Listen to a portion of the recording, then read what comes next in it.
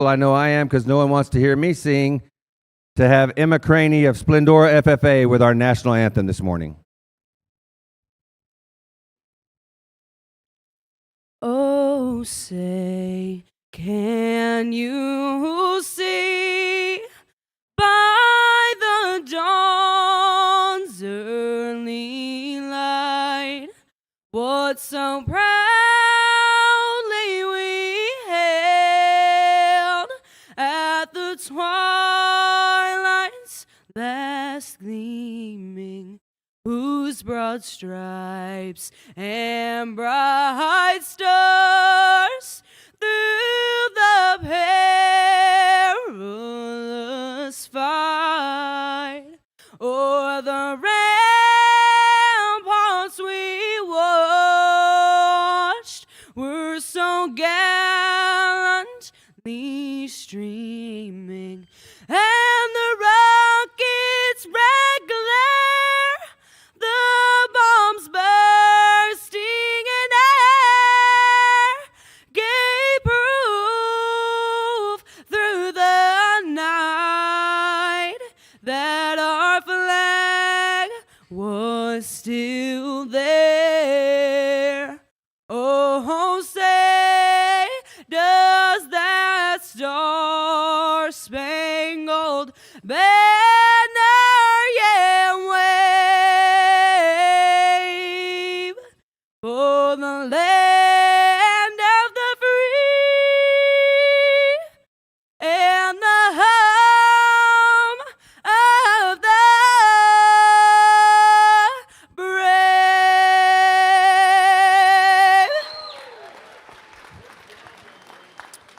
Thank you, Emma. Great job.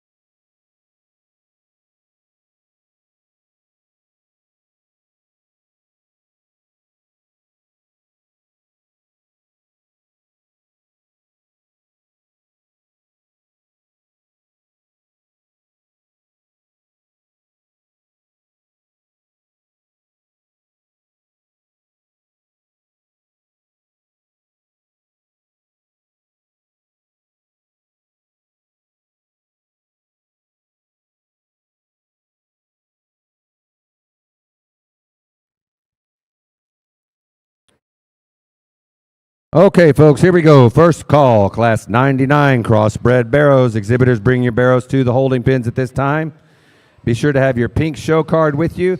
Please make sure that you have that show card filled out. We need all the information on your show card before you enter the show ring. Thank you.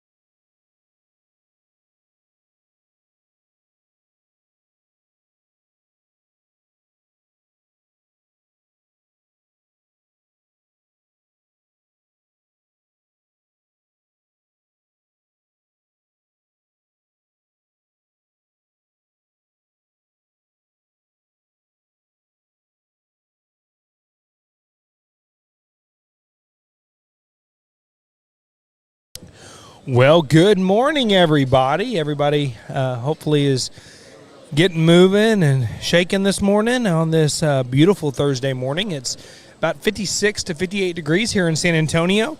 Nice and cool before we have those 93-degree temperatures again like we did yesterday, but I do feel like we will be done before that ever happens. Total of 8 classes what we'll be judging today. This is the other Crossbreds. At the conclusion of that, we have our Division I and Division II selections. So we're breaking these 8 classes up into 4s. So the first 4 classes make up Division I, second 4 classes make up Division II, followed by the champion and reserve champion selection of our other crossbred breed. And then I believe at 1 o'clock-ish, give or take, we'll kind of let y'all know, we're going to do the grand drive. So this is the day we've been looking for. This is the finale.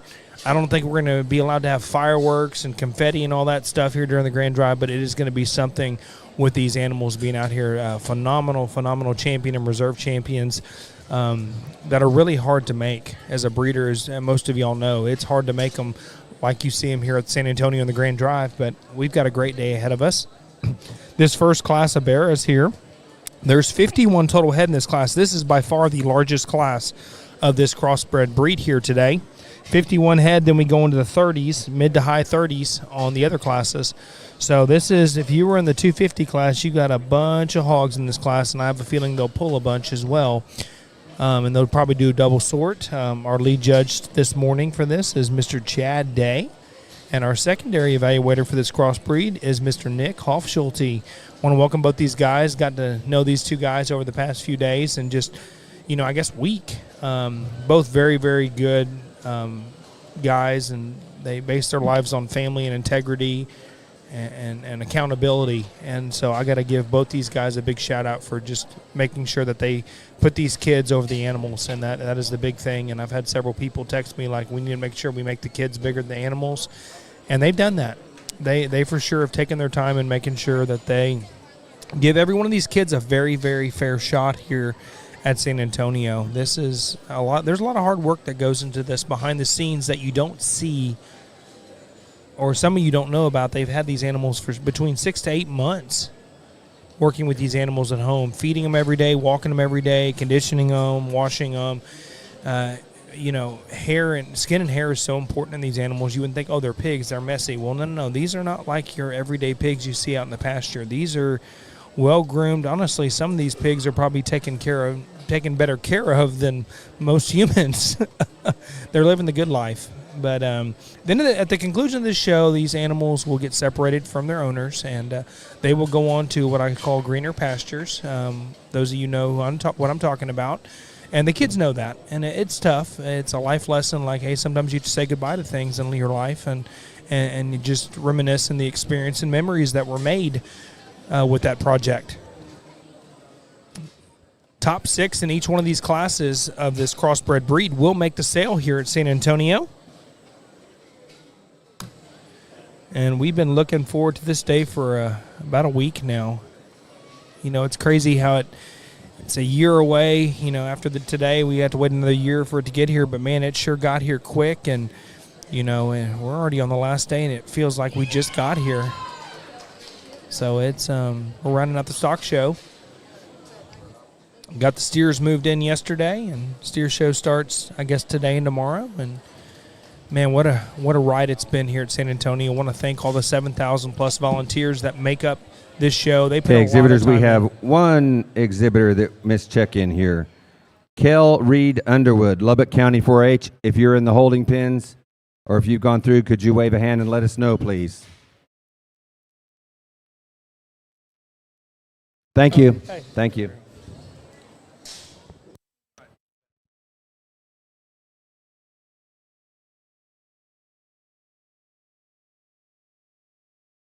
All right, we're getting back to the show here. But, yeah, top 6 individuals, once again, will make the sale here. We talk about the show and the 7,000-plus volunteers that make up this show. It's incredible, the time and effort that I've watched these people put in with these kids. They put these kids first. They all have careers. They all have lives outside of the show ring. But they dedicate a lot of their vacation time or just take off work and say, hey, I'm going to go help the San Antonio Stock Show for a couple weeks. I'll see you when I get back. They put these kids above what they do because they know how important it is and what this industry means to so many kids, and the atmosphere, the lessons learned here that helps them in later in life and their careers.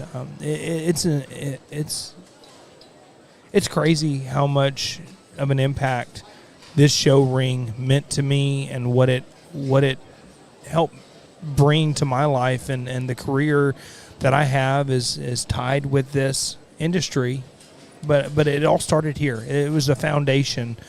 One of the big key things that has made me who I am today, it's the mentors, the ag teachers, the extension agents, the families that came out and supported all of us. We would like to thank Primo Feeds for their continued sponsorship of the San Antonio Stock Show and Rodeo Junior Swine Shows. Please stop by the Primo Feeds booth and see their representatives.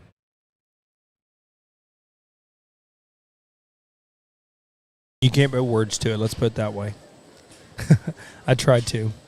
But we've got about 10 pigs pinned back so far. There's actually 4 or 5 in the big arena right now for a secondary evaluation. That's probably the most we've had over the past 2 days out in the big arena. But once again, this class is 51 head deep.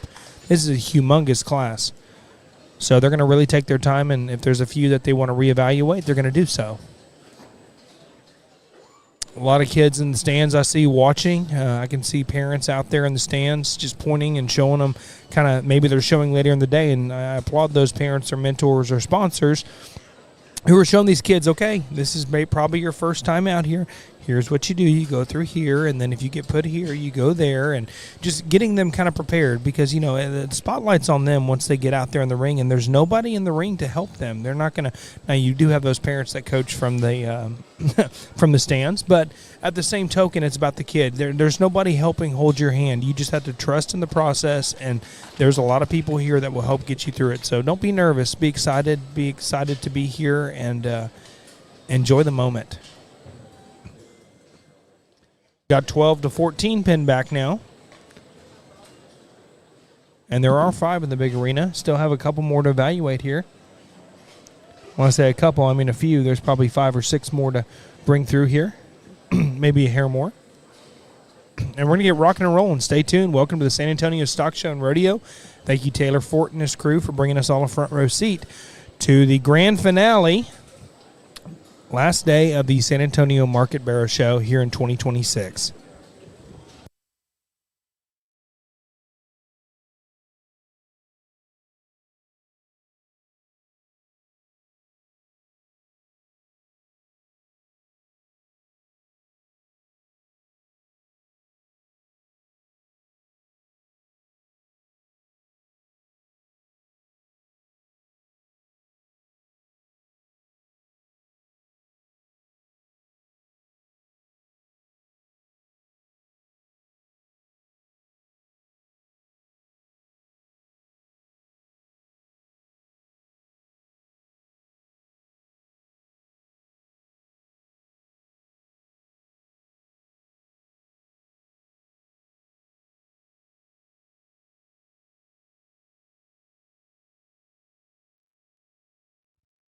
Our Junior Market Barrel auction is Friday, February 27th. That's tomorrow at 1 o'clock p.m. at the Keith Martin Auction Barn. Few reminders for that for you exhibitors that have qualified for the auction. Exhibitors are to report to the backside of the auction barn and check in with the special sales committee. The first 20 lots need to report to the back of the barn around 30 minutes before the start of the auction, so that's 12:30 p.m. for the first 20 lots. And then all other lots, just kind of watch the auction and report around 20 or so lots before your lot is scheduled to go across the sale. Please refrain from bringing buyer gifts, as no exhibitors will be allowed in the buyer area. There is going to be a TV available in the back of the auction barn for parents and ag science teachers, adult leaders to watch the auction live stream. Youth exhibitors with non-walking, sale-making lots do not attend the auction. A guaranteed base premium of $1,500 will be awarded to each exhibitor of non-walking lots. along with any funds generated through the add-on portal for that respective lot. For the Junior Market Barrow auction, all exhibitors with 5th through 6th place barrows are non-walking lots. Once again, for the Junior Market Barrow auction, all exhibitors with 5th through 6th place barrows are non-walking lots. These exhibitors will be listed on the sale order and they are on the add-on portal. All auctions are broadcasted live via sarodeo.com. Contributions can be made on sarodeo.com for specific lots via the virtual auction portal. Here you'll be able to share add-on lots from all the junior livestock auctions, regardless of species. That virtual auction portal will open once our sale order is final. So come on out and or tune in, I should say, to the Junior Market Barrow auction. That's tomorrow, starting at 1 o'clock p.m., Keith Martin Auction Barn.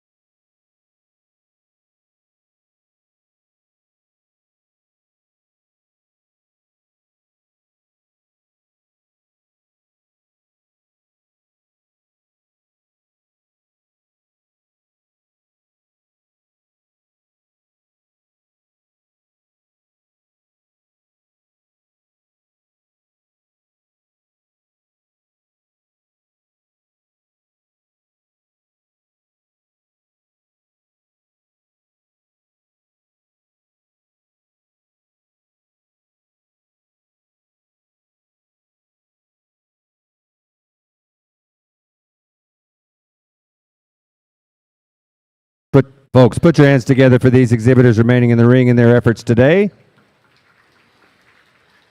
Exhibitors, be sure to have your pink show card ready to give to our committee members as you exit the ring.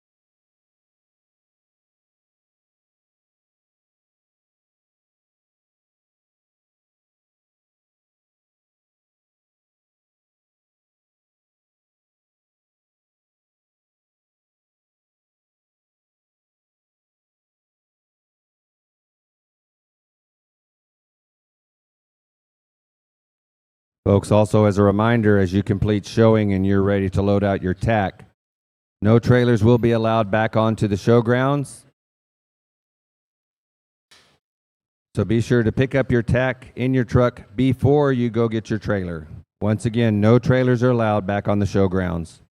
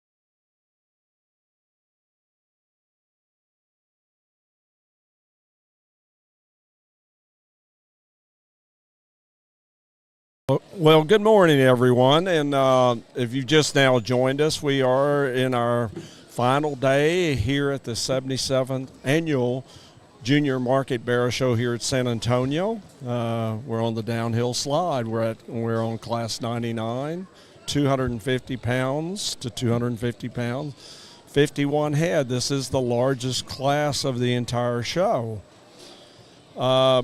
Looks like we've got 8 that they've pinned back at this particular time.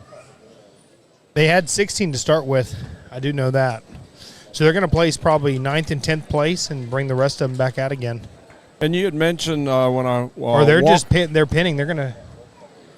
I think they're just going to pin 10 here, Wayne, and then they're going to reevaluate again. When I walked up, I think you had told me that they had as many in the big ring as you'd seen in a while, huh? Oh yeah, they had like 10. They had between 8 and 10 hogs out there. That in the shows big you ring. how much depth there was in these crosses. And I like the fact. Did they pull any? Did you see if they pulled any or not? You know, I had to just step got away to back get a water. Up here. Yes. Gotcha. Yeah, they're going to pull 10 here. They're going to do what we call a double sort here. They're going to pull 10, excuse the other individuals, and then reevaluate these 10. And if they really like you, they're going to repin you again. And that'll be the top part of the class, I'm sure. So, like I said, top 6 in each one of these classes will make the sale here at San Antonio in this breed. 8 total classes we're judging today. 2 division champion and reserve champions, Division 1 and Division 2. Followed by our champion and reserve champion selection of this breed. And then we're going to do the grand drive at some point. I think 1 o'clock is what I've been told. At some point. Ladies and gentlemen, give these exhibitors a good round of applause for their efforts with their projects today. We're going to excuse these individuals and wish them nothing but the best of Exhibitors, luck down be the sure road. to have your pink show card ready to give to our committee members as you exit. Now we're going to pull these 10 out one at a time. And like I said, if they really like you, they're going to re-rack you. And then you will be a top. There's a good chance you're probably going to make the sale in this class if they repin you. Yeah, because they're down to 10. These crosses are so deep, and I think these judges, if I remember right, in the dark crosses, they kind of did a similar thing where they took 10 back and did a resort again before they did any placings. And it just shows the character of these 2 judges of wanting to make sure that they check all the boxes and ensure they get the ones they feel confident in that they've put together for the sale slots here at San Antonio. This one he pinned back right here is a really good hog that he just pinned back. Really square to the ground, really big top, kind of the pattern that they've worked on ever since they started in Wave 1. A little background here for our listeners. Here at San Antonio, we had a total of the 2 waves, 23-23 show up here. 2,223 or yes. 2,323? No, yes, sir. I mean, that's a pretty cool number, to be honest. 23-23, yeah. And go buy a lottery ticket, everybody. Absolutely. Now, they kept the same amount of sale slots at 346. However, by adding the light cross division, or into the show, they added, it came up with 2 more classes. So in last year it was 64 classes. By the time these judges finish the show, they have gone through 66 individual classes, and that doesn't count our divisions and reserve divisions and champions and reserves, but they have evaluated 66 classes at the end of this morning when they complete this show. Of Wave 2, is that correct? That's of the total number waves, between Wave 1 66. and Wave 2. Absolutely. And a little history, too. The Dark Crosses here at San Antonio was the biggest show, our biggest show at 515. The Durocs were the second largest at 364 this year. The Hamps was 343. And now these other crosses that they're judging today was in number 4 slot at 301 they'll be evaluating. That's pretty cool. Yeah, absolutely. Well, they got back Penn Landon. Is They've it got 4 4. or 5? We're fixing to be 5 here. Okay. And then what they're going to end up doing is just double checking with what's left out here to see if there's anything else they want to pin, and then they will start placing. Say they only keep these 5 for whatever reason. They're going to place 6th, 7th, 8th, 9th, and 10th. In that order, bring the other ones back out again and place from the bottom up. So they ended up pulling 6. So all 6 of these individuals that just got pinned will make the sale here at San Antonio. 4 of them will be walking lots across the stage. The other 2 are just sale lots. Now they're going to place 7th, 8th, 9th, and 10th in that order.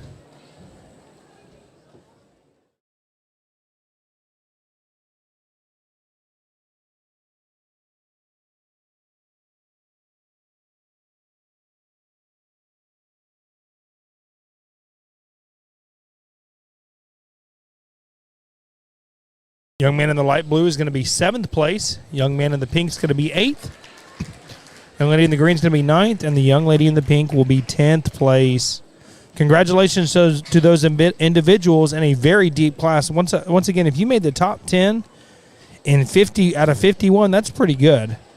That's actually very good, especially in these crosses. Oh, yes. They're very deep again. We're going to pull these out one at a time now, Wayne, and place from 5th until we have a class winner. 5th up.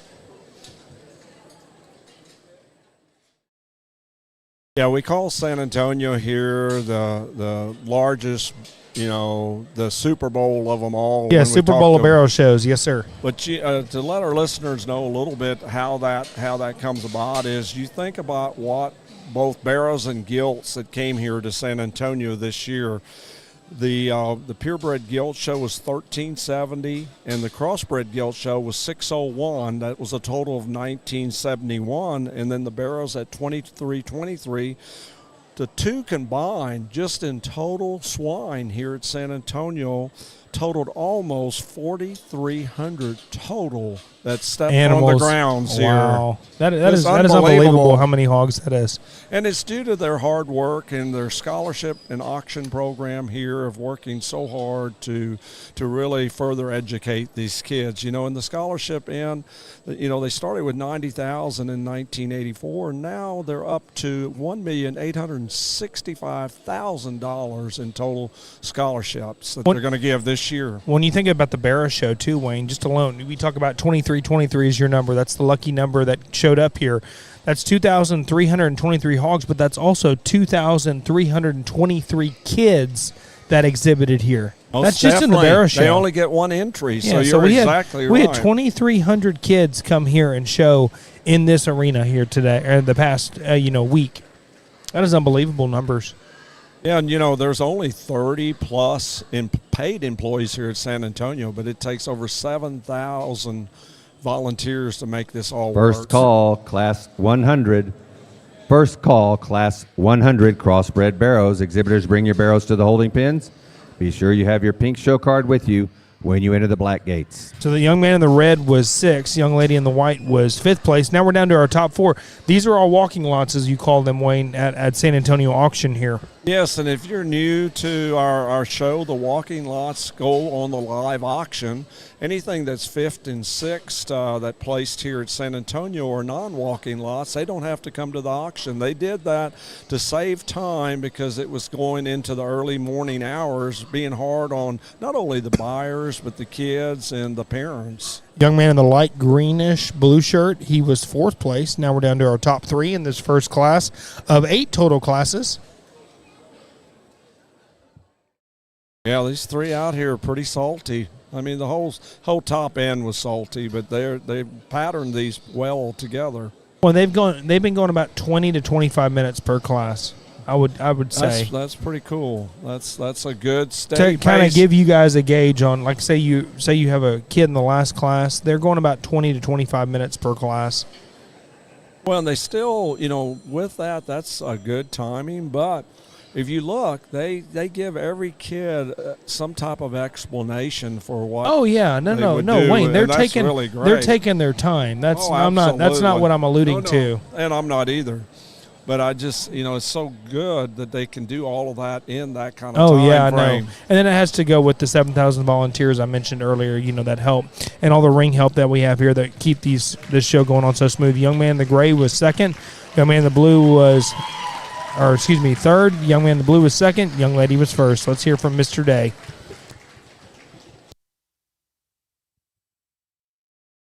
Well, good morning. Certainly a pleasure to be back out here for our final round here, I guess, at San Antonio. And we've got a good group to start off with here in our other all-cross division, or I'm not sure what it's exactly called, but we'll just call it Crossbreds. But we get out here, and we've got a good set of them here in this class. And as we sorted them down, and Nick and I got the 3 of them, we thought there was 3 that got very close out here in a lot of similarities. But with that being said, we felt those were the 3 that combined to just balance and the ability to drive and put the freshness and the extras together here. And with that being said, the young lady that starts the class, when that pig come through the sift pin back there, that's just one of them that's very solid in a lot of areas. He may not overwhelm you in one particular area, but when you go back every time, he's the one that's predictable in terms of his build, his consistency. You know what he's going to look like on every pass. He's got width of chest. He's stout enough when you get up on top of him. He's comfortable. He's just a totals hog in this particular class for us, and we thought a logical place to start the longer the drive went on for sure. The one that comes out here in second may have an advantage in just shape up high and freshness of back, but at the same point in time, I didn't read that one.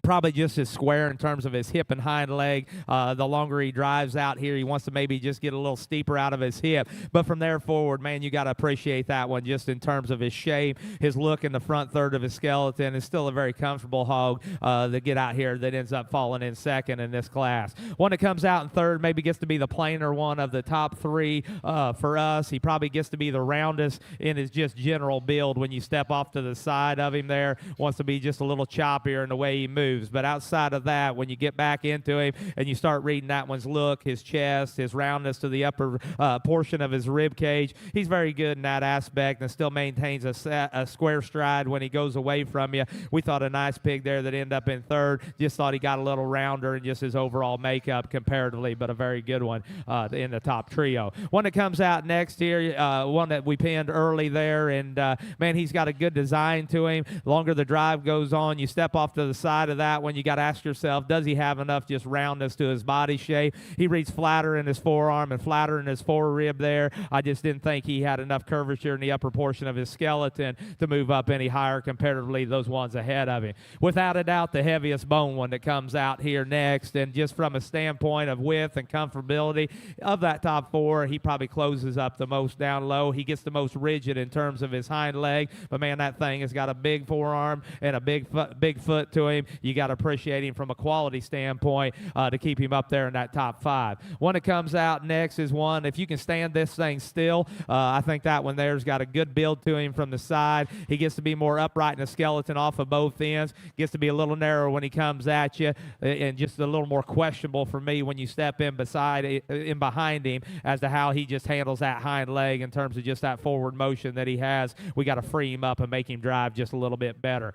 One that comes out next here probably gets to be a little plainer in terms of just his look when you get him out here from a skin standpoint. But really, when you get in on this pig here, this one here's got a good shape to his back. He's a very good pig in a lot of areas there. Just needs a little more pop and a little more wow to get him out here just from a ring presence standpoint to allow that one to move up in the class. One that comes out next here, again, he's kind of the opposite there. He's got a little more eye appeal and a little more show ring look to him probably. He simply gets flatter and doesn't go good enough in the way he handles his hind leg. Like his look, like his design there in the front 2/3. We just got to reconstruct him in the rear third of his skeleton. Next one comes out, gets frailer in his front leg, a little softer in his front foot there. We didn't read that one quite as genuine in his build in terms of just shape and freshness comparatively. And we round out the class with the same type of scenario. Probably just gets to be one of the frailer ones coming at you in terms of foot. He closes up there in his chest. We just got to stouten him up and bolden him up when you get right on top of him. But a good class to start the day off with. One more time, give him a nice round of applause if you would. Every detail matters when preparing your livestock for the show ring. At Producers Co-op, we offer high-quality show feed, supplements, and supplies designed for your animal's best performance. Our specialized feeds promote optimal growth, conditioning, and muscle development for cattle, sheep, goats, pigs, and more. With expert advice and reliable Anna products, McGuire, we're dedicated to your Midlothian, success. FFA. Trust us to help you reach your goals with Eighth the feed place, that works as hard Tyler as you do. Dean Rogers, Come see why at Idalou, Producers Co-op, FFA. it's better here. 7th place, Caden Peavy, Hillsboro, FFA. 6th place, Joseph Peyton Halbadier, Hondo, FFA. 5th place, Brinley Wilson, Midland County, 4-H. 4th place, Holton Hawkins, Shallowater, FFA. 3rd place, Weldon James Ray Kinney, Hermley, FFA. 2nd place, Kel Reed Underwood, Lubbock County, 4-H. And exhibiting 1st place, Briley Byers, Hale County, 4-H. Briley is also our Certified Texas Bred Registry Class Champion from Class 99, breeder that Barrows, Lackey Livestock of Haskell. And they can pick up their Certified Texas Bred cap, sponsored by the Pork Checkoff, at our association table near the show ring.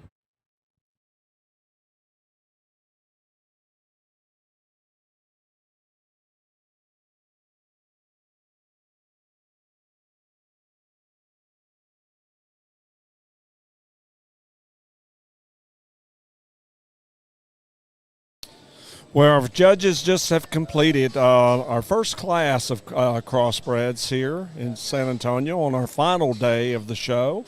That was Class 99. And now we're on to Class 100. And the weight ranges are from 251 to 262 with 37 head in the class. That first class had the record number here at San Antonio for this year at 51 head. But the rest of these classes, the rest of these 5 classes, to be honest, are in the 30s. So much smaller classes as we compare this.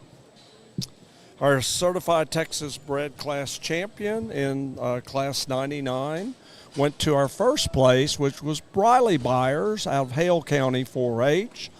And the breeder of her barrow was Lackey Livestock out of Haskell. Congratulations to Jason and Jackie for doing such an outstanding job breeding a really nice hog. And to Briley Byers, they work really hard at this barrow business as well. And congratulations to Briley for having a nice barrow and winning that class champion.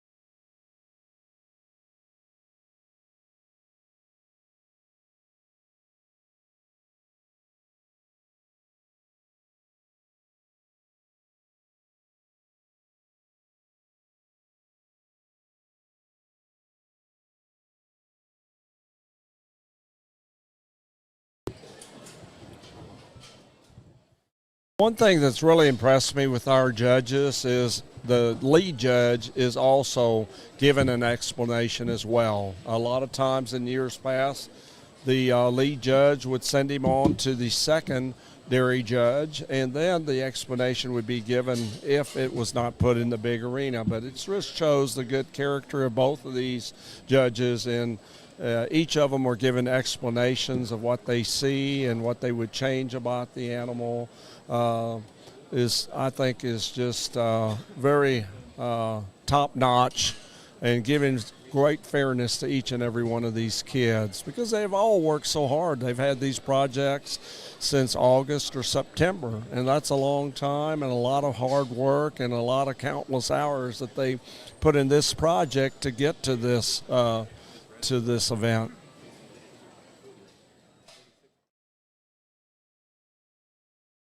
Looks like we've got 3 in the pen so far and 2 out in the big arena.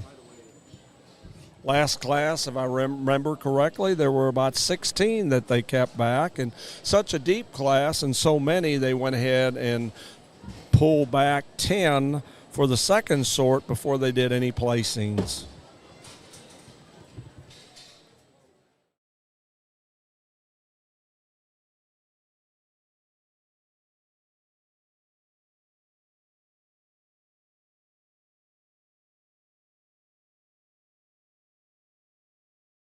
Well, San Antonio is probably one of the most, well, it is the most competitive show in the United States, because, you know, you think about it, you had 2,323 barrows that showed up for the show, only 346 lots. That's less than 15% of the entire show that actually goes and makes a sales slot here at San Antonio. But they've worked so hard, these young people, and the auction committee is proof of this, of what their countless hours that they put in. If you were with us yesterday, I interviewed Pat Cantu, that is in charge of the arena here and the committee here, and she mentioned into the show that, you know, these volunteers, which are a mere 7,000 plus volunteers that donate all of their time here, vacation time, time away from work, or just retired and just want to spend their time here helping out because they believe in the program, but they don't have shifts here. So some of these people had worked as much as 36 hours straight, and that's stress on the body, but that just shows their dedication and perseverance to wanting to see this all the way through and know how important this program is. As far as our auction committee, the Barrows are the second highest amount of money that our auction committee raises at it's $1.668 million that they raise. The number one is the steers at $2.644 million. As far as the amount of lots that they put together for the auction, there's 1,012 total lots that go across the auction lot. The steers, the pigs are actually the largest amount of sale lot at 346, and the second largest is the steers at 219, the second largest is the lambs, at 254, and then comes the steers at 219. So they've worked really hard to put all of this together and raised a lot of money for these things. The Grand Champion Barrow last year brought $102,300. The Reserve Grand brought $60,000. Both of these were record-setting from the year prior in 2024. You know that old saying, put your money where your mouth is? Yes, sir. San Antonio's exceeded that. They've gone above and beyond of what they say they're going to do for the kids, and they always exceed. Well, they work so hard with it because, you know, they have industry here, but not a lot of ag-based, yeah. At the same time, you know, there's just a lot of good community members of San Antonio area that want to dedicate their finances to giving back to kids that, you know, have worked very hard, who you know, show responsibility, integrity, and just being all around good kids. And San Antonio, you know, the people at the auction acknowledge that in this industry, and they want to give them to those kind of kids because they are our future. Absolutely, they do. Looks like we've got a total of 9 pigs pinned back that I can see. I think there's 1 or 2 below us right here, Wayne. But, you know, I anticipate him pinning 16, 12 to 16, somewhere in there. They've got 3 out in the big arena right now for a secondary evaluation. Still have 1 more hog, 1 or 2 more hogs to look at back here from the initial sort. Yeah, this is the last one here. Young lady in the green.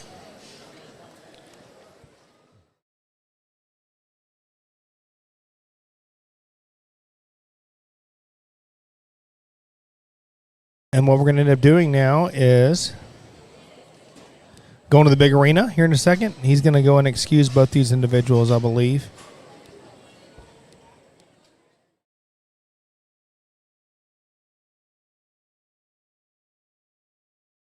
Then we'll go on from there.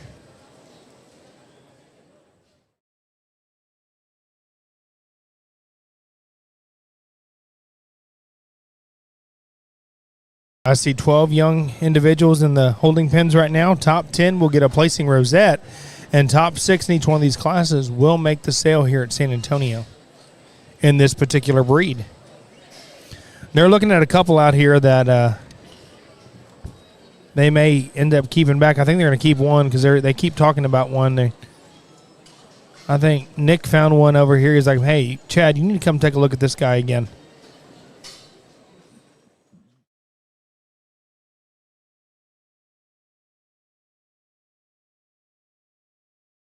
I think Chad talked him out of it down low. That one didn't probably walk quite as wide in width and behind as some of the other ones have in class.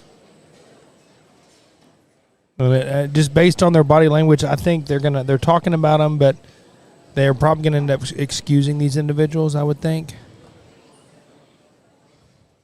But what I love about them, they're really taking the time with these 4 individuals that are out here. Just like, hey, let's look at everyone. Let's evaluate. Let's talk about each one of these and see if there's anything they like.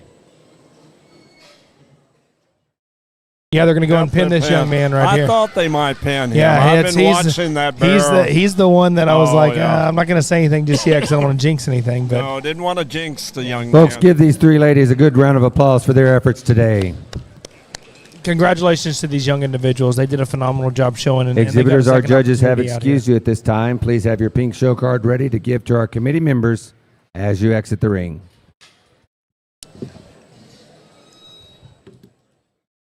We've got 12 that I can see. I know for a fact there's 13 now with pulling that one. So I would say between 13, 14, or 15. Somewhere in there is the winning number of how many pigs we kept back. They're going to pull them out one at a time, and I think they'll sort the top end back in the sense of if they really like you, they are going to pin you back.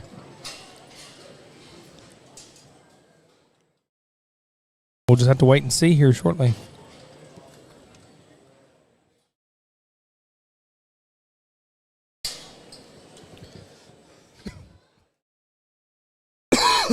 Excuse me. Dust Central here. They've got the fans going, though, and the barn's open, so it's keeping the dust down here in the barn. Can't wait for those new barns the next few years.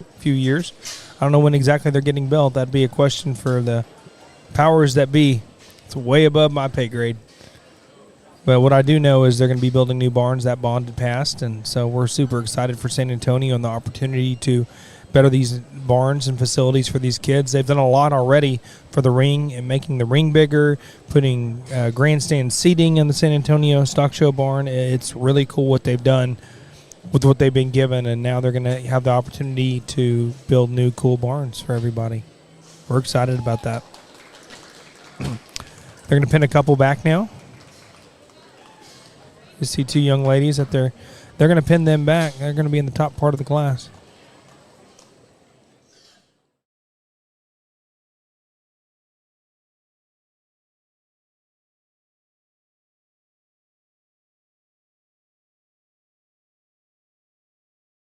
Going to pin in a young man over here as well. That'll be 3 pinned back to this point.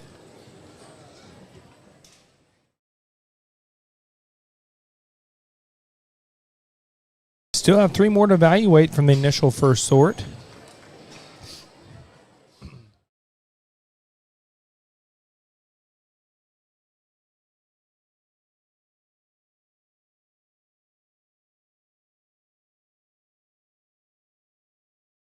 And the black is going to be pinned back as well. And I'll tell you, if they just want to swing a little bit on the rear, and they're okay with that. Still good hogs, still mobile. Just some of them tend to swing a little bit more than I've seen in a while, but very good hogs nevertheless. We've got 5 pinned back. We have gotten all the pigs out now from the initial sort here.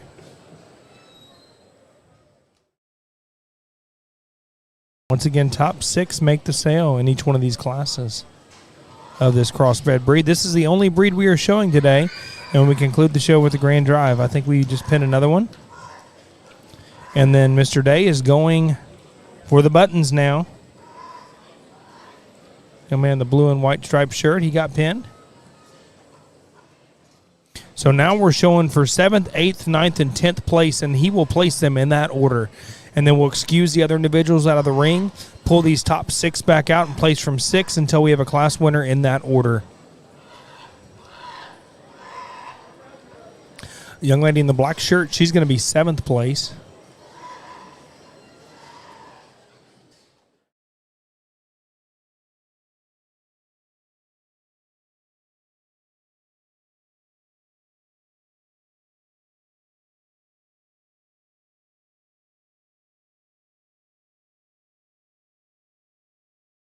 Young man in the light blue paisley looking shirt is going to be 8th place.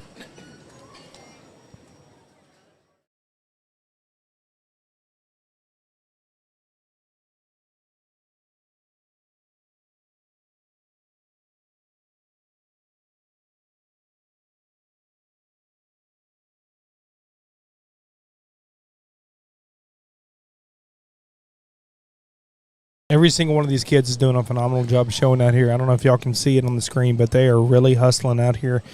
And that's as it should be. Young lady in the light blue will be 9th place.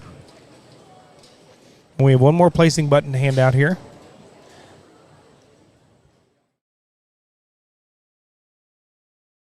That's going to go to the young man in the purple. Congratulations to these other 3 exhibitors. Folks, let's give these 3 exhibitors remaining in the ring a good round of applause for their efforts today.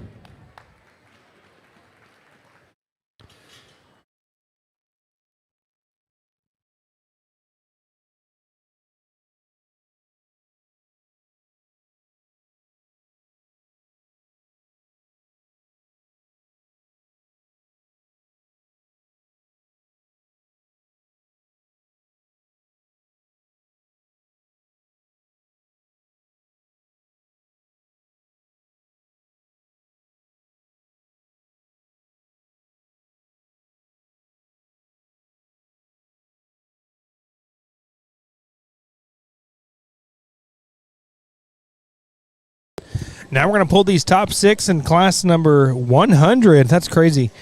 100 out and place from 6 till we have a class winner, like I mentioned earlier.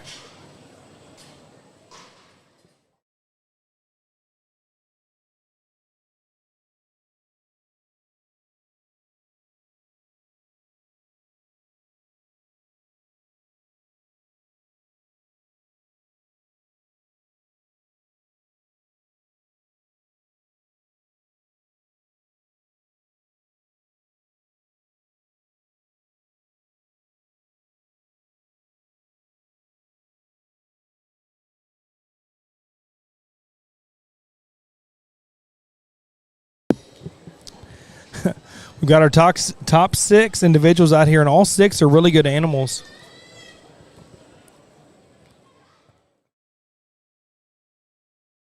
What's cool about San Antonio this year in the Grand Drive, we're going to have 3 different sets of crosses. We're going to have a light cross, a dark cross, this other crossbreed here that you see here, and then depending on the Hampshire could be a cross too, potentially.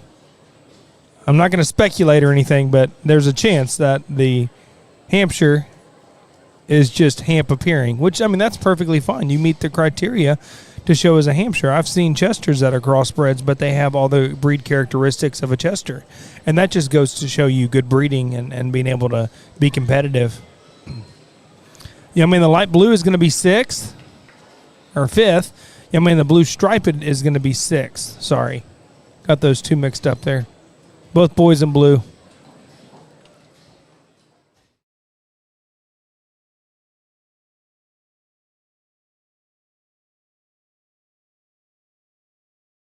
Speaking of boys in blue, want to give a shout out to all of our police officers, our EMS and EMT people, and everybody who keeps this world safe. We want to thank our troops and all the people that keep us safe here in the United States. Sometimes I feel like we take that for granted. We are First call, Class 101.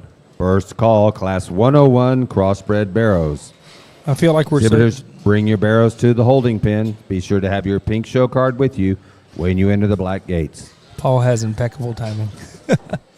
I feel like we sometimes take that for granted on what the freedoms we do have here are. So if you see a service member or anybody like that, a police officer or an EMT or EMS guy, just thank them for what they do. They really do. It's a calling. It really is. It's kind of like being a teacher, but you protect everybody. That's your job. And so if you see one of them out in the streets or at the grocery store or on duty, like, just tell them thank you for what they do. They deserve it more than anybody. Down to our top three here in this class. Young lady in the black is going to be, black and white is going to be third. Young lady in the navy is going to be second. Or first, excuse me.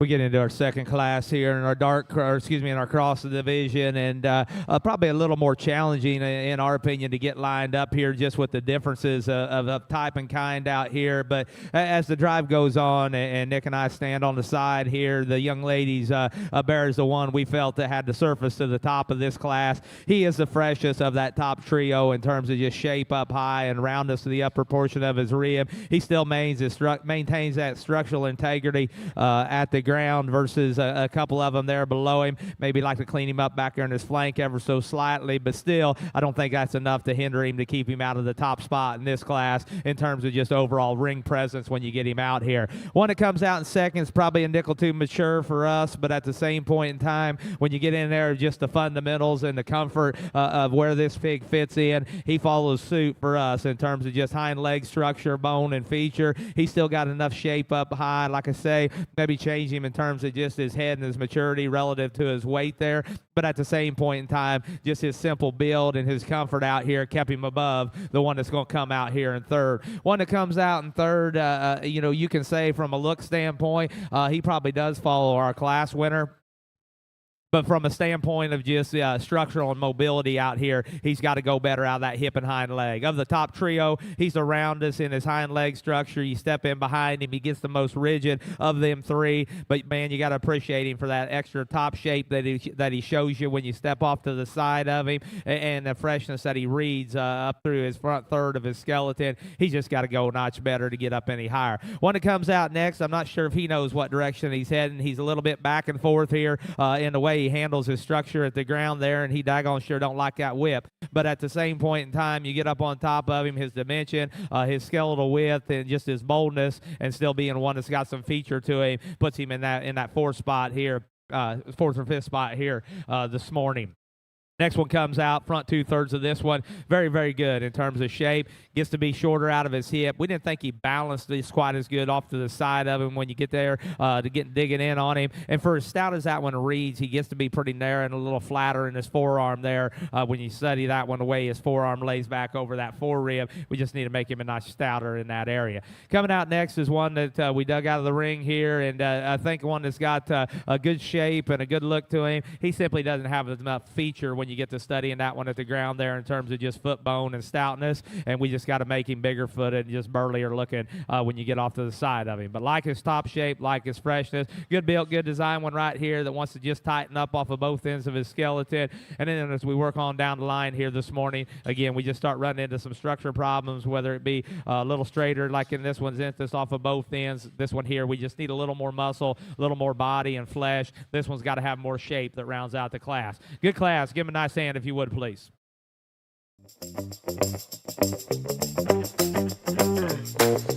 Primo Feeds is built on quality, and we're making it easy to get. Choose from over 230 Primo dealers nationwide, order online for pickup at one of our 16 warehouses, or use the Primo app for Primo Direct Delivery. straight to your door in Texas, Oklahoma, Indiana, Ohio, and California, expanding nationwide soon.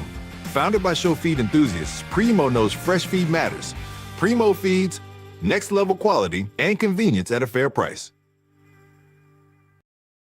6th place, Cutter Slade Hall, Harold, FFA.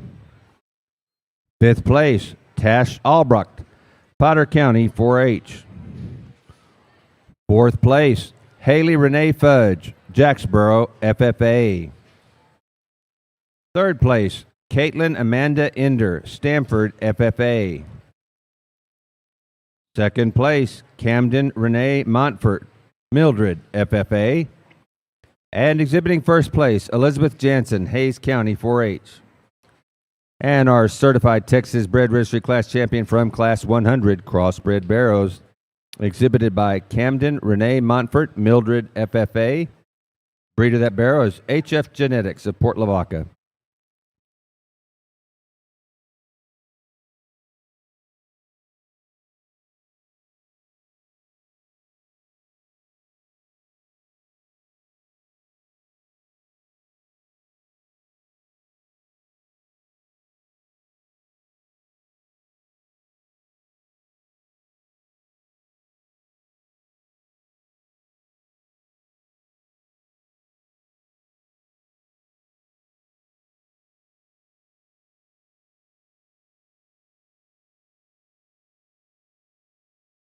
Well, that concludes class number 100. We're now moving on to the 3rd class of crossbreds here. Class 101 consists of 36 total head. Weight ranges on these barrows goes from 263 to 267. Stay tuned. We'll keep you posted. I think the judges went to have a bathroom break this morning. We'll get started shortly. Thank you.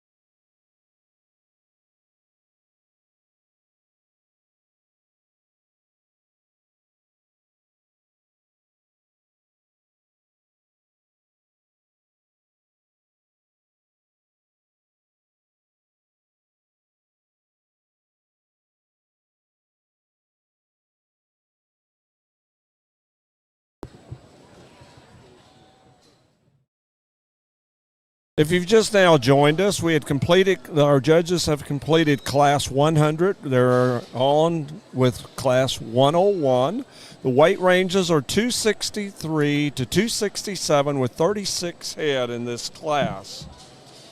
I have the results of our certified Texas bred class champion. It went to our 2nd place in class, Camden Mockford out of Mildred FFA, and the breeder of his barrow was HF Genetics out of Port Lavaca, and that's Jimmy and Cassidy Hayes. We congratulate them for breeding this barrow, and congratulations to Camden for having the certified Texas bred class winner.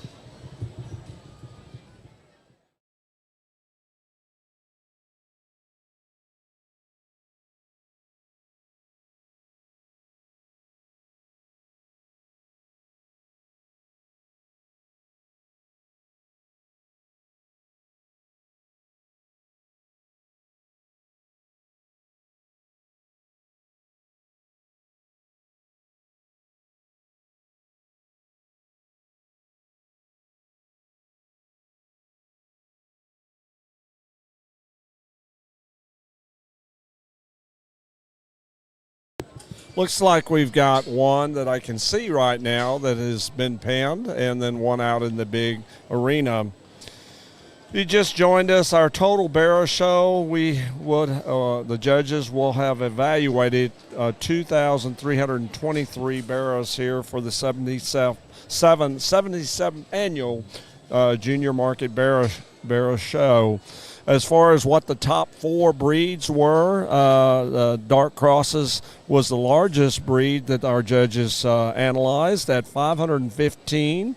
Our second largest was our Durocs at 364, and our Hamps at 343. And then our other crosses, which they're judging today, is 301. However, they've added the light crosses, if you breed that we showed yesterday. If you would have added them, which they would have shown with the other crosses last year, they would be at that. They would be at 461 if they were not separated. So really some nice breeds here, and just giving you a little bit of information here of what these judges worked through and how large some of these classes were.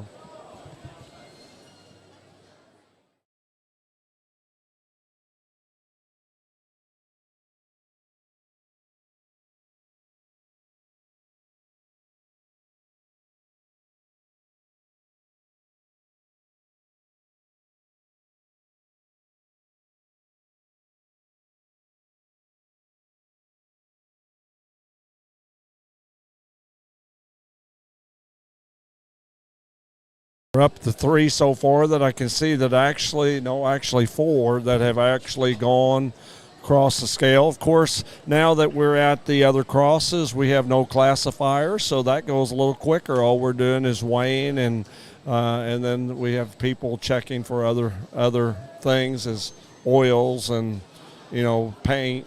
Well, not really. I don't know if they're checking for all kinds of things, I'm sure, but no classifying in this breed.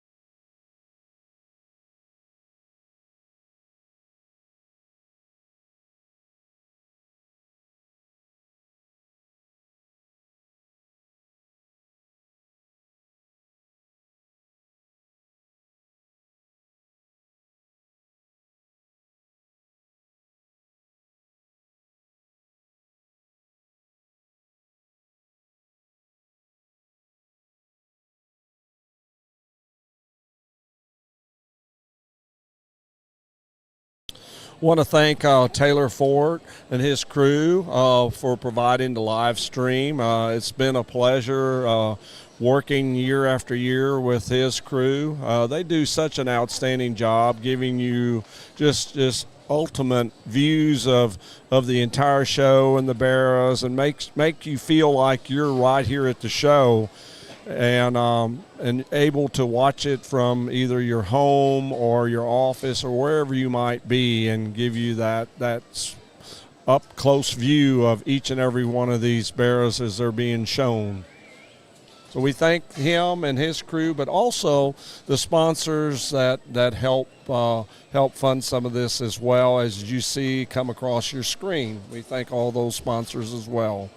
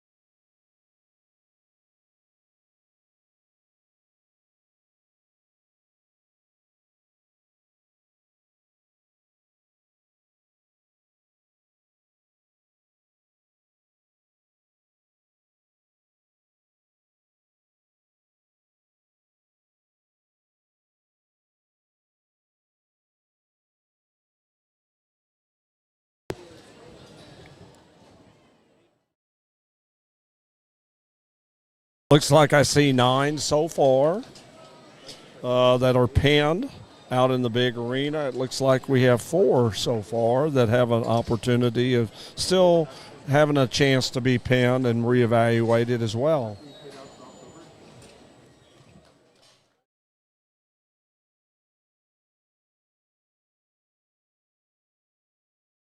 Earlier in the show, I mentioned, San Antonio has built this whole program around furthering educating our young people, not only through their auction premiums, but their scholarship program is just outstanding how they award all these competitive type scholarships. A young person can earn up to $20,000 in total scholarship in competitive events that they enter.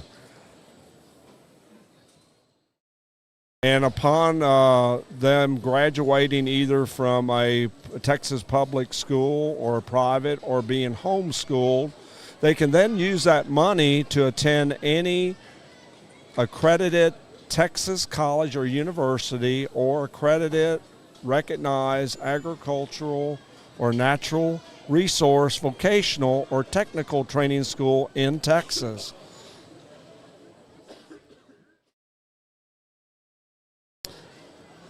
So it gives these kids, no matter if they want to go through a 4-year type of education or they know what they want to do and go through a technical type college or any of this other that I mentioned, they have such great opportunities to be to further their education and have a successful career.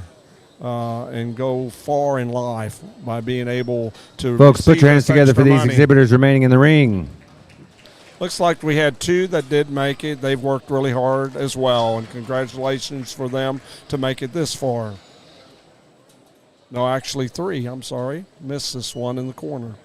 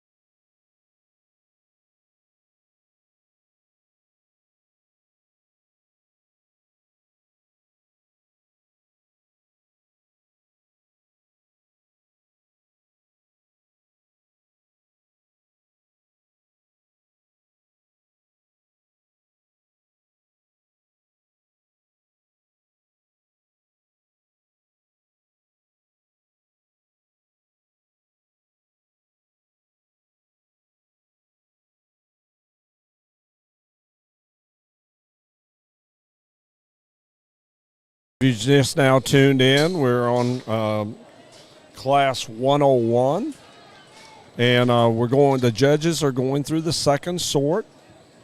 They've had the top 4 out and have pinned top 5, of course, now the 6th. And they have 2 pinned back at this time for a third sort.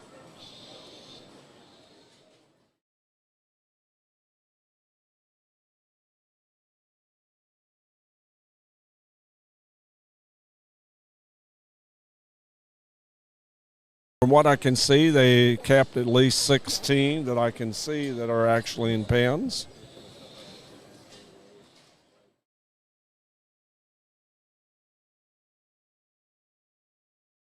They started with 36 in this class. We've got 3 pinned back, and now I think we're going to our 4th one. The young lady in the orange sweater just got pinned as well.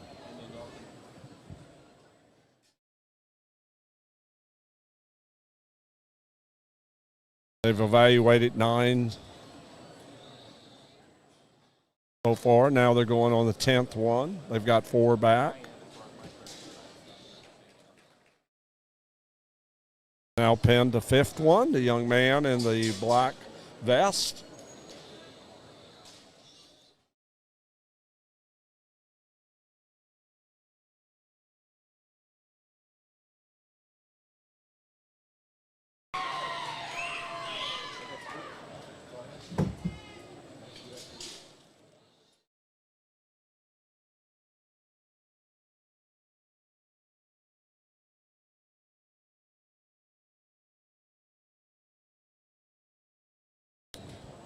Now we've got 6 pinned back. The young man in long sleeve purple shirt was pinned.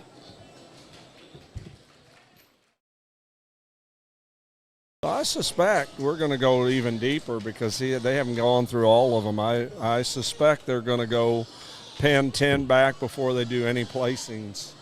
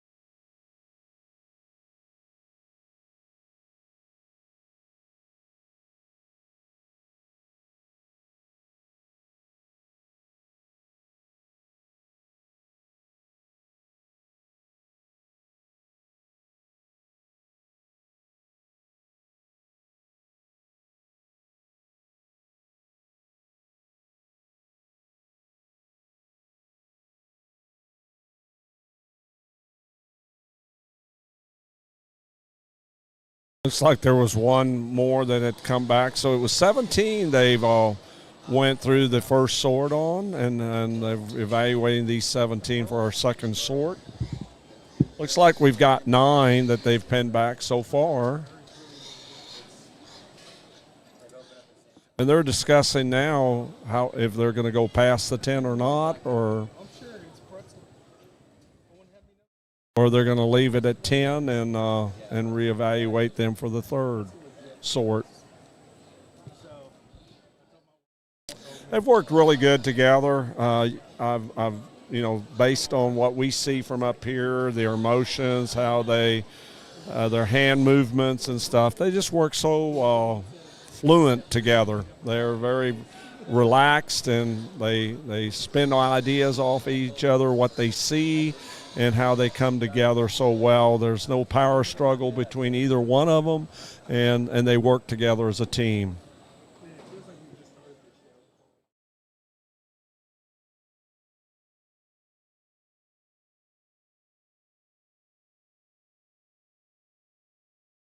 And when we talk about those things, we had the privilege and honor to work with a new program that's in its second year called the Top Judge Program. And what a good group of kids that was, Wayne. Absolutely. We really appreciate Dan Lane and Scott Greiniger as far as seeing the foresight to kind of get people interested in helping support this program and help see the same vision that they saw to try Folks, to give those teach, exhibitors remaining in the ring a good round of applause for their efforts today. try to teach these young people that are just come off these senior livestock judging teams that applied application to be selected to come into this program. They're mentored for an entire year, and it starts with here at the San Antonio Livestock Show.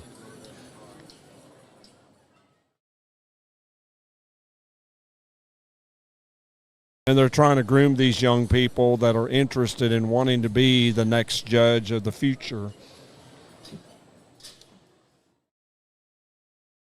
You know, and it's funny because I still keep up with some of them from last year and this year already. Just kind of saw one of the guys that came from Tahoka. He's down there helping with the pig show down below us right here, volunteering some time with an internship. So it was good getting to catch up with him as well. Absolutely. That's really good stuff.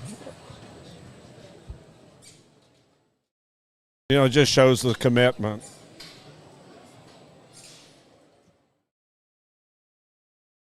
You just now joined us. We're on Class 101, and this is the third sort. They kept 10. They have not placed any of these 10 at this time. So what we suspect they'll do is put back 4 or 5 and then place the others down through 10th place. We've got one pinned back. The young lady in the orange sweater just got back. She's the first to be pinned back. They've released 4 in this third sort so far. Pinned 1 back. Here's our fifth one coming out. So it shows you the depth of quality in this class, Wayne. We're doing another double sort here. We pinned 10 back again like we did in the previous class. Yes, and they kept, my numbers were right, 17 in this class. That was a big another big class kept back. So what they're doing here, if you get pinned here in this part, they've never pinned more than 6. So if you get pinned here, you will make the sale.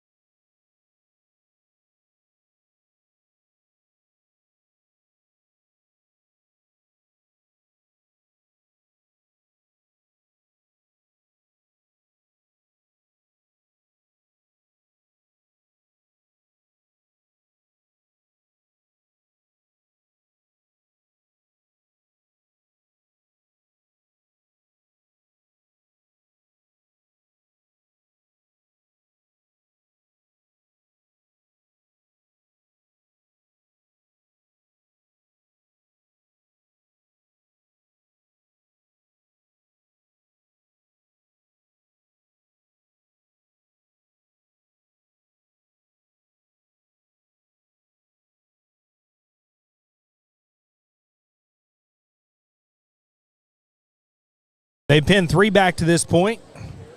Still have 2 more to bring out of the ring here.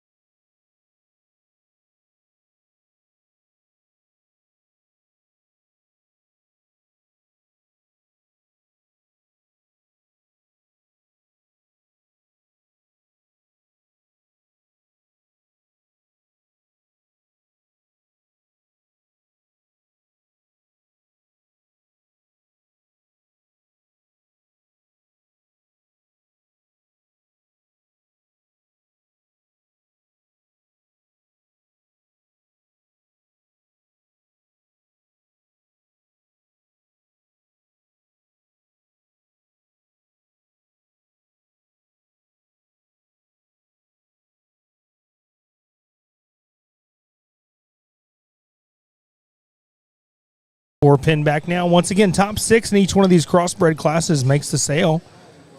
I think they'll probably pin 2 more back here, then start placing.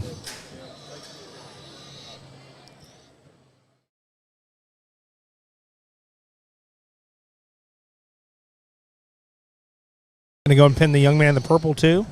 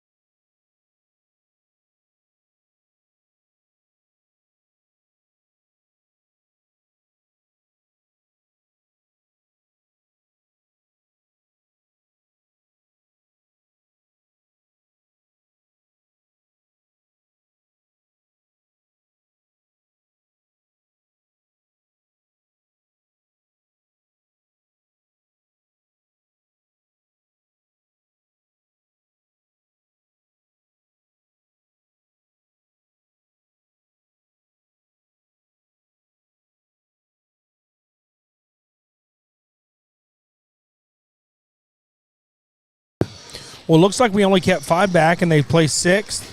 So the young man in the light blue actually made the sale here. Young man in the black will be 7th, in black vest. And we have 8th, 9th, and 10th place still out here.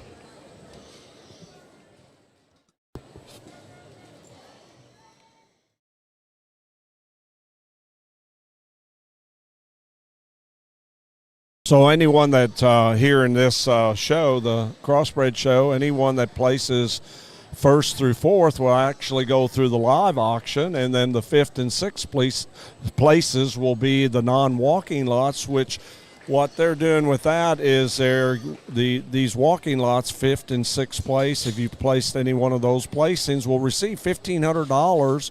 Plus, anybody can do add-ons during the sale or up through March the 6th online. So we're going to pull these 5 back out again, and I think what Mr. Day said, hey, take your pig over that way. I think he really likes this pig that just came out. Really cool chromed up pig there. Young lady with a Hampshire almost appearing one. And it may class amp, actually. I'm looking at it. I don't see any reason it wouldn't unless it has white on its nose. It's a good looking hog too. I mean, all these first 2 or 3 that have come out are really good. One looks a little more tender footed out here, a little bit slower moving, but I'm slow moving in the morning too. Now we have all of our 5 out here now in class number 101. Only have 5 more classes to go after this, Wayne. We're almost halfway done with the crosses already. And it's only 8:30. But I do believe the Grand Drive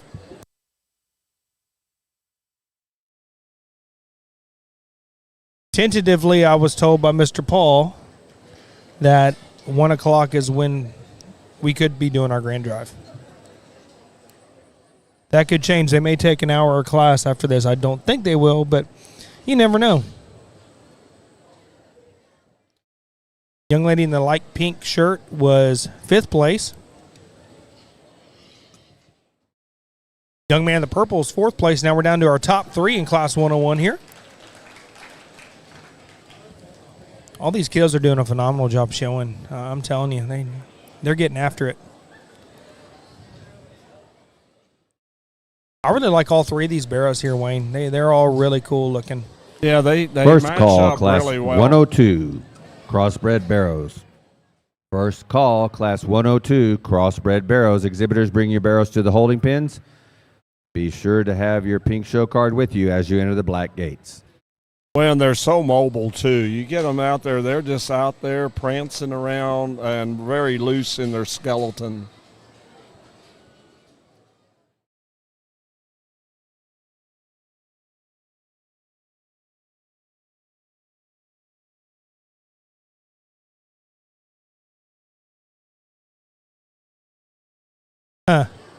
Yeah, so that one and the young lady in the orange, she would class amp. I had a text from somebody. She had their county on Saturday, or they would have come down with the barrow. So, it just goes to show you the counties kind of overlap with the majors sometimes, but it's really cool that she was able to bring this barrow here and show it county. So this barrow has seen some miles in the past week. Oh, absolutely. But it's done. It's looks really good out here in the Crossbred, too, class. So, sometimes things work out for, the way that they're supposed to work out.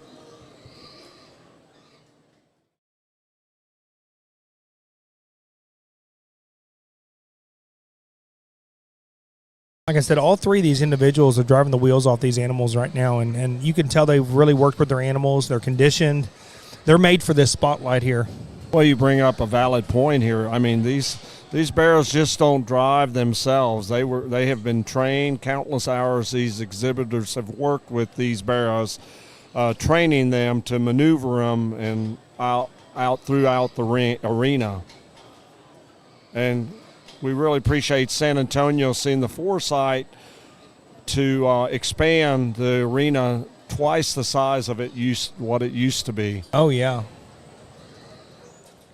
I do know, like in the Gilt Show, they had the arena cut off for the Grand Drive a little bit. That will not be happening here at the Barrow Show. They're going to let them strut around a little bit. Plus, you're going to have more hogs, too. You're not going to just have the purebreds here. You're going to have the three sets of cross classes as well. They're really driving all 3 of these. I mean, this might be the longest it's taken to get your top 3 here. But this is what makes it fun. When you have 3 really, really good hogs out there, as a judge, it's really fun to evaluate them and get real nitpicky. I feel like this is where, there's no clear-cut winner because they're all 3 really good hogs. It really makes you dig deep and check all your boxes off. Say, okay. And it's really going to come down to personal preference at this point. If all these pigs, check your boxes, it could really come down to skin and hair or, just pattern of the hog at this point. What's the prettiest, most attractive looking one if they're all three identical?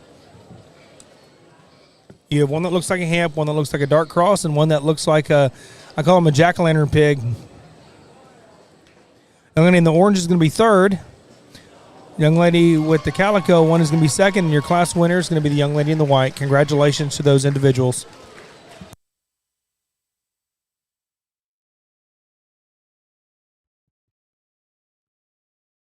Another nice class here, and a lot of conversation. Nick and I were going back and forth over here, and I enjoy bouncing things back off of him. It's you get somebody else's perspective and different views. And we talked this top pair. That was our decision, I guess, was what we were going to do here in first and second. And we simply go back, and for me, the one that just has the most presence about him and the shape up high and just a fresher look, in my opinion, is a young lady here with the painted up one. And this thing comes at you. He's opened up. He's stout. He's got a big old back in him when you get up on top of him. He handles his movement good from the side, and he's every bit as wide as I want to take one. I'll be honest with you, and that was probably our biggest debate is where we thought this thing ended up when you step right in behind him and he goes away from you. He's on the corners. He's square. He picks them up and he moves them in the right direction, but his added advantage in just power and shape and expression on the top side is undeniable, particularly of the top five in this class, and that's what kept him up here on the top end. I think a very good pig there. Just had to make that call whether you thought that thing was where he was at from a hind leg standpoint, and I thought there when we got done that we were most comfortable with that one's freshness. This one's from an athletic standpoint is obviously the one that gets out here and goes. He grabs a gear. He's at a high pace all the time, and I really like that about him. I thought the longer you get into this one, I thought he read plainer in terms of just his muscle shape. He got a little plainer about his head, and just become a little bland in his overall look versus that one that started the class. But man, you got to appreciate that one in terms of just hip and hind leg and just that extra comfort that one brings to the table out here in that top pair. Good one to be second though. One that comes out next, when that one went through the sift pen, I thought, hey, we've got one here. He's got a good presence like our class winner. We didn't read this one as you got to studying in on this one. He gets a little rounder there in his hip. He's a little rougher there when he ties in from his loin to his ham loin junction there. And then when you get right in behind this one, we felt like that one gave up the most just in terms of just expression and just sheer muscle. When you study that one down through his stifle, he probably becomes the narrowest of that top trio. Next one that comes out, again, got an awesome build and an awesome look from the side. He's still a comfortable kind of a bearer. When you get on top of this one, we just got to have more shape. He becomes the roundest top, one of those top four there. But again, in terms of just his presence, his comfort out here, very good hog in a lot of areas there. Just got to have a little more shape up high. One that comes next here, he's the heaviest bone one of the class, and this is one of them things where we think that bone wins shows, and in some cases it does, but this is an example where we got to make it tie together and just everything balance better to correlate with that heaviness of structure that he has on the bottom side. He gets a little lower set in his shoulder there and his head and neck junction there. We need to pick him up, and then he wants to just tuck a little more off his hind leg there out of his hip, and we just need to stouten him up all the way through in his skeleton from a width standpoint, just to match that heaviness of structure that he has there at the ground. Next one comes out, very fresh hog here, like his build, like his presence. We didn't read that one to be bold enough in his forearm and in his body shape there. And for no wider than that one is, we thought that one pushed probably the limits as far as we wanted to take it from behind there from a hawk standpoint. But he does have a good look, and he's got a good design from the side. Next one comes out, same type of boat from a structure standpoint. This thing's got to grab a gear. He gets a little stilty off of both ends of his skeleton, but at the same point in time, you got to appreciate the look, the presence, the skin and hair. Young man's done a nice job of getting that thing presented out here. The structure is what kept him from moving up any higher in this class. Come out here, we run into the same type scenario. Good pig here, a little flatter in his body shape, a little rounder in his hip and hind leg. We round out the class with another one that gets a little skinnier than ideal relative to his build. Just need to stouten him up. Wants to paddle just a little bit more, and when he hits the front, his front foot hits the surface out here, like his build, like his design. Young man that rounds out the class here has got him a nice pig there. Good shape, good body, good condition. Just simply he's got to go better off of both ends of his skeleton there, get him to balance up just a notch better to move up any higher. Good class. Give him a nice hand if you would. Husky from Winning Enterprises is a one-of-a-kind, multi-species supplement designed to promote show-ready shape, mass, and bloom. Its unique egg yolk-based formula maximizes nutrient absorption to deliver optimal results quickly. Build winning huskiness in your swine, goats, sheep, or cattle by top dressing with Husky for 30 days before exhibition. The results are undeniable. Feed the dog and see the change. Shop the Champions formula at winning-enterprises.com. 6th place, Matthew Gober, Haskell, FFA. 5th place, Adeline Nicole Pugh, Grady, FFA. 4th place, Grant Jameson Wagner, Dallam County, 4-H. 3rd place, Colby K. Florence, Tarrant County, 4-H. 2nd place, Alana Ray Renfro, Klondike, FFA. And exhibiting 1st place, Taylon Camacho, Goliad, FFA. Our certified Texas Bred Registry class champion from class 101, Crossbred Barrows, exhibited by Colby Florence, Tarrant County, 4-H. Breeder of that barrow is Bottleberg Farms.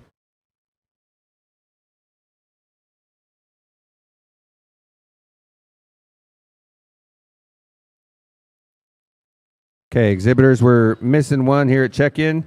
Ariat Singleton, Hill County, 4-H. If you're in the holding pens or if you've gone through, could you wave a hand, let us know?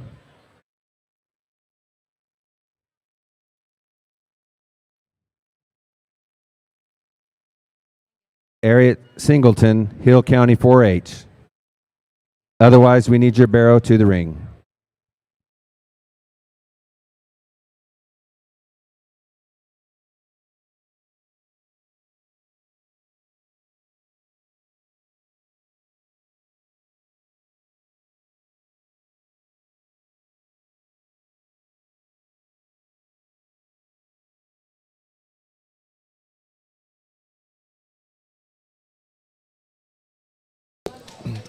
We're on class number 102 right now. Weight ranges on these barrows goes from 268 to 274, 37 total head in this class.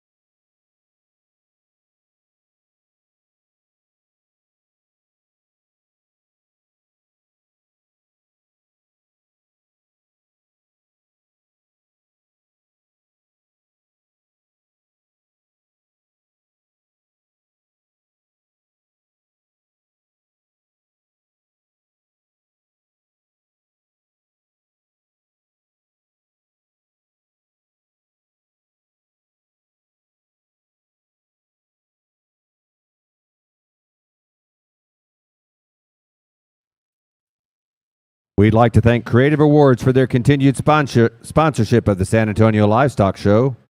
Creative Awards specializes in all types of awards, custom-made belt buckles, banners, caps, apparel, and promotional items for associations and corporate incentive programs. Wayne, Sherry, and Landon Rohde, along with their staff, would like to wish all exhibitors the best of luck at this year's show.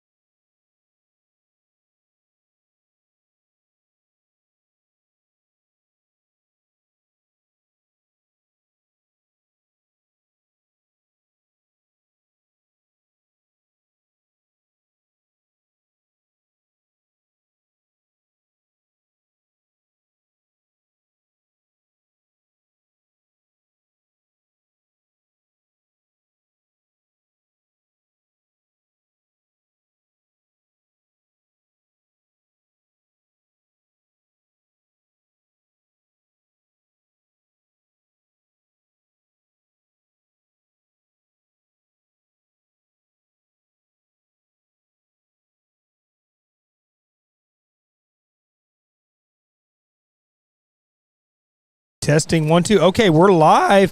Make sure yours is working okay, Addison. Testing. All right, get up real good and close to it. Sorry, my dad was here a while ago, so he's, he likes to stand on top of the mic. So, all right, so I've got a very, very, very special guest here with me today, Miss Addison Butler. Miss Addison, where are you from? I'm from Claude, Texas. Clyde or Claude? Claude. Where is Claude, Texas at?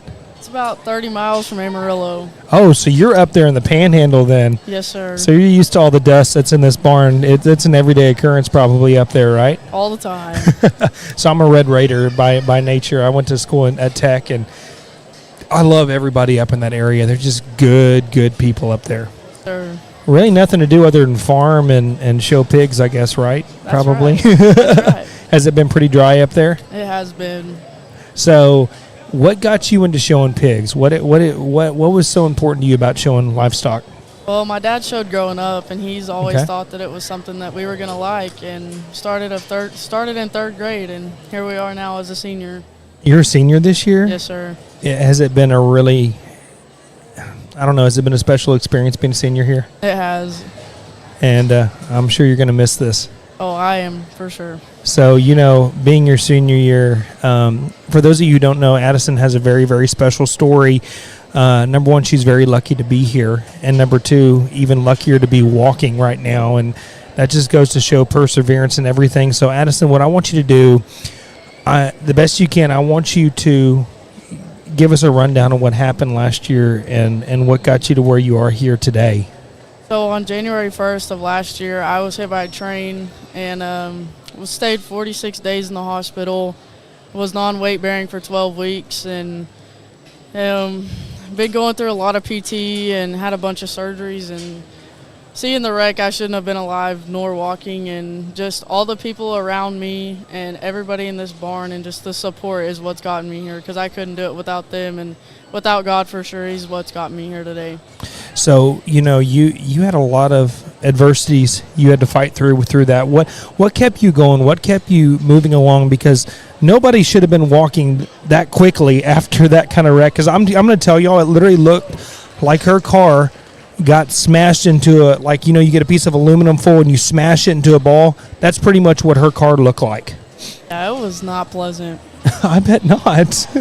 Now, were you conscious or were you out after the wreck? I was out of it. Yeah, and you woke up in the hospital. Yes, sir.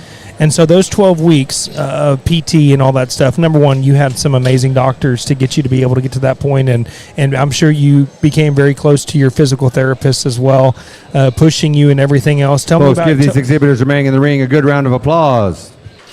Tell me about your family and what they did to help you kind of get through that. Well, my dad and my sister spent Exhibitors, the our most time at the judges have barn. excused you at this time. Please have your pink show card ready to give Paul to our has committee good members timing on as getting you on the exit. mic, doesn't he? Go ahead. So they spent a lot of time at the barn and at home with the pigs, and my mom stayed up at the hospital with me like every day. My sister showed a bunch of the pigs for me that I couldn't, and I couldn't have definitely done it without them. Just the support they gave me in and out of the hospital and keeping everything to get to what we've worked for all year long, getting to majors and getting it done.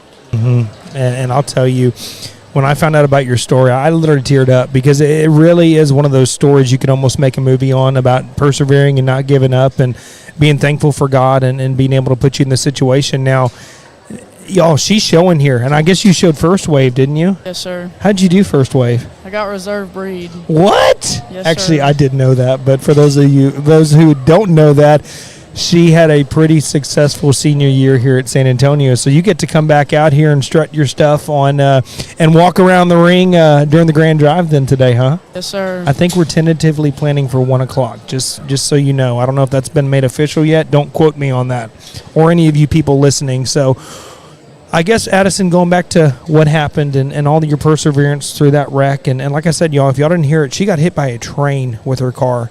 And she's up and walking in here, and everything's good. I mean, you look great, by the way, Addison. Thank you. You wouldn't even know that happened. And you were walking around the other day. I was like, wait, that's the Addison that got hit by a train, like literally? And they're like, yes. And I was like, oh my gosh, like your mindset, and you can just tell that you're so blessed, and you are a light to a lot of people out there.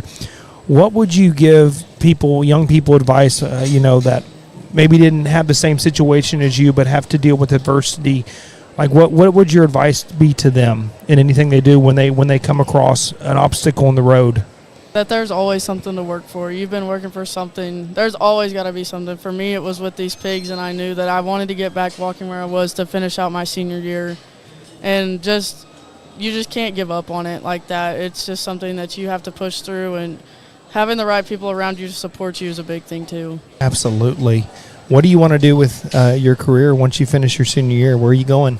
Right now, the plan is to go to WT and pursue a degree in nursing or PT. Good for you. And was the PT always there, or did that all happen afterwards? No, I originally wanted to go to ag business, and then after the wreck, I realized that they played a huge impact, and that's what I want to do. And you can inspire people knowing, like, hey, I was in y'all's shoes once before too, and I'm here to help you get through that. Sure. That is, I'm not going to say the word I want to say on the mic, but that is awesome. That is kick A as far as I'm concerned, that you saw that and that they inspired you to want to be that. And I'll tell you, WT is a phenomenal program. Dr. Keith and all those guys there in the ag world. I know Lonnie Luchek, her and I went to college together actually. Great program, but the PT program I'm sure is great. The nursing school up there is phenomenal. And you're pretty close to home too. Yes, sir. I don't know if that was the plan all along, but It's not too far, but it's far enough. it's far enough to where you can get away from Yes, home, sir. and also close enough to where if you need to get back real quick, you can. So, do you just have one sibling, a sister?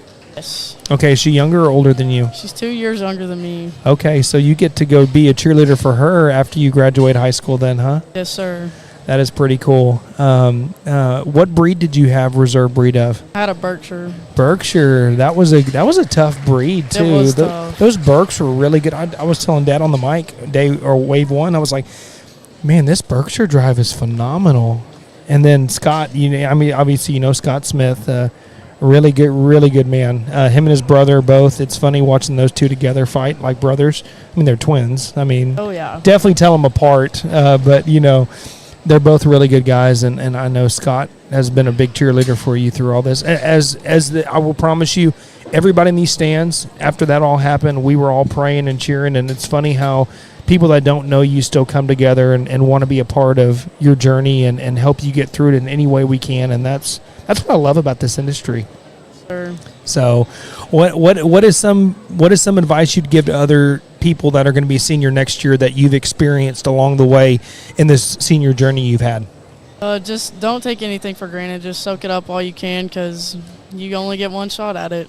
And it goes by quick, doesn't it? Yes, Isn't sir. it crazy how fast your senior year is going? Yes, sir. Feels like it just started yesterday. I know. I mean, last year, this show, I was talking to Paul about that. I was like, man, I feel like we were just here, and that was a year ago, and now we're almost done with Wave 2 and fixing to do the Grand Drive after lunch. Right. It's crazy. Well, I wish you nothing but the best, Addison, and I'll tell you, your story is so inspiring, and I appreciate the fact that you want to continue that journey and inspire others. So Yes, sir. I'm excited for you, girl. If you ever need anything, we're all here for you. Appreciate it. All right, dear. Good luck in the Grand Drive. Thank you.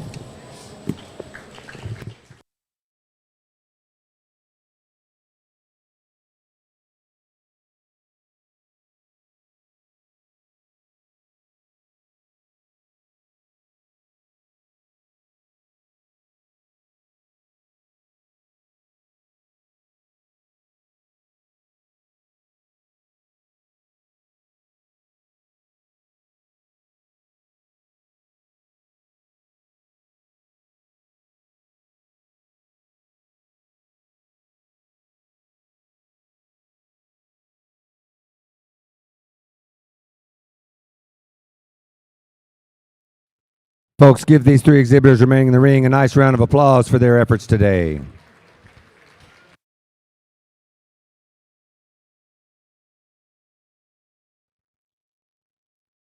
Exhibitors, please have your pink show card ready to give to our committee members as you exit the ring.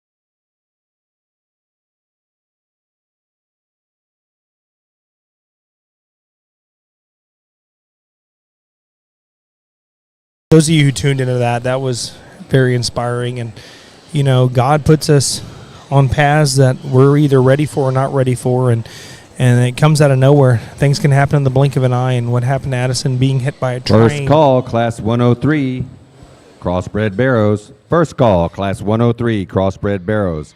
Exhibitors, bring your barrows to the holding pins. Be sure to have your pink show card with you as you enter the black gates.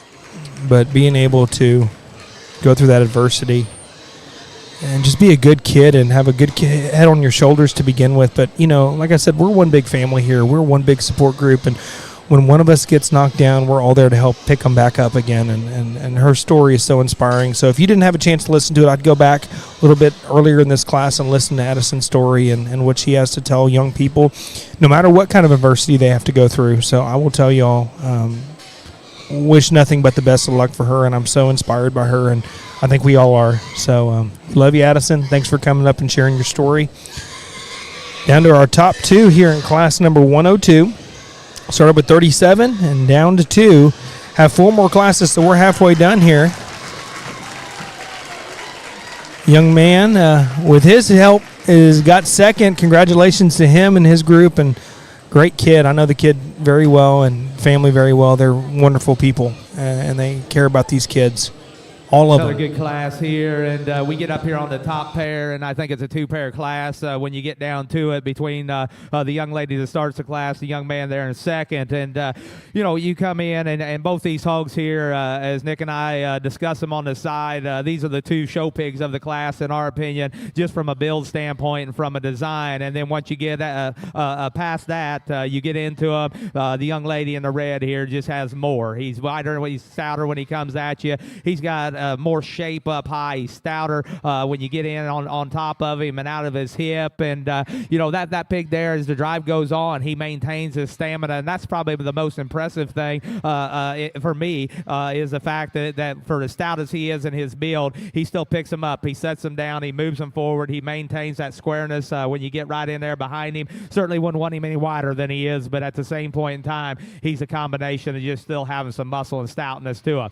One that comes out in second, certainly taking nothing away from that pig, because that's a good hog right there. He's good built, good design. Thought that thing maybe just got a notch flatter in his front foot. I don't know as I read him quite as genuine when he come at you. And surprisingly, the longer that hog drove, the more he slowed down in the way he uses his hind leg. I would have said at the beginning there a decided advantage in terms of just mobility when he come out here. But longer the drive goes on, he probably gave up just a little bit. And certainly that's not why he ended up in second, but that's just talking that pair there. But at the same point in time, we didn't read that one just quite as genuine in his build, genuine in his muscle shape when you get right up on top of him, comparatively the one that wins the class. Very good pig, though, that ends up being in second. One that comes out next is just one of those hogs that, hey, he's in the right place at the right time, because that one there, in terms of just his skeletal width, his build, the foot and bone that he brings out here, runs him right up here in the top 3. Like the silhouette, like the design of that hog, he's just got to have more body and natural depth out here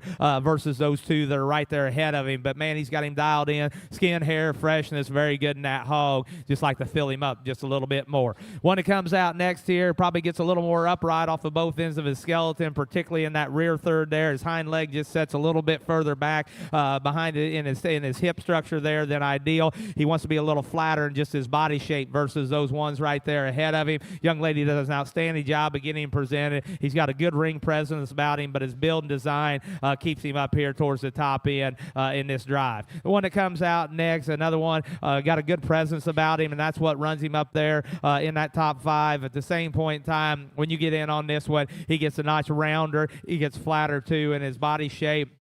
But particularly when you step right in behind that one, we've got to make him better in the way he sets that hind leg down and reads just a notch frailer when he goes away from you. One that comes out next of the top 6, he gets to be the flattest in terms of just, in terms of, it's not the flattest, he gets to be the frailest when he comes at you. When you read that front leg bone, you get to studying in on that one there, and he just gets a little plainer in his overall makeup versus the ones right there ahead of him in terms of just spread and dimension on the upper side of his body. The one that comes out next here just got to be wider and stouter when he comes at you, and then he's got to be better when he goes away from you. Like his stoutness about his head, like his build there when you step off to the side of him, just got to reconstruct both coming and going to move up. Next one that comes out, got a good build to him. Just simply gets plainer in terms of shape there. When you get right up on him, he doesn't hit you with near the expression. Got to fix him out of that hind leg there and the hip structure to get him up any higher. The black one that comes out next, he's the wildest looking one in the class for sure. Gets a little longer body. We just need him to collect himself there just a notch better to move him up and stouten him up. Round out the class here, we just get into one there that simply doesn't have enough in terms of shape and just feature at the ground versus those stouter ones on up the line. Another nice class. Give him a hand, please. Adams Fab. Established in 2007, they build custom livestock pinning and equipment to fit all your needs. Hanger feeder rods, adjustable slam gate latches, and skirted panels. It all comes standard. Custom pins made by hand and hot dipped galvanized so that you know that they're going to last. Adams Fab is a certified TIPS vendor and can design, fabricate, and install equipment to fit all your needs. Visit adamsfablivestock.com to get started today. FFA. Sixth place, Grace Ellen Dean, Jim Ned, FFA. Fifth place, Kyle Ashton Breimer, Atascosa County, 4-H. Fourth place, Rowan Reed, Ponder, FFA. Third place, Colton Gober, Haskell, FFA. Second place, Creighton Mac Rains, Fredericksburg, FFA. And first place, Tatum Beck Price, Scurry County, 4-H. Tatum is also our certified Texas Bred Registry class champion from Class 102 Crossbred Barrows. Breed of that barrow is Lackey Livestock of Haskell. Pick up their certified Texas bred caps at our association table near the show ring.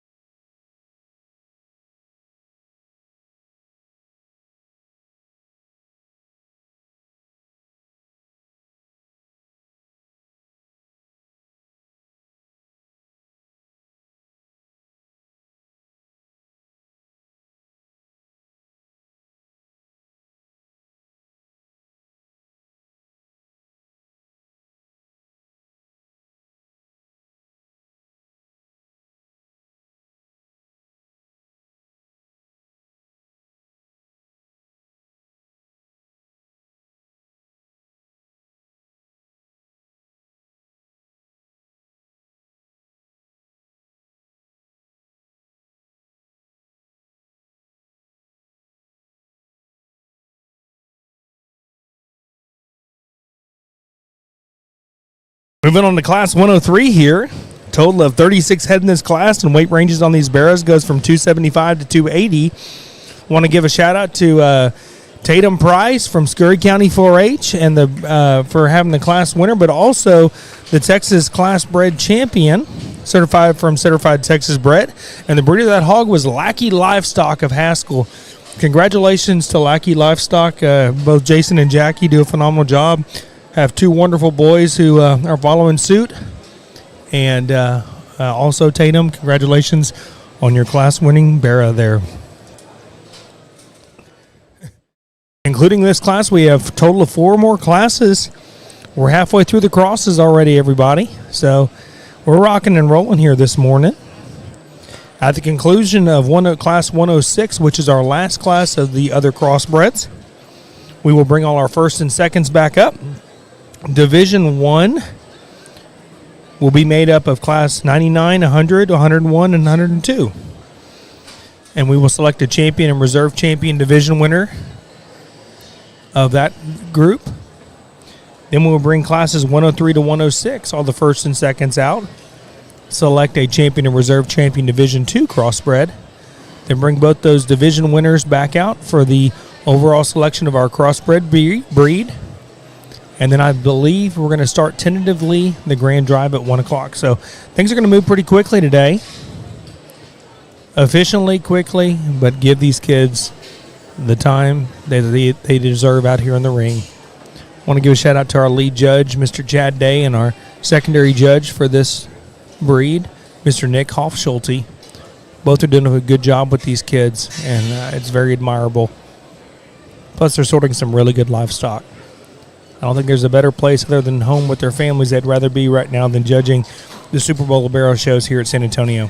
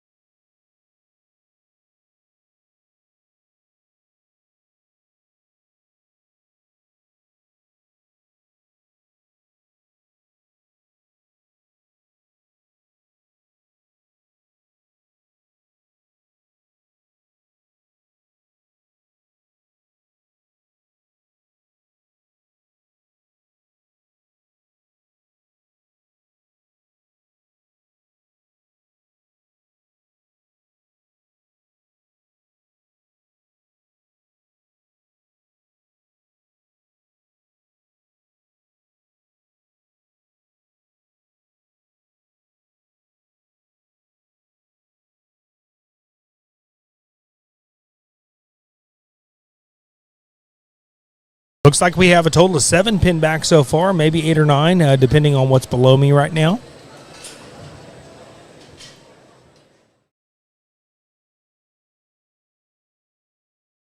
Still have a couple more to sort here. In class number 103, I believe we have one more hog left out here that Mr. Day is currently looking at. This is the last one.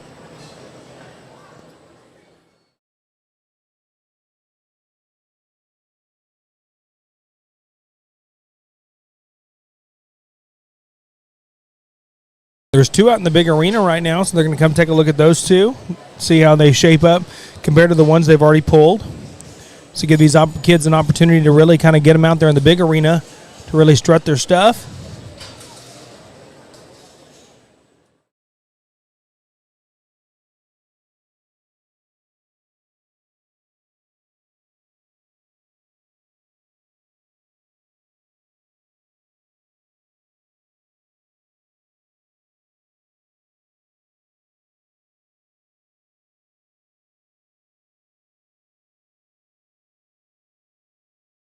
All right, the judges are fixing to come out here, I believe, here in a minute. They're hiding somewhere. Here they come. Here comes Mr. Hofschulte and Mr. Day. Come look at these 2 bears here.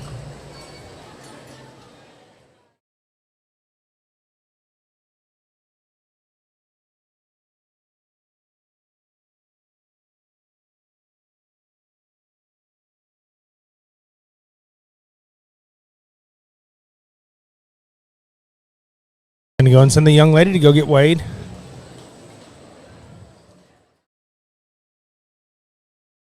They're going to send the young man on.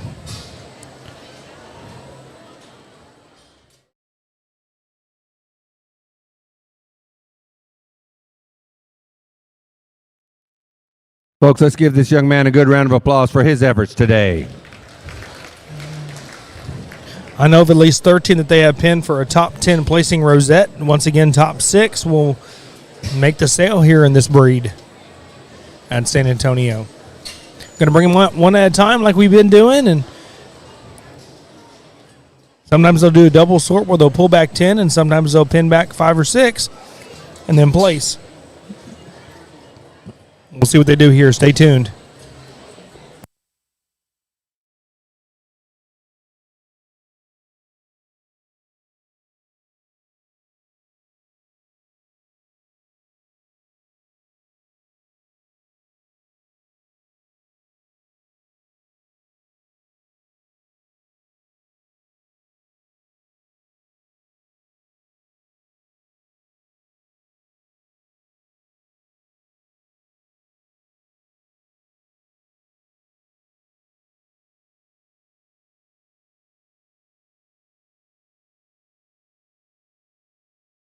Sorry, I had to put a little Neosporin inside my nostrils. Those of you who wonder why we do that, it's a little, I was going to say witchcraft, but that's not the right term. It's a little trick of the trade. It helps keep the dust from getting inside your nasal cavity and getting sick is easy. So between that and chapstick, it works really, really good. It looks funny when you look like you're picking your nose, but at the end of the day, you'll thank me because it'll help keep all the dust out of your nose. Somebody told me that. I thought they were crazy, and I finally tried it, and I've yet to get sick from the dust or get allergy or a sinus infection after I started doing that. So if you haven't tried it, I recommend giving it a try.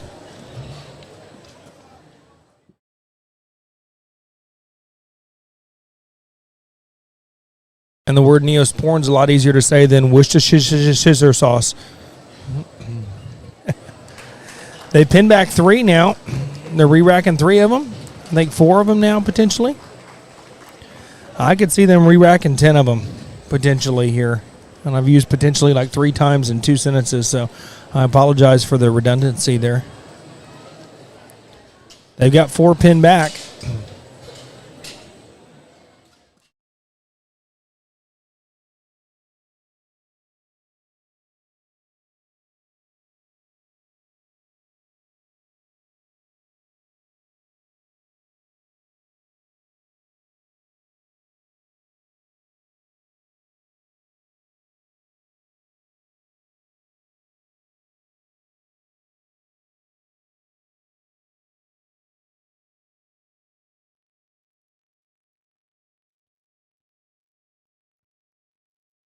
Attention to Swine Barn for all breed champions and reserve breed champions. We will be having a short meeting upon completion and selection of our Crossbred champions. Just right down here in the stands over here behind the judges. We're going to have a short meeting there for all breed champions and reserve breed champions. Just to kind of go through our grand drive procedure there. So once we complete judging the Crossbred round, we'll have that meeting right over here in the bleachers. Thank you. They've racked 5 of them so far. It'll be interesting to see if they rack 10 of them or if they're just going to keep 6 and then start placing from there. I've seen them do it both those 2 ways.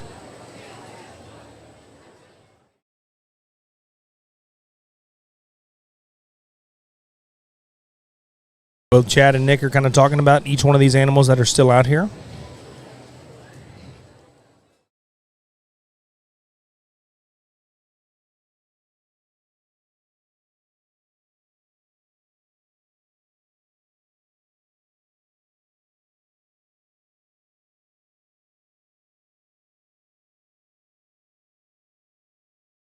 They're going to go and grab the buttons here, so now they're going to play 6th through 10th in that order.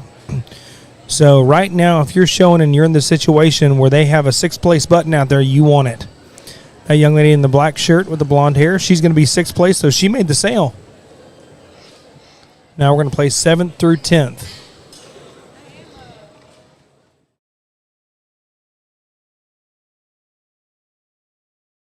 And they're talking about these individuals here. Young man in the multicolored shirt, he'll be 7th place.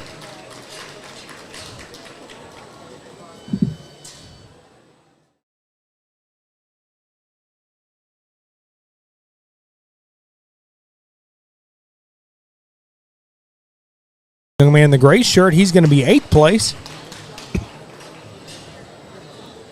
The young lady in the light pink will be 9th place, and we have one more placing to hand out, and then we will excuse the other individuals out of the ring here.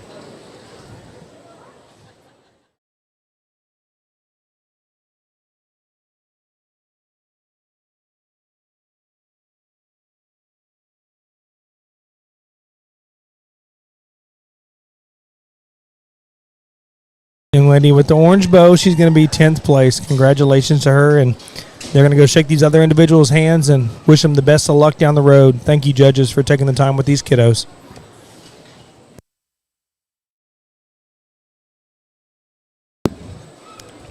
Once we excuse these individuals out of the ring, we're going to pull these top 5 individuals back out again and place from 5th till we have a class winner here in class number 103. Once Folks, again, let's give those exhibitors leaving the ring a good round of applause for their efforts today. we're judging this class and then 3 more at the conclusion of this one, followed by the 2 division champions. And end out the breeds with the overall selection of our other crossbred drive. And like Paul said, they're going to have a meeting with the champions and reserve champions at the conclusion of the crossbreds and kind of give them a rundown on what's going to happen. I think we're going to do tentatively the grand drive at 1 o'clock today.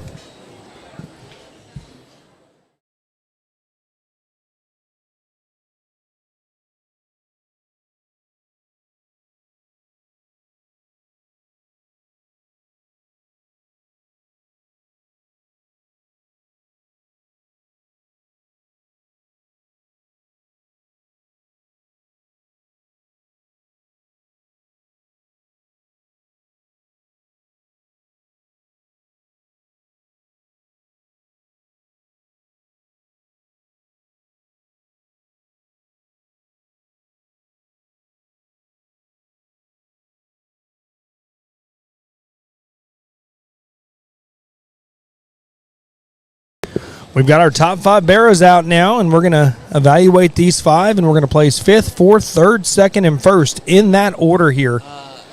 Both the guys are kind of evaluating each one of these head.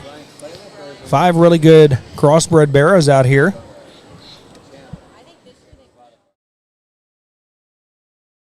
And I love the fact that they talk so much. You know, people are like, oh, you know, they're sitting there. They always talk like, does one of them not know what to do? No, that's not the case at all. They're both getting together, and they're looking at them as a team here. There are 2 judges, but they are judging as a team. Young lady with the calico barra is going to be 5th place. Down to our top 4.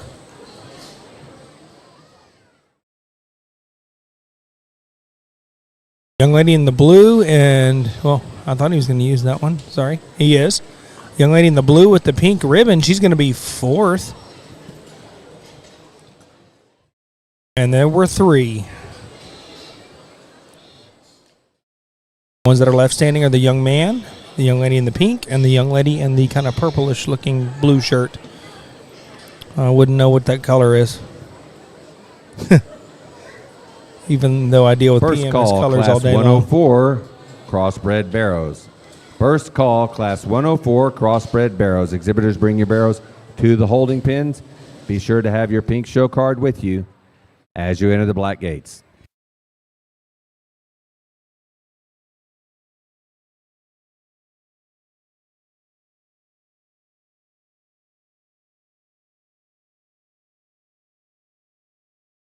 Young lady in the kind of bluish shirt is going to be 3rd.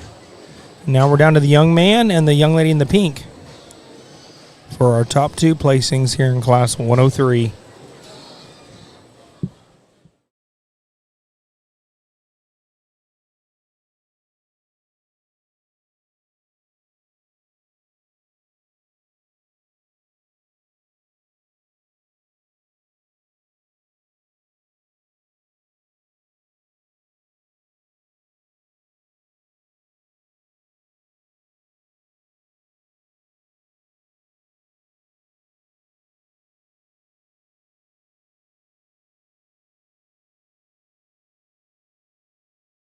Really driving these barrows here.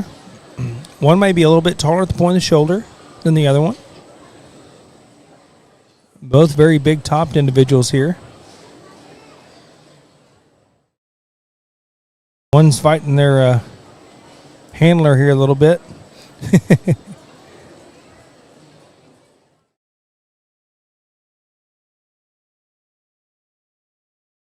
Got him back up and moving though.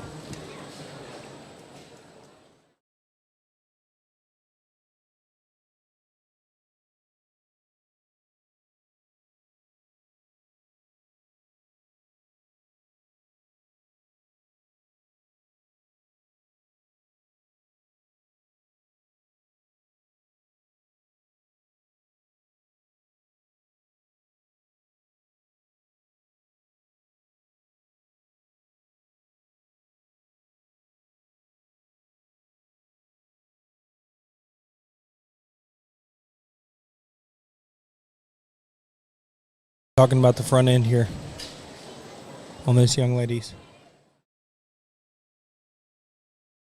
Either that or they're talking about fly fishing. Young lady's going to be second, and young man will be your class winner. Congratulations to all these exhibitors here. Let's hear from Mr. Day and his remarks on this class.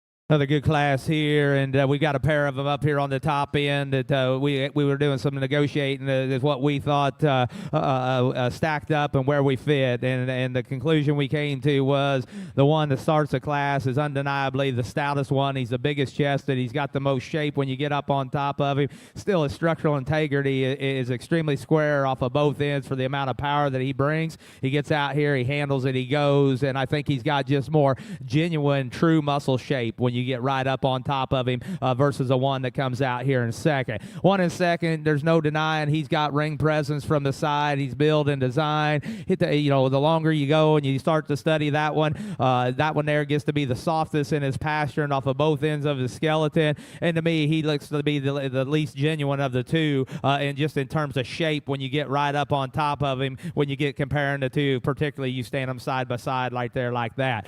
At the same point in time, his build, his comfort, just his flexibility is what keeps him up there in that second place, though, and just his sheer ring presence over the one that comes out next. One that comes out next, it falls in type and kind, like his build, like his shape up high. That thing's just got to be better coming at you. He closes up the most in his chest, flattest in his forearm there when you get right up on top of him. He doesn't blend quite as good there in his neck to shoulder junction than the two there right ahead of him. But again, you still get in on that hog, and you look at the quality and the build he's got in terms of just shape up high and body is what puts him over the one that comes out here next. One that comes out next, like that big hind leg that he's got, just got to get him to use it a notch better there. He lays a little further back into his skeleton with that hind leg than ideal. You step right in behind him there, and he doesn't square up quite as good, particularly in that left hog for us versus the ones right there ahead of him. And for as much width and stoutness as he reads from behind, he probably doesn't hit you with that same openness when he comes right at you versus a few of them that are right above him. We can change this one in terms of the structure, particularly on that hip and hind leg. From his hip forward, I like that pig a lot. He's a little poodle hair, if you will, here. We're going to get into some of these doodles before it gets long in this hog thing, the way it looks with this wavy hair stuff. But at the same point in time, that hog's got a fresh back in him there. He's good up high. We just got to change him structurally off of both ends of his skeleton to get moved up any higher in this particular class. One that comes out next, this is one that Nick had sent through there. We think this one too, from his hip forward. You like a lot of things about that hog and his presence. He's a little slow driving, maybe doesn't help that hind leg out here like we need to, but that's where we got to change him. He's just got to go better when he goes away from you. Got to change the way that hind leg works there when you step off to the side and look at him there from a profile standpoint. Another good one right here. You know, we've talked a lot of those things throughout the day. This is just a good hog. He's got a lot of good things going for him. He maybe just gets to be a notch frailer when you study him at the ground. He gets to be a little more wrinkled up and doesn't tie quite good enough there at his ham loin hookup versus the ones on up the line. Next one we got coming out, same type of scenario, gets just a little plainer in his muscle shape. Very good pig in a lot of areas. Just needs to be a little more extreme probably in an area or two to get him up any higher. And we get down through here. Structure keeps this one from moving up any higher. Gets a little tighter there in his ham loin hook up. Doesn't use his hind leg quite right. We just get into one there that's just not quite as expressive and a little plainer in his build, a little drier in his body. Got a big hind leg, very comfortable in his skeleton. We just got to flesh him up and give him a little more natural shape through the midsection of his body there to move up. Congratulations to those kids. Give them a hand, please. Every detail matters when preparing your livestock for the show ring. At Producers Co-op, we offer high-quality show feed, supplements, and supplies designed for your animal's best performance. Our specialized feeds promote optimal growth, conditioning, and muscle development for cattle, sheep, goats, pigs, and more. With expert advice and reliable products, we're dedicated to your success. Trust us to help you reach your goals with the feed that works as hard as you do. Come see why at Producers Co-op, it's better here. Somerset FFA. 6th place, Kendall Shackelford, Sulphur Springs FFA. 5th place, Brooklyn Kate Clayman, Nazareth FFA. 4th place, Hadley Mae Woodson, The Woodlands FFA. 3rd place, Ireland Klaus, Joaquin FFA. 2nd place, Tessa Camacho, Goliad FFA. And 1st place, Aiden Hughes of Potter County 4-H. Aiden is also our certified Texas Bred Registry class champion from class 103 Crossbred Barrows. Breeder of that barrow is 10K of Amarillo. IDK of Amarillo.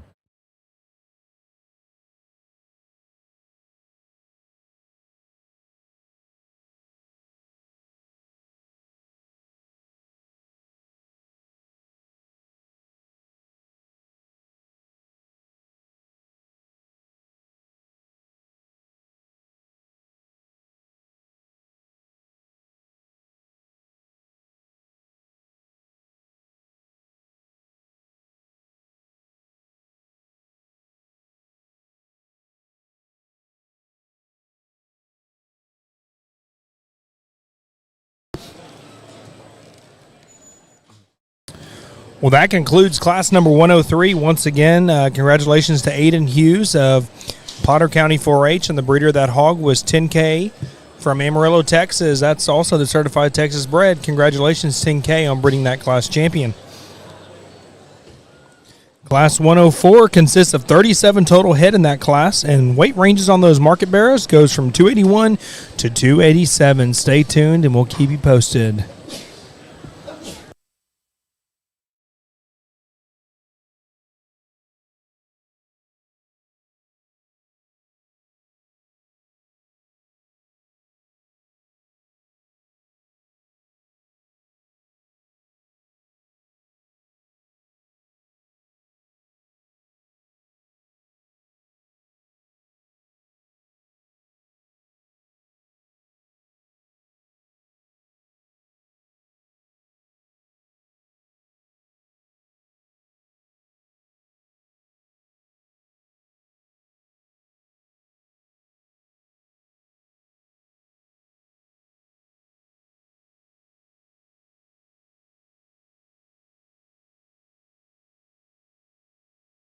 I want to give a shout out to all of our sponsors you see across the screen that help make this possible. You've heard them during the commercial breaks. You've seen them on the bottom right-hand side of your screen on the Taylor Fort webcasting.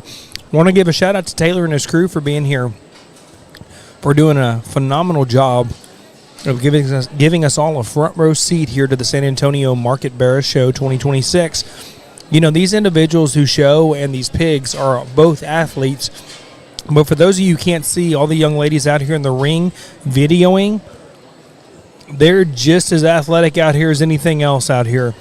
They're walking backwards, sideways, frontwards, jumping over pigs, going in the middle of the crowd of pigs, and making some awesome things happen. So congratulations to all those individuals. And thank you for giving us such a good look at all these barrows here today.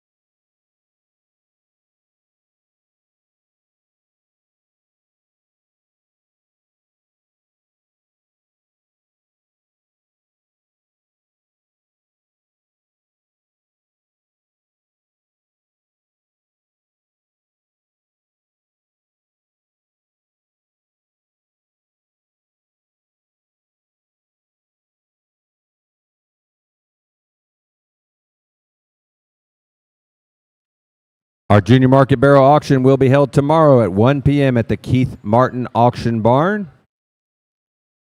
Exhibitors should report to the back side of the Keith Martin Auction Barn and check in with the Special Sales Committee. The first 20 lots need to report in the back of the barn around 30 minutes prior to the start of the auction, so that would be 12:30 p.m. All others just kind of watch the auction and then go to the back, head to the back there around 20 lots or so before your lot is scheduled to go through the sale. They have requested us to announce, please refrain from bringing any buyer gifts, as no exhibitors will be allowed in the buyer area. There is a TV available on the back of the auction barn for parents and ag science teachers, county extension agents to watch the auction live stream. Youth exhibitors with non-walking sale-making lots do not attend the auction. A guaranteed base premium of $1,500 will be awarded to each exhibitor of non-walking lots, along with any funds generated through the add-on portal for that respective lot. For the Junior Market Barrow auction, all exhibitors with 5th through 6th place barrows are non-walking lots. These exhibitors will be listed on the sale order and are in the add-on portal. All auctions will be broadcast live via sarodeo.com, and contributions can be made on sarodeo.com for specific lots via the virtual auction portal. Here you're able to add on to lots from all the junior livestock auctions, regardless of species. So be sure to share that with any friends and family that might want to add on there at the add-on portal. That portal will be open once the sale order is final.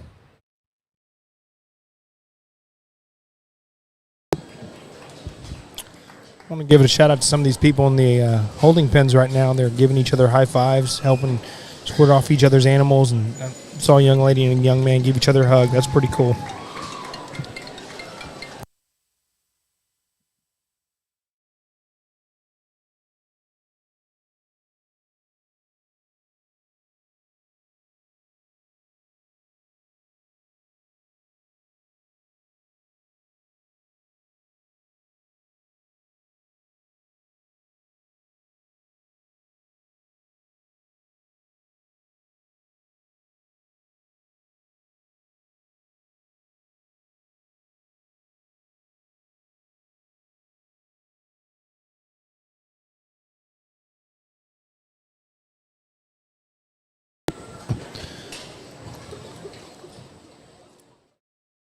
We've got a total of 10 pin backs so far that I can see, and they've just now completed the first initial sort. I'm sure there's a few below us getting classified and also weighed here.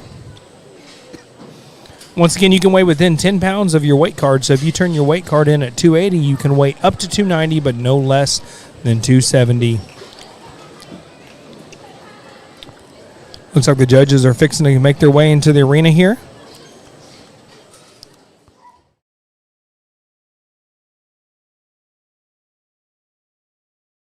And here we go.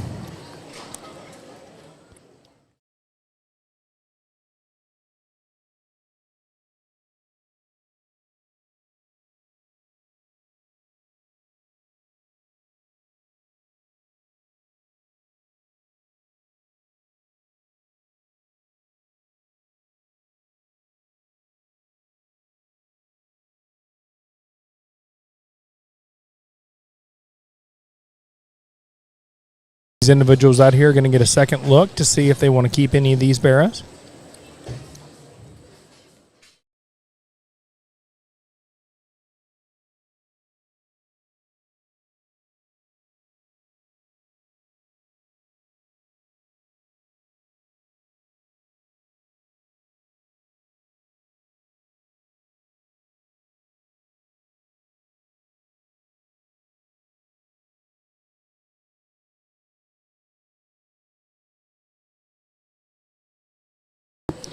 Got a total of 12 that are pinned back to this point.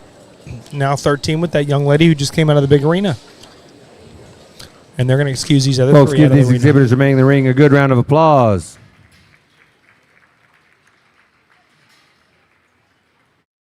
Exhibitors, please have your pink show card ready to give to our committee members as you exit.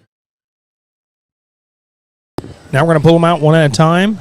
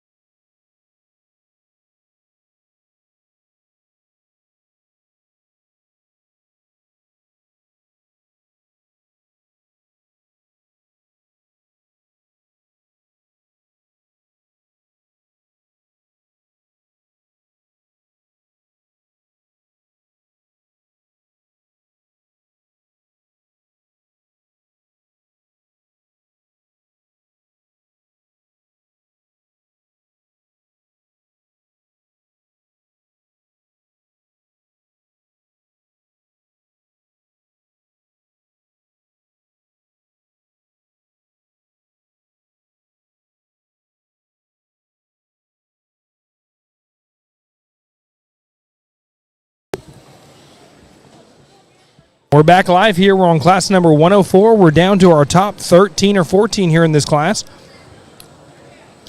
They're going to pull them out one at a time. They've already pinned 4 back for a chance at a top placing position here. And I'm joined by Mr. Grant Meyer. Grant, tell everybody hello. Hi, everybody. There you go. See, look, you were nervous. Look, you already got the first sentence out of the way, brother. Look, that was the first question I asked you. How old are you, Grant? 16. You're 16, so we driving yet?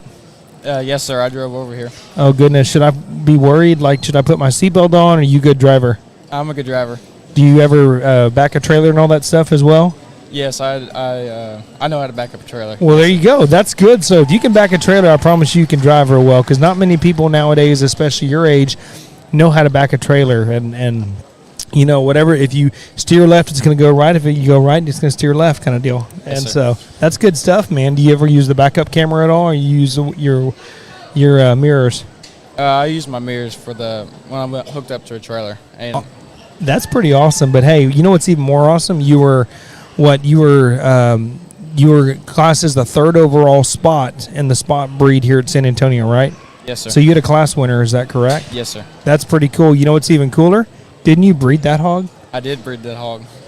That's even more impressive. So not only did you do well, and you got a $10,000 scholarship too. Yes, sir. That was really exciting. I was not expecting to And get a scholarship. It's pretty. Sometimes the best things, gifts in life are surprises, and that was a very nice surprise, wasn't it? Yes, sir. So, and like I said, what it makes it even more special is that you raised that hog, you bred that hog to have that litter. Tell us, what kind of feelings you felt, and of pride, I guess, in a sense of winning. That scholarship here at San Antonio. They give a lot of scholarships out to kids who are well-deserving, and obviously you're one of those well-deserving kids. What kind of emotions did you have after looking back on it and saying, man, I raised that hog? Well, it was really exciting just to be able to win a class at San Antonio, and the scholarship was just icing on the cake. I mean, oh, yeah, and that was a good spot, by the way. Thank I you. remember that in class, and what's crazy, too, Grant, and you've probably seen this, we've had several throughout the day. Somebody would text me and say that 6th place in yada, yada, yada class won its county 2 weeks ago, or last week the 3rd place in this class was the grand champion of the show. So it just goes to show you, it doesn't matter what place if you're in the top 10. Folks, give these 3 exhibitors remaining in the ring a good round of applause for their efforts today. So, you're 16 and you raised that hog. Exhibitors, our judges have excused you at this time. Please have your pink show card ready to give to our committee members as you exit the ring. So tell me, being 16, there's a lot of kids that are your age or younger who say, I want to get into the breeding side of things. I want to raise my own show pigs. What's some advice, being at 16? That's young to be raising a class winner here at San Antonio. Like I said, that's very impressive. So what would you tell those people who are on the fence, like, hey, I want to raise pigs, but I feel like I'm too young? Well, I would always say always have someone to back you up and know what they're doing just to help you through and what to breed and what to look for, and it's always good to have help. So who would you confide in? Who was your backup where you ever asked questions and about certain things when it came to breeding hogs? Well, my mother started raising pigs when I was born, and we just been learning as we go, like a process. And I guess it finally hit the jackpot on one. That's pretty cool, and my family raised show pigs for over 50 years. We raised Durocs is kind of what we were known for, and actually won the Breeding Guild show here in 2008. That shows you my age, with a Duroc here, and it's really, really special when you raise them and knowing that, hey, you got to see this thing from day one. Yes, I remember looking at his ear notches. I'm like, I notched his ear notches. I did everything with him. Did you pick that pig out as a baby knowing that was the one you were going to show? There were 2 Barrows out of the litter, out of 8. And wow. I kept both of them as show Barrows, and this one turned out to be the good one. Obviously so, yeah. When it's class, I'd say so. And you got another surprise with that $10,000 scholarship here at San Antonio. I think that's great advice you gave on always have a backup. And, always don't be too prideful or afraid to ask questions from people. And I know it's, you've got a really good one in your mother. That's really cool and special, because obviously you go to your mom for a lot of things in life other than just pigs. But, it is cool that your mom, had been raising pigs that long and you kind of are following in the family footsteps, so to speak. Do you have any siblings at all? I have a brother and a sister. Older or younger? Both of them are younger. Okay, so you're the oldest. So you're pretty much the driving force here, man. They're going to look up to you and everything that you do, and you know what? They got big shoes to fill. I feel like here now that you've won that class here at San Antonio. Yeah, that was pretty special. Yes, yeah. Sir. So how have you done at San Antonio to this point? Have you had a class winner before? Have you placed? And no, sir. I've never been higher than 7th place actually. And okay, so you were right there on the border of making the sale or not, and then not only did you make the sale, you cashed in at $10,000 scholarship. Dude, that is, all that hard work and energy and effort has paid off, I feel like. Yeah, it was a great moment in the ring knowing all the years of work just comes down to that one point. Yeah, and it's very special too, Grant, because I can tell you're a hard worker, and I can tell you're a good kid too, and I've been told that by several people, so it's not just coming from my evaluation of you. There's a lot of people out there that think the world of you, Grant, and they're all rooting for you, and it was in the big showcase here during Wave 1 here, yes, so sir. that was pretty cool. Well, what's your plans after high school? Do you know yet? If I go to college, it'd probably be TSDC and diesel mechanics. Good for you. For tractors. So, for tractors, really, Yes, sir. like restoration and stuff like that too. Yes, my family farms, so Oh, so yeah, you'll be their go-to when it Yeah. comes to that. So, my uncle has two old H's, the '60s Farmall tractors, okay. and they're really old. They're all rusted, but they still work. But it makes you appreciate power steering. These things do not have it. Yes, sir. And it's hard to find people who want to fix those things because it's a dying art in itself. You mentioned TSTC. I think it's a phenomenal school. My brother went there for HVAC, and it was really, really cool to see that. So I wish you nothing but the best of luck, man, and good luck with the tractor thing. That's awesome. Thank you. So, do you have anything you want to add? I just want to thank Rig and Matt and Colin and Cody for helping me feed my pigs, and if I never had them, I don't think I would ever do any good. So I just want to thank them. Good. You have a good support group, man. We're proud of you, and congratulations once again. Thank you.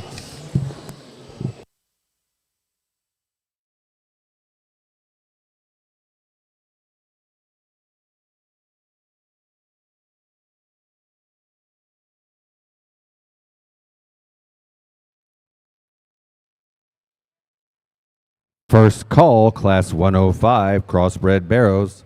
First call, Class 105, Crossbred Barrows. Exhibitors, bring your barrows to the holding pens. Be sure to have your pink show card with you when you enter the black gates.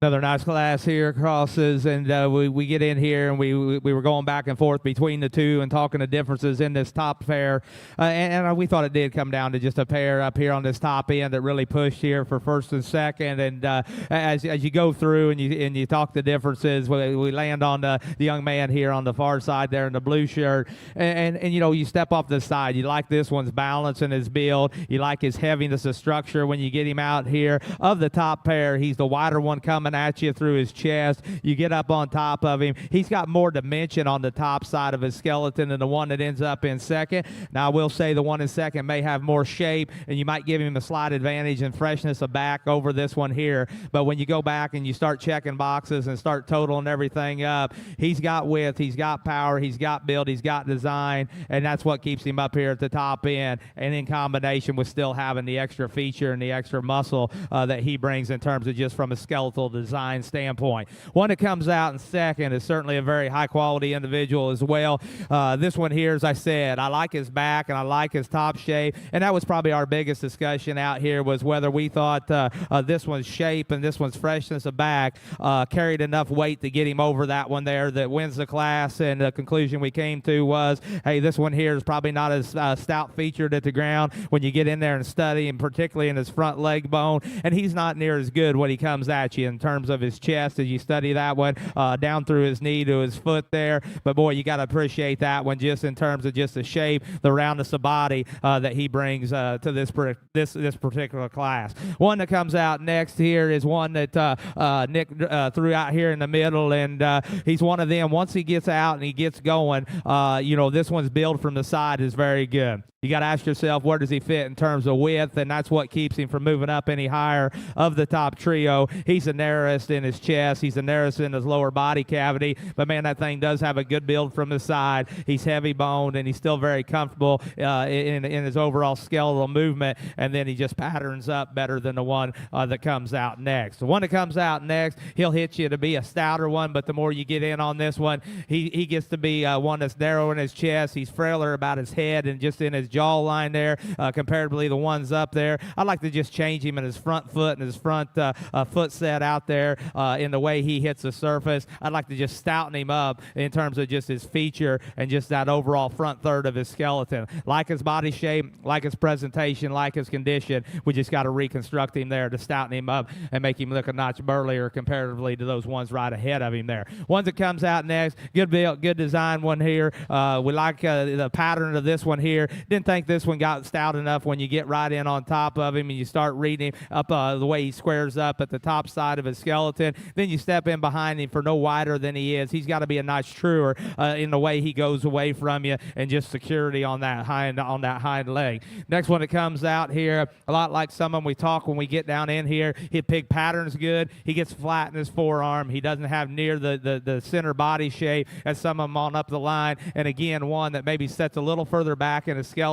from a hind leg standpoint. He just doesn't get out there, reach, drive, and plant, and then you just get into the bottom side of his skeleton, and he just doesn't have enough in terms of just natural dimension. One that comes out next here, really a good-looking one from the side. Got a slick look to him. Right, he's a little bit frailer about the bottom side of his jaw there. But, man, you got to appreciate him when you get on top of him. That one's a stout, wide one there when you watch him go away from you. We just got to get that midsection to follow along that front third to blend better back there where he comes to ties back into his ham loin hook up there and stouting him up. One that comes out next here, and this one here is one when he first came out. Thought maybe this one could catch a pin. Longer he goes on there, though, you just got to make him better in terms of just his hip and hind leg and structural comfort to get him up any higher.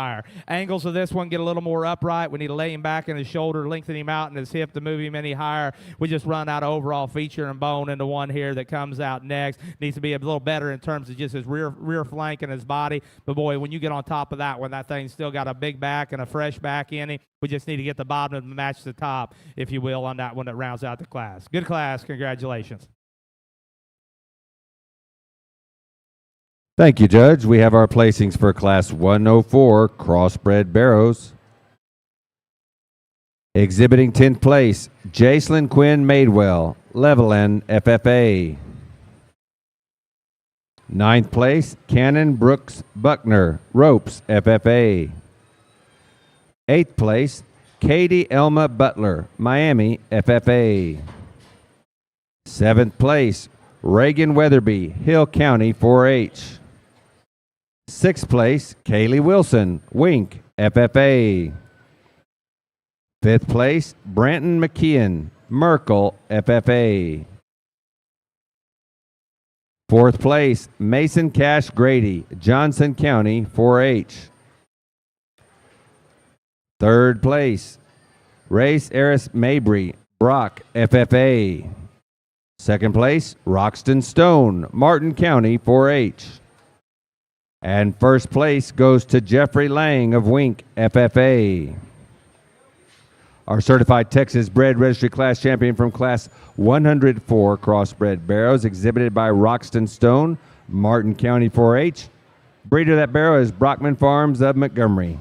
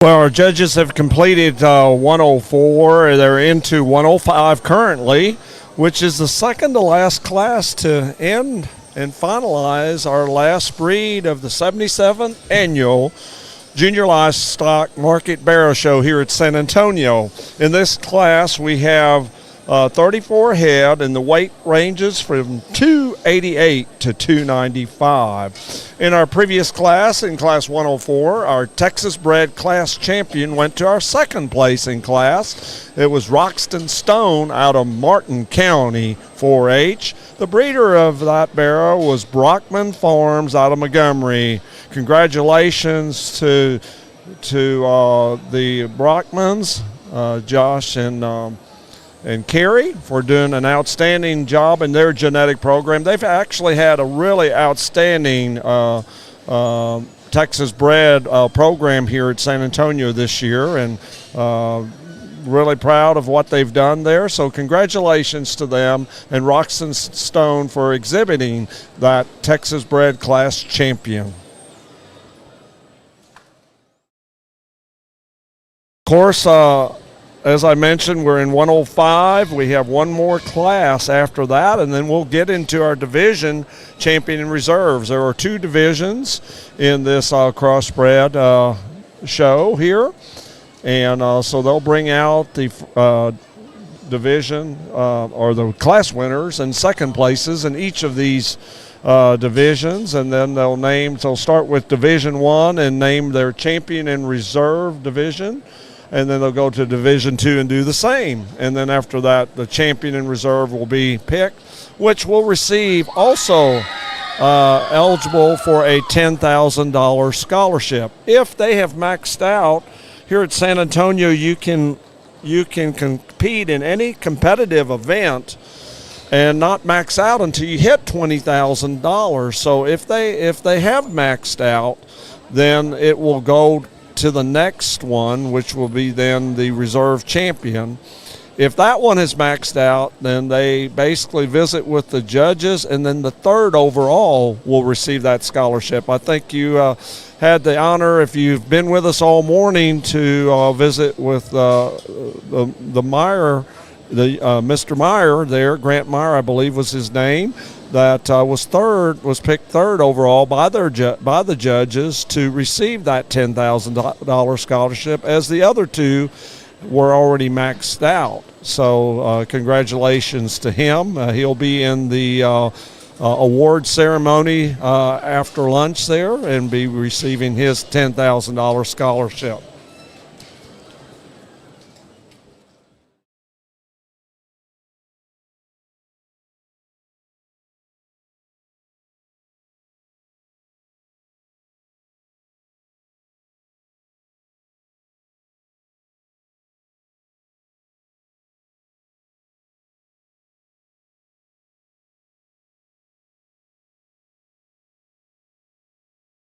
You know, as I mentioned, the scholarship program, San Antonio has worked so hard, and a lot of their success has been built on seeing the future education of all of our young people through the scholarship program. In addition, of course, to the auctions that these kids go to help raise money as well.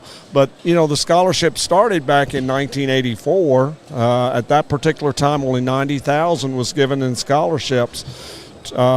This year, San Antonio will be give out $1,865,000 in scholarships. Just in the swine show alone, the breeding gilt show, just to give you an idea, the breeding gilt Folks, we'd show. like to see everybody back here at 1 o'clock p.m.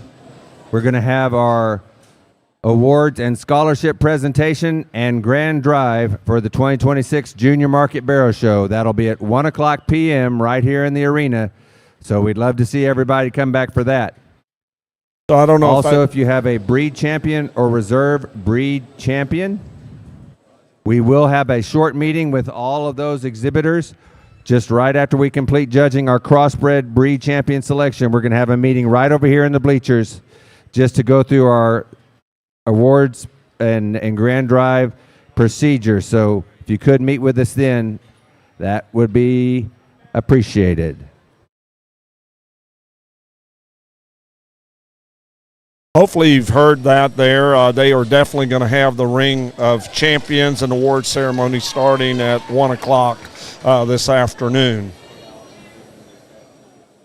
But getting back to what I was mentioning on the scholarship program, just the gilt show alone that we had a week before last, they gave out $110,000 of scholarships in that program. That was between the purebred, let me back up, 105. It was 95 in the purebred show and 10 in the crossbred show.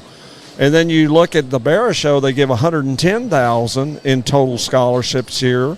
And so the two combined, just for the swine shows, both Gilts and Barrows, are giving $215,000 of scholarship to further educate these young people. Yeah, and you know what's crazy about that? Like I was telling you a while ago, when I brought a young man up here, he was third in the spots and ended up getting that 10,000. Did you? Okay, yes. Good. Yeah, he did a really good job, and it's cool that they actually raised that hog, so that makes it even more special. Well, and you shared with me, because I had to leave the showgrounds for just a little while, about the interview with the young lady that Addison Butler persevered through some really trying and trauma times. Yeah, and I reiterated that throughout the show. It was really, really cool to watch her and just to hear her perspective on it and what happened. We've got a total of, I think there's either 9 or 10, Wayne, that have been pinned back to this point. They're talking about these three individuals right now, and all three of these hogs are pretty good hogs. But it just goes to show you the depth of quality in this class number 105. Yeah, we just have one more class after this. Isn't that crazy? It is. Our time here has really flown by. We're going to be done by 11 with the show. I mean, not including the grand drive. I mean, the grand drive, they're tentatively talking for 1 o'clock today. Well, San Antonio has done such a great job of Folks, let's give those two exhibitors a good round of applause for their efforts today.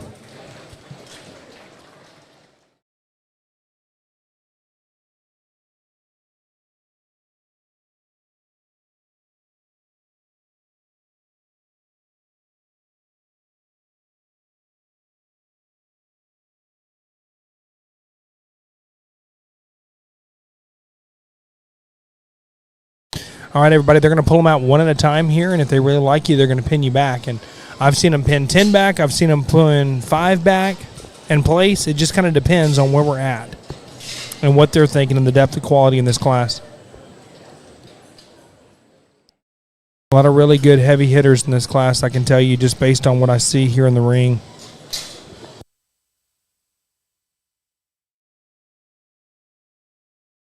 Being that these crosses have been divided up, it is the second largest, the cross class, that is. Wasn't the second overall largest breed here at San Antonio, but was the second largest cross class. At 301 is what our judges have evaluated, and that's just what was actually initially, and that's not counting the classified ones that got classified into this cross class. So as you mentioned through the show, Landon, this depth has really been no disappointment. They have really been tough, especially on this top end.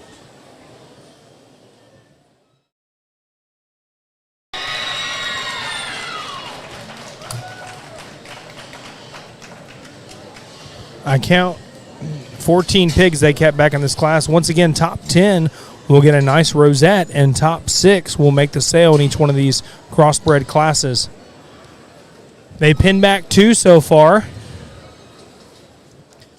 They usually pin back about 5, possibly 6. Then they start placing.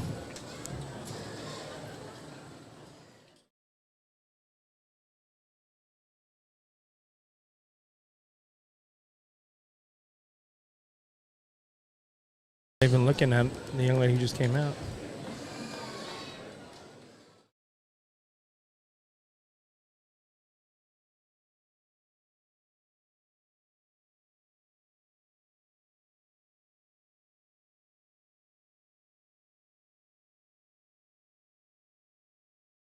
And back another young lady here.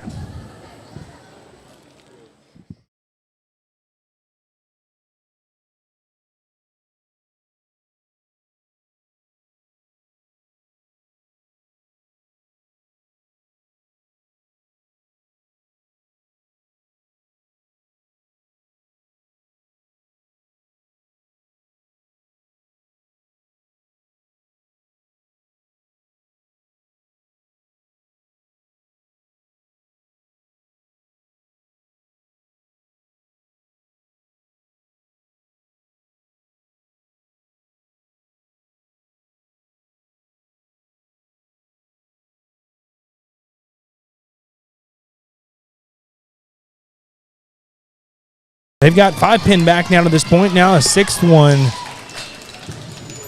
This is getting really competitive, y'all.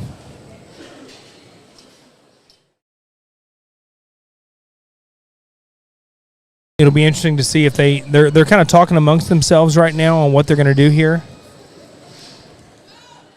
I could see them start placing here in a minute. They're just going to, oh no, they're going to go ahead and pin another one back here. That'll be the 7th one pinned back. That's the most they pinned back to this point, to my knowledge.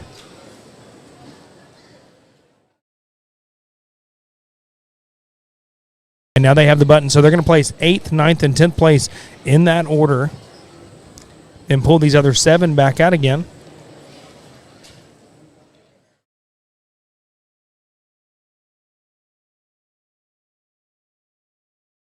And place from bottom up. Once again, we have one more class after this one. And then we start our divisional rounds. There's only 2. There's 2 divisions for this breed, so they separated the classes between 4 classes and 4 classes. First 4 classes made up Division 1. Second 4 classes made up Division 2, followed by the much-anticipated champion drive of the other crossbred breed. Then tentatively, we will have the grand drive at 1 o'clock.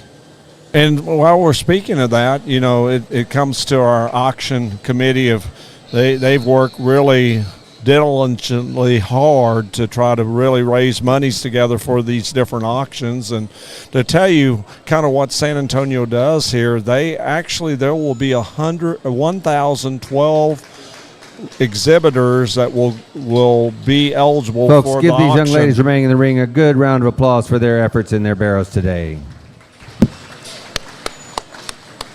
And our Barrows is the largest number of lots of that 1,012 that go across the Exhibitors, auction please have ring. your pink show card ready to give to our committee members as you exit the ring. The Barrows here are 346. The second highest number of exhibitors in the species will be our lambs at 254, and our steers follow, rounding out the top 3 here at 219 units.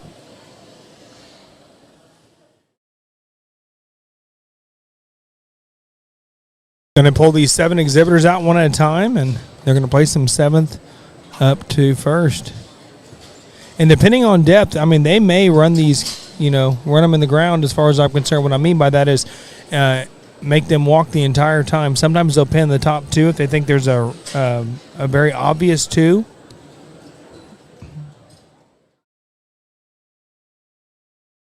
Boy, we're getting in these heavier classes. Boy, you got the power coming at you and going away, don't you? See that they just let that young lady out and they haven't even looked at her yet.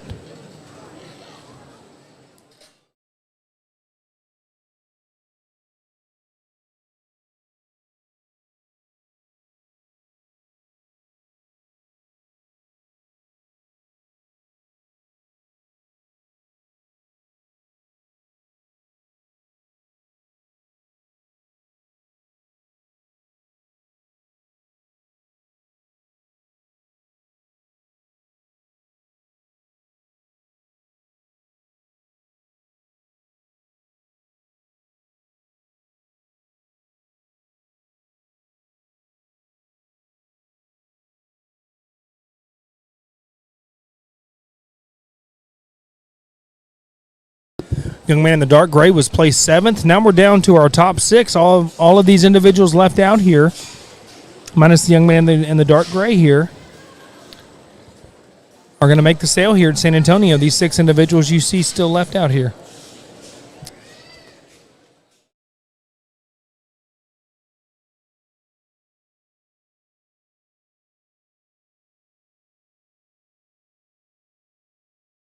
In this cross show, there'll be 48 young people out of these 301 total will be in the sale here at San Antonio. Young lady in the maroon just is placed next. 6th. Yep, is the lucky 6 number. Young lady with the calico-looking barrow is going to be 5th. Excuse me, Yeah. I'm going the other way. Absolutely. Now we're down to our top 4 here.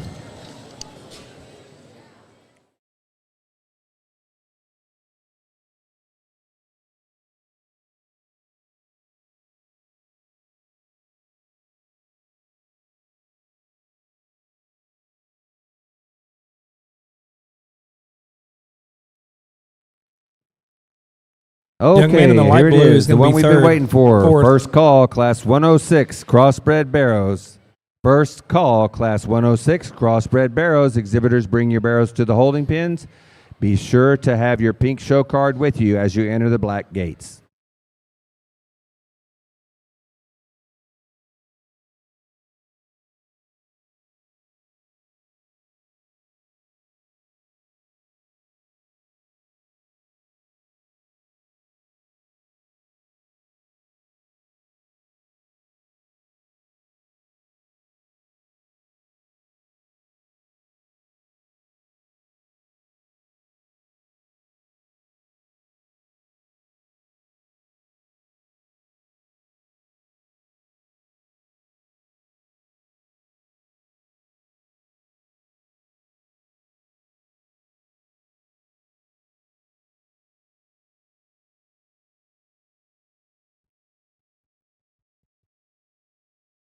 Another good class here as we start to get down here in our heavyweights, and we've got a nice one to start off with the young man down here in the far end of the ring, and one that comes out here and maintains his comfort level out here, and without a doubt of the class, he is the stoutest one out here. He is opened up. He's got a big back on the top side of him. He's got a big square, opens up with a big square shoulder on the top side of his skeleton and maintains it back through his hip, and still, like I say, he still gets out here and goes. He's fresh in his look at this weight. I think a logical place, in my opinion, to start the class. The one that comes out in second, when he first comes in, you think maybe this one here is going to be the runaway and start the class. As long as the drive goes on and you get in on top of this one here, does he have enough in just overall sheer power? Does he have enough feature at the ground versus the one that wins this particular class? And that's where we questioned that one there, is just if he had enough overall just substance at the ground. Does he have enough shape when you get right up on top of him?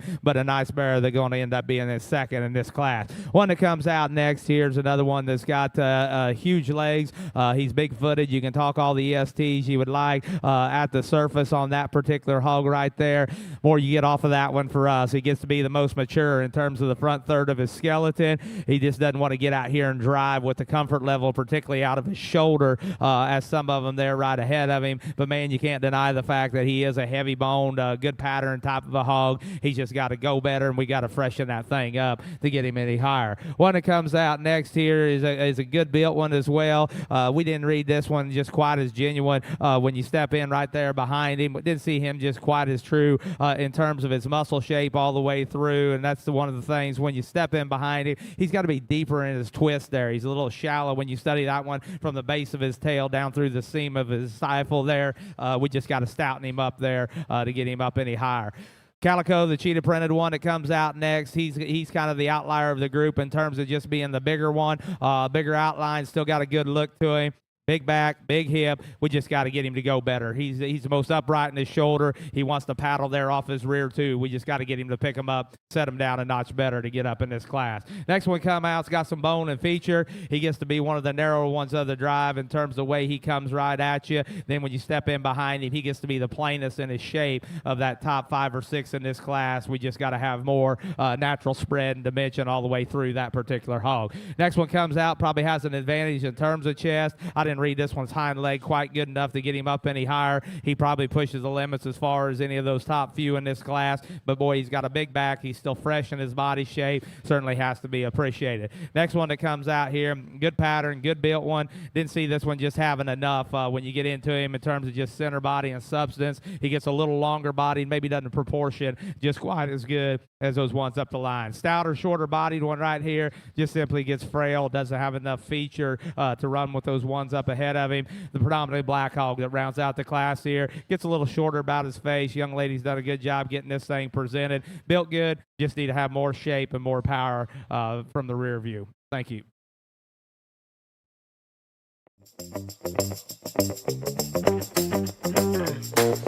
Primo Feeds is built on quality, and we're making it easy to get. Choose from over 230 Primo dealers nationwide, order online for pickup at one of our 16 warehouses, or use the Primo app for Primo Direct Delivery, straight to your door in Texas, Oklahoma, Indiana, Ohio, and California. Expanding nationwide soon. Founded by show feed enthusiasts, Primo knows fresh feed matters. Primo Feeds, next level quality and convenience at a fair price.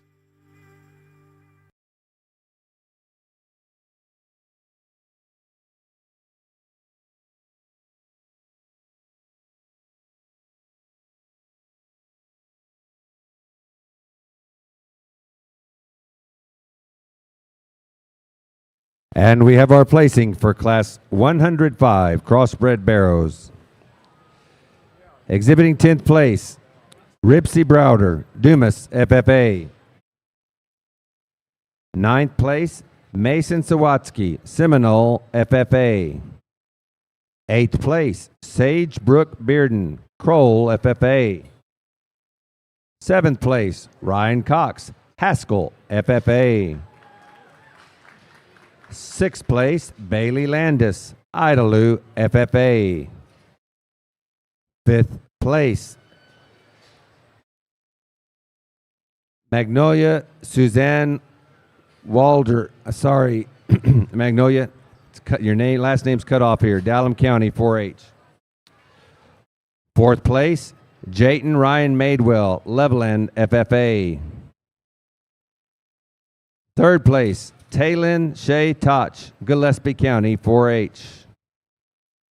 2nd place, Cameron Maley Clift, Randall County, 4-H. And 1st place, William Leighton Fernandez, Winkler Loving County, 4-H.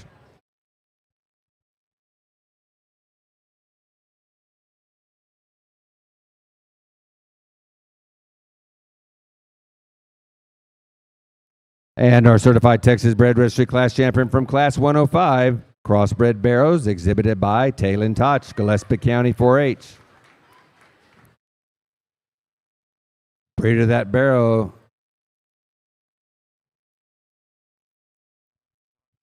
is Tot Show Pigs of Harper.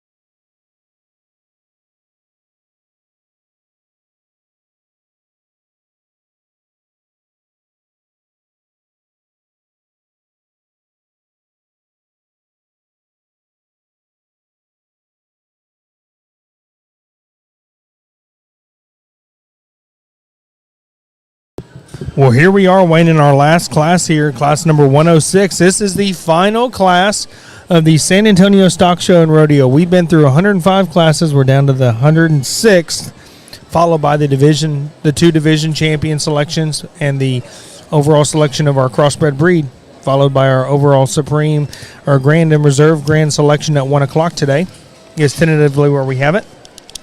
But in this last class, we have 33 total head. Weight ranges on these barrows goes from 296 to 300. Yeah, our judges have gone through for the entire show. They've evaluated 2,323 total barrows in both waves combined. The second wave, they have done 705 and gone through 24 classes and awarded 118 additional sales slots. First wave, they went through 1618. They gave out 228 sales slots. The two combined makes up your 346 total sales slots. Results on our Texas bred in class 105. Our Texas bred class champion went to Talon Toch out of Gillespie County 4-H. The breeder of her barrow was Tot Show Pigs. It's a barrow that was actually a farm-raised one of theirs. They do a really great job in their genetics there in Harper, Texas. Congratulations to Talon Toch and Tot Show Pigs for doing such an outstanding job.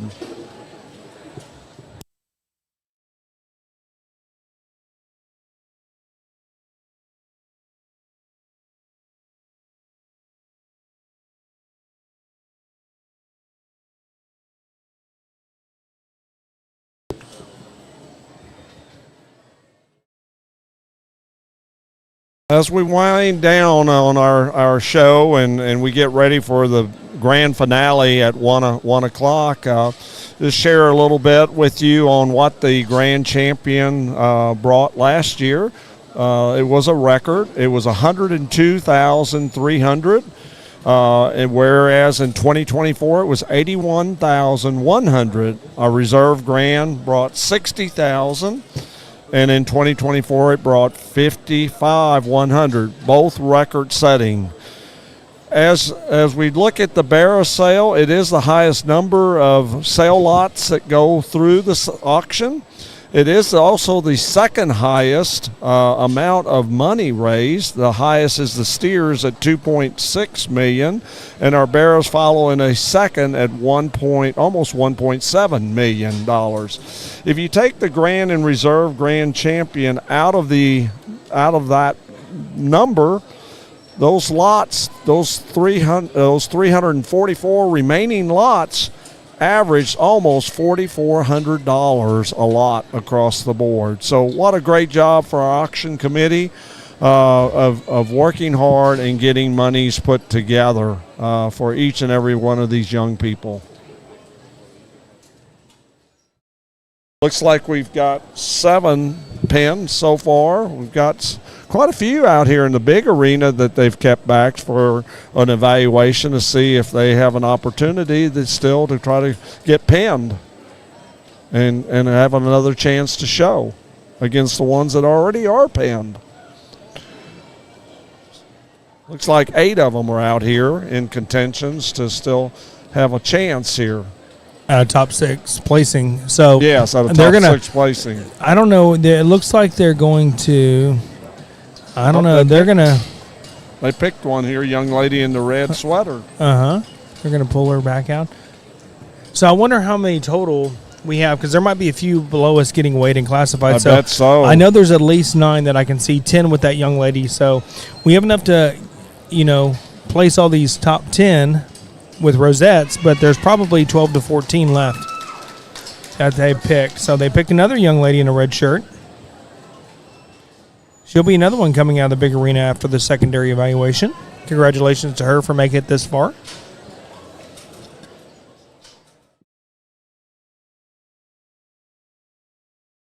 And once they've sorted through these, they're going to excuse the ones they don't want to keep back. We wish these kiddos nothing but the best of luck at future shows in their show career and on to their careers one day. These show animals are a tool and a vessel into making really good adults one day.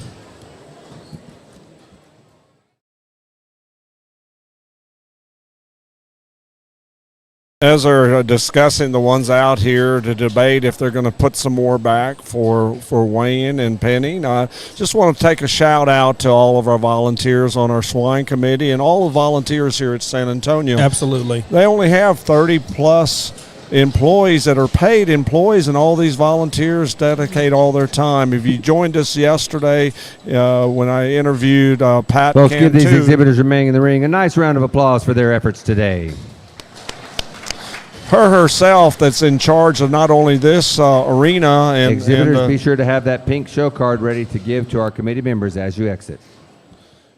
She's also in charge of several of the other committee rings, and she's on the part high in the steering. They call it, I guess, steering committee. But she has retired from her job, and she dedicates countless hours by overseeing this all. Are you talking about Miss Pat right now? Miss Pat. Oh yeah, she is a rock star. She was telling me yesterday. She's a bad woman right there. She's awesome. She gets it done. But, she was telling me these volunteers, there's no shifts with these volunteers. Some of these spend 36 hours nonstop. Yeah, that's what one of the guys was saying. He's like, when they're unloading hogs and stuff off the when you're in the waiting line or whatever, they're up all night with these animals and then through the next day.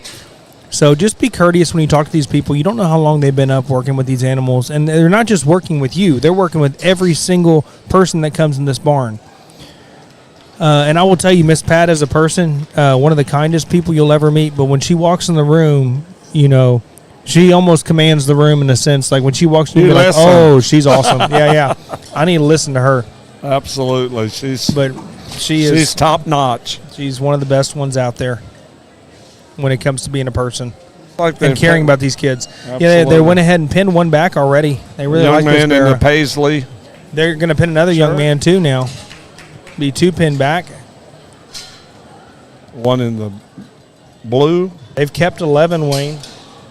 So this is actually a smaller a smaller amount of pigs that they've kept back in this final class. Oh, interesting. They're going to pin back between 5 and 6, I would think. The last class they pinned back 7.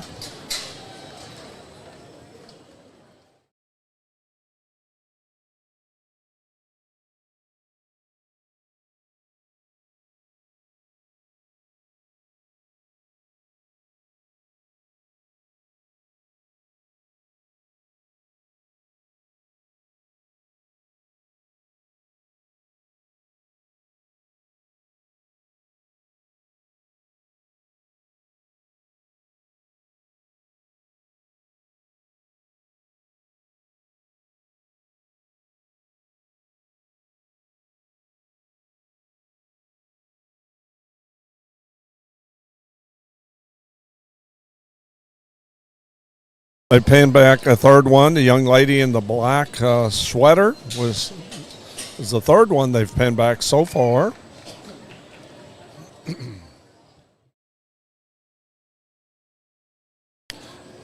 They've discussed kind of what's out there, and they've let another one out. The young lady in the red they've let out. Oh, they've pinned the one in the kind of the teal, kind of turquoise, aqua type shirt. So now we have 4 pinned back at this time.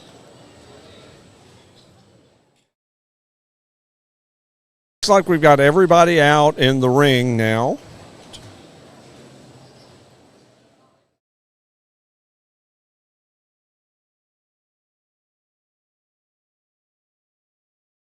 That's 7 that are out, so we have a total of 11 because we have 4 pinned and 7 out there. So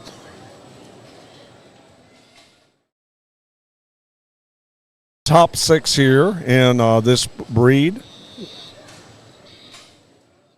will be eligible for the sale.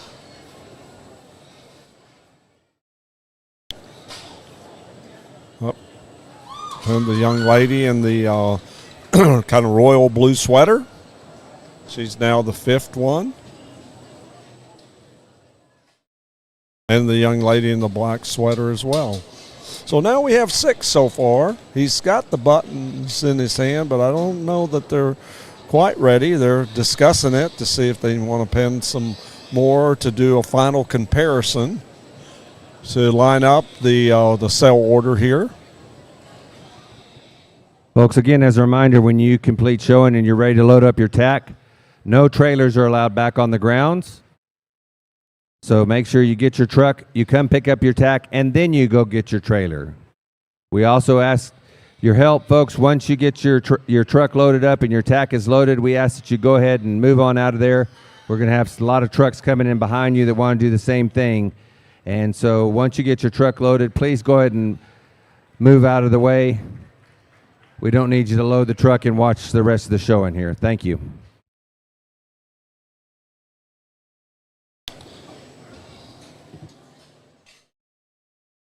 Yeah, they're going ahead and placing them. So they've got their top 6 lineup. All 6 of those will make the sale. And they're placing 7th on down through the 10th place, which all of those up through 10th place will receive a rosette and be able to take a picture as a remembrance of their accomplishment. You know, there's so many of these young people, this might be the only time they ever get in the top 10 as competitive as this Super Bowl Barrow show is. So, I mean, it means a lot to the kids and the parents and everyone associated with these projects to make that accomplishment. You know, everybody wants to win or make the sale, absolutely, but that's just like making application for a job. There's only 1 or 2 job availabilities and you have 100 of them applying. That's just part of the learning lessons that these kids are learning as they continue the next chapters in their life.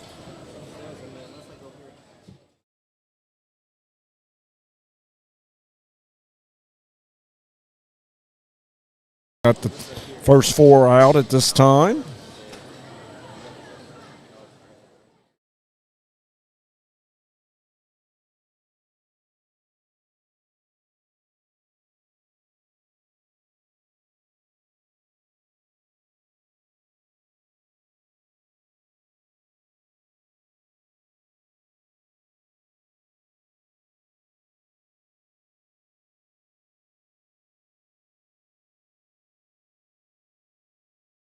Now we've got all 6 of them out here, and the judges are analyzing all 6 of these, and each of them are respectively have reviewed them, and now they're discussing how they were going to start from the 6th place on up to our class winner. In our final class here of the 77th Annual Junior Market Barrow Show here at San Antonio.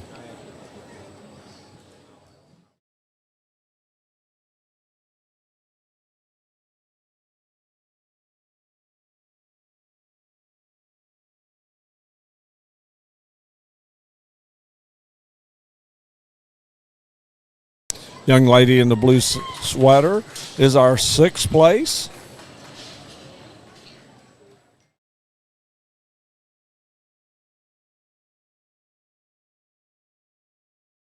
The young lady in the black sweater.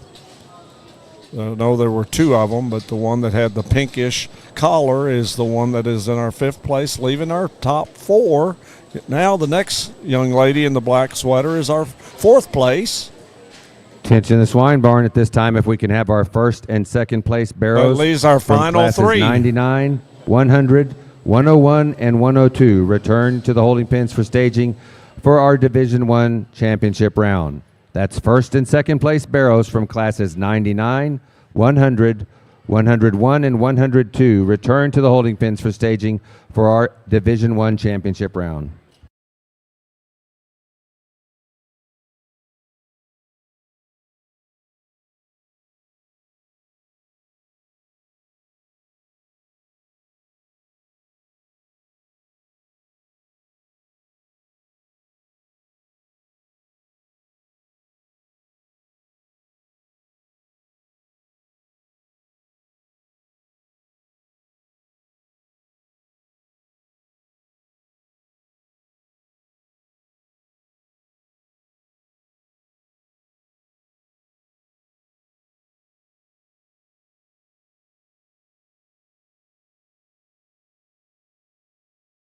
I had to go watch from down below, Wayne.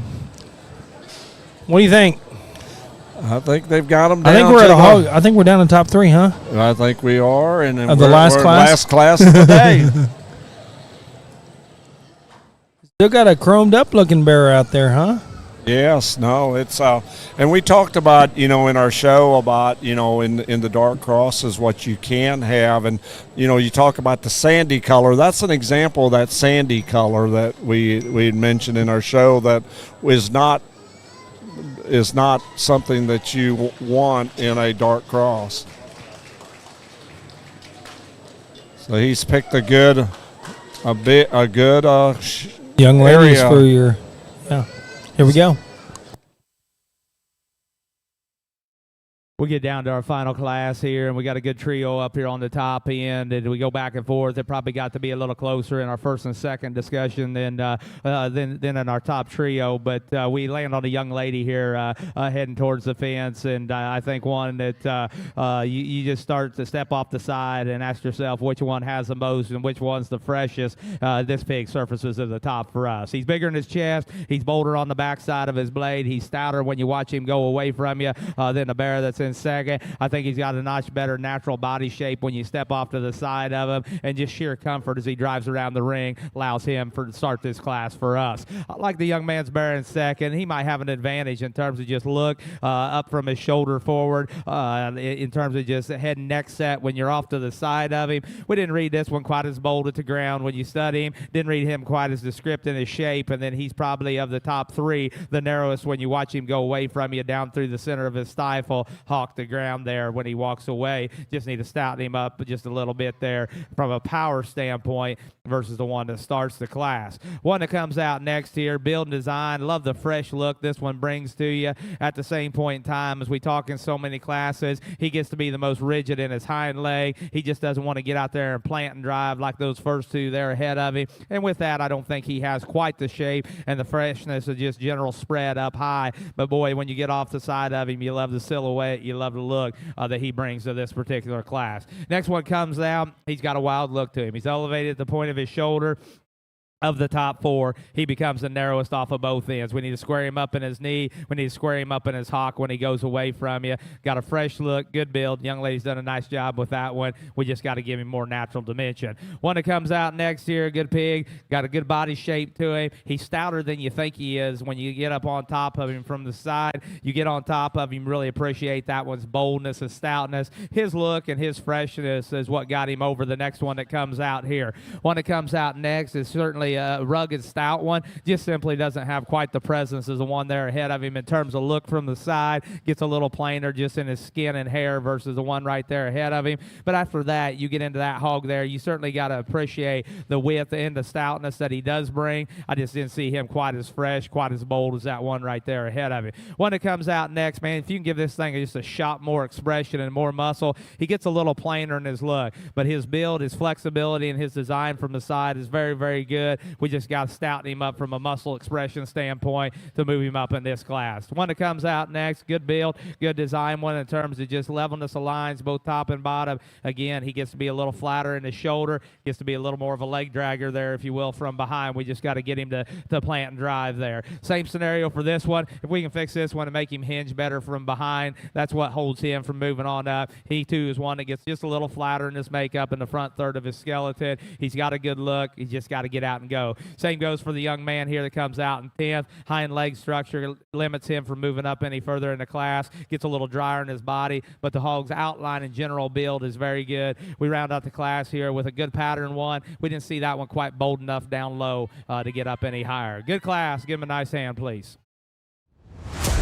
Husky from Winning Enterprises is a one-of-a-kind, multi-species supplement designed to promote show-ready shape, mass, and bloom. Its unique egg yolk-based formula maximizes nutrient absorption to deliver optimal results quickly. Build winning huskiness in your swine, goats, sheep, or cattle by top dressing with Husky for 30 days before exhibition. The results are undeniable. Feed the dog and see the change. Shop the Champions formula at winning-enterprises.com. FFA. 5th place, Braylon Ann Myers, Monday, FFA. 4th place, Kenley Crone, Klondike, FFA. 3rd place, Brody Lane Atterbury, Abernathy, FFA. 2nd place, Breaker Allen Yeager, Ropes, FFA.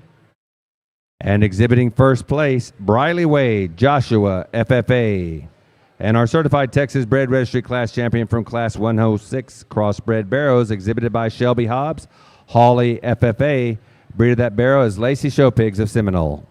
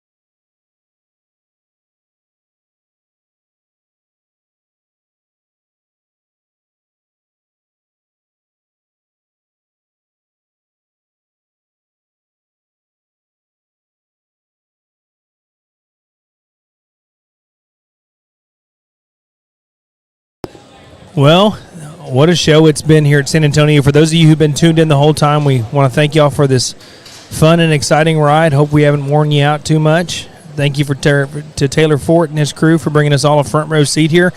What we're going to do first, we're going to rack up all our first and second places from class number 99 through 102.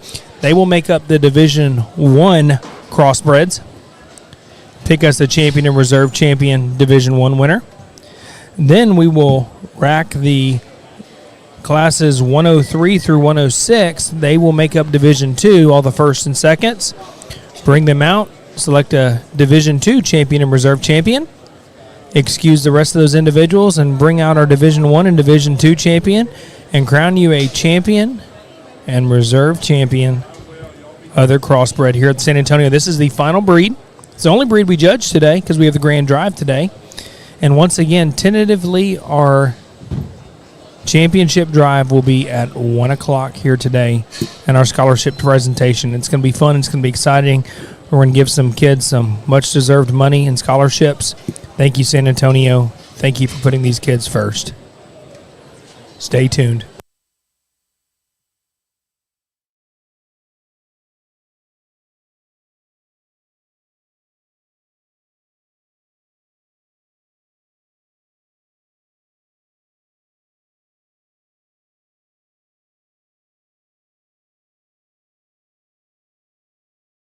All righty, folks.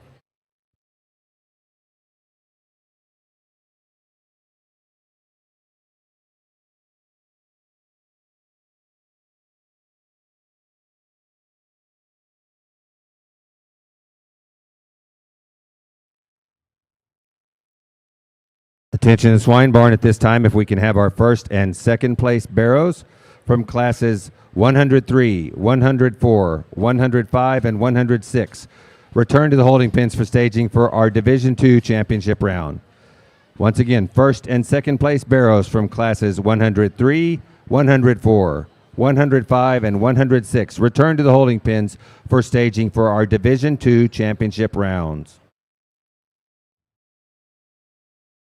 As a reminder, as we're staging here for our Division I round, if you have a breed champion or reserve breed champion, we're going to have a short meeting with you upon completion of the selection of our crossbred breed champions, just right over here in the bleachers.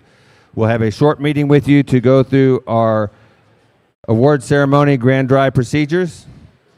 For everybody else, we want to invite you back here at 1 o'clock p.m. to the Swine Arena, where we will have our awards and scholarship presentation and grand drive for the 2026 Junior Market Barrow Show.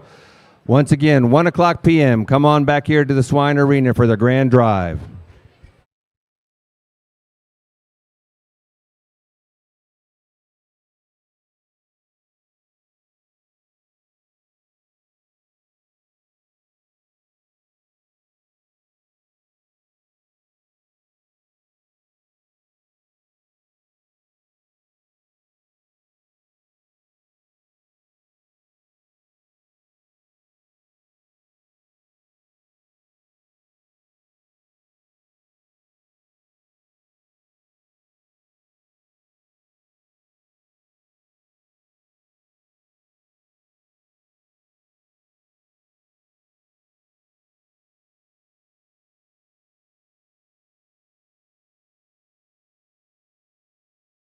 Okay, folks, we're ready to proceed on with the selection of our Division I champion from Class 99, Briley Byers, Hale County 4-H.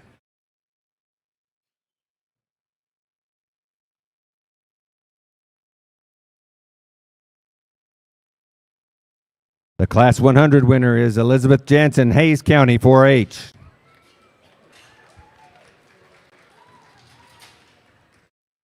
The Class 101 champion, Talon Camacho, Goliad FFA.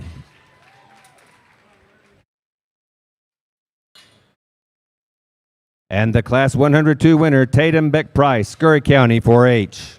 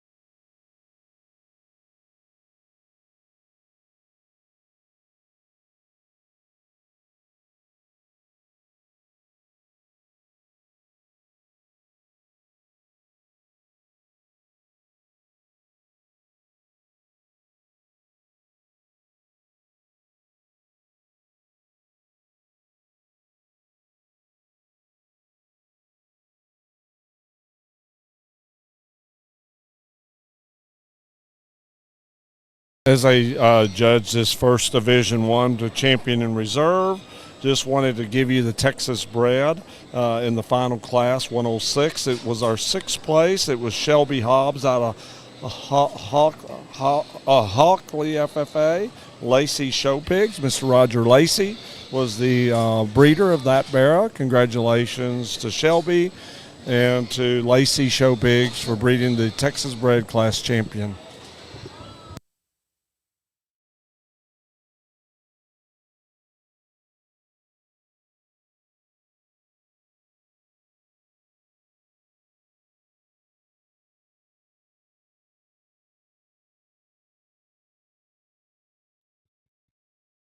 Well, if you would, let's put your hands together and give them a nice round of applause here on our class winners.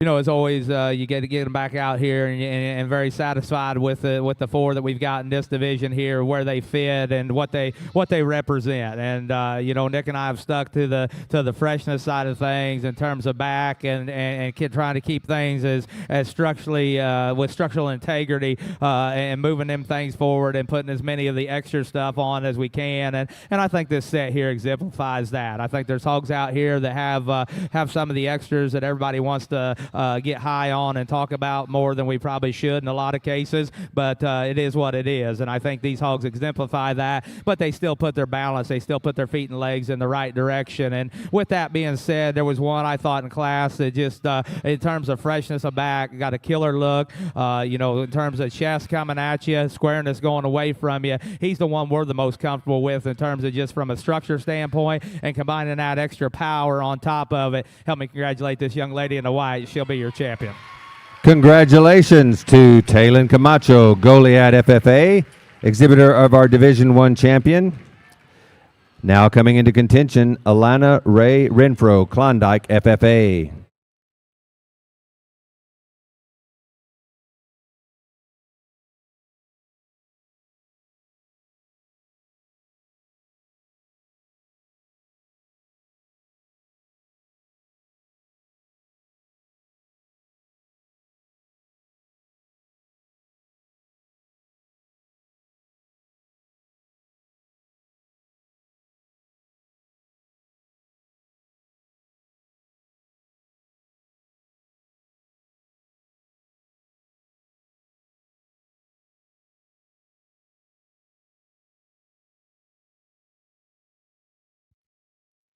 We get out here for reserve, and we thought it was between a couple of them in that division there as far as where we were going to set our saddle on that pair, but there was a pair of them that come out. They're stout. They're ready to go. They've got dimension. They got feature. They're opened up. The one that's going to be reserved just has more than the rest when you get up on top of him, and he goes away from you. Young lady in the red will be your reserve.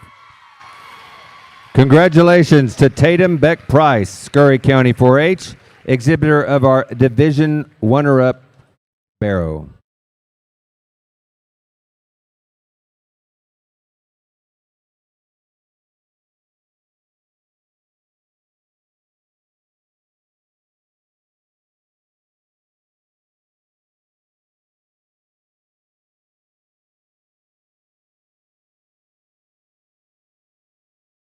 Congratulations to the Division I champion and reserve champion. Now we're moving on to our Division II classes. Those consist of classes 103 through 106. We're going to re-rack them, all the first places and second places, and let's crown you a Division II champion and reserve champion, followed by the much-anticipated Crossbred Championship drive here. Then at tentatively 1 o'clock, we will have our Grand Champion drive and scholarship presentation.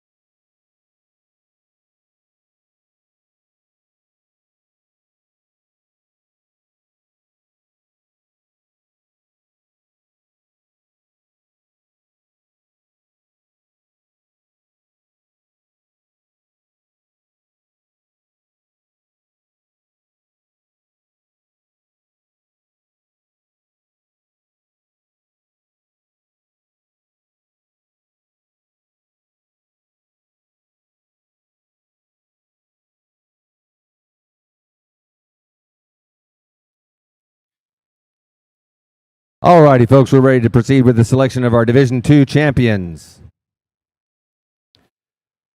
Your Class 103 champion, Aiden Hughes, Potter County 4-H.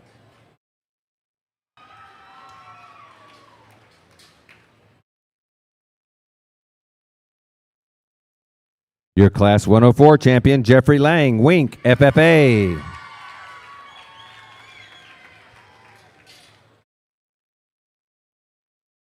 The Class 105 champion, William Leighton Fernandez, Winkler, Loving County 4-H. And the Class 106 champion, Briley Wade, Joshua, FFA.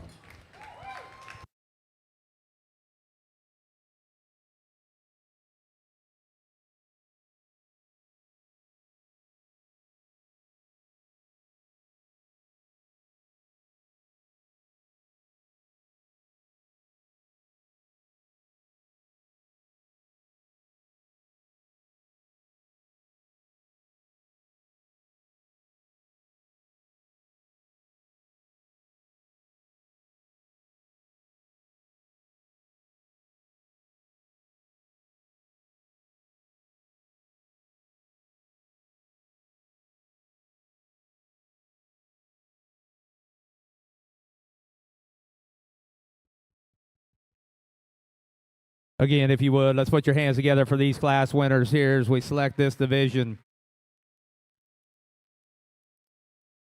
We get out here, and again, 4 of them that I think fit in here and put the goods together from a build standpoint, and muscle and freshness. I think 4 of them that complement each other in their types and kind out here. I think they fit into the mold in terms of freshness, back and muscle and power, and we're very pleased with the 4. And with that being said, there was one that Nick and I pretty well had a feeling when he come back, got through class, and they come back out. You never know how they're going to look till you get them back out here, but it held true to our initial thought. We like the one that puts together probably the most freshness. He's the best in his back line. He's stout, he's square, he can still go with the power that he's got. A young man over there in the blue shirt will be your champion. Congratulations to William Leighton Fernandez of Winkler, Loving County 4-H, exhibitor of our Division II winner. Now coming into contention, Camry Maley Clift, Randall County 4-H.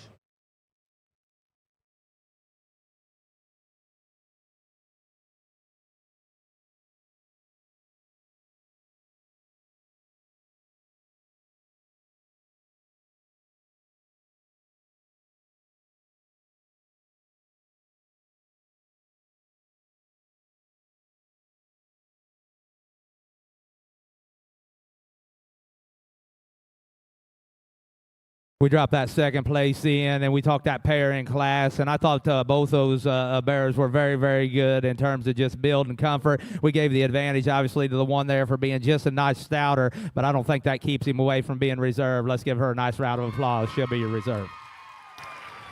Congratulations to Camry Maley Clift, Randall County 4-H, exhibitor of our Crossbred Division II runner-up, Barrow.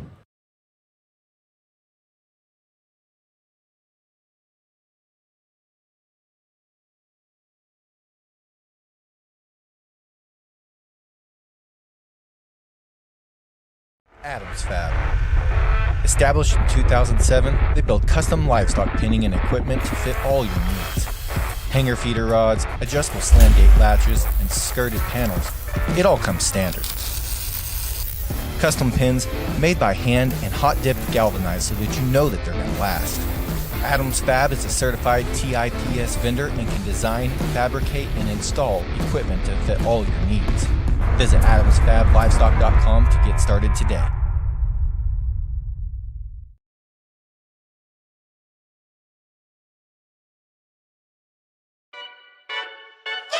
Every detail matters when preparing your livestock for the show ring. At Producers Co-op, we offer high-quality show feed, supplements, and supplies designed for your animal's best performance. Our specialized feeds promote optimal growth, conditioning, and muscle development for cattle, sheep, goats, pigs, and more. With expert advice and reliable products, we're dedicated to your success. Trust us to help you reach your goals with the feed that works as hard as you do. Come see why at Producers Co-op, it's better here.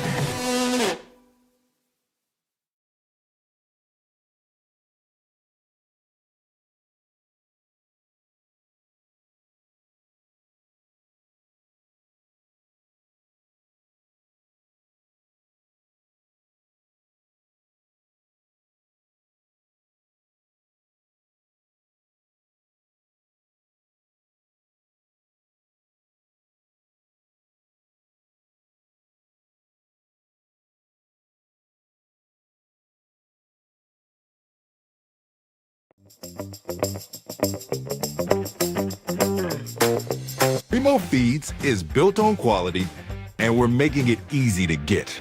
Choose from over 230 Primo dealers nationwide, order online for pickup at one of our 16 warehouses, or use the Primo app for Primo Direct Delivery, straight to your door in Texas, Oklahoma, Indiana, Ohio, and California. Expanding nationwide soon. Founded by show feed enthusiasts, Primo knows fresh feed matters. Primo Feeds, next level quality and convenience at a fair price. Other breed and reserve champion Barrows, the exhibitors and parent, we're going to have a short meeting with you right over here in the stands upon completion of this division here, this breed. So we're just going to have a short meeting over here to explain, go through a little bit on what we're going to be doing for our award ceremony, scholarship presentation, and grand drive. So that'll be right after we complete this judging round.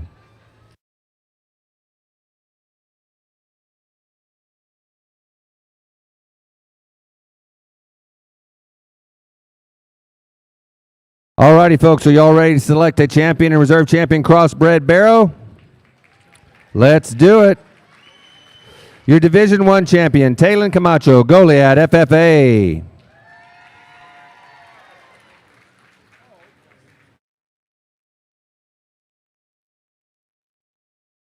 And the Division II champion, William Layton Fernandez, Winkler, Loving County, 4-H.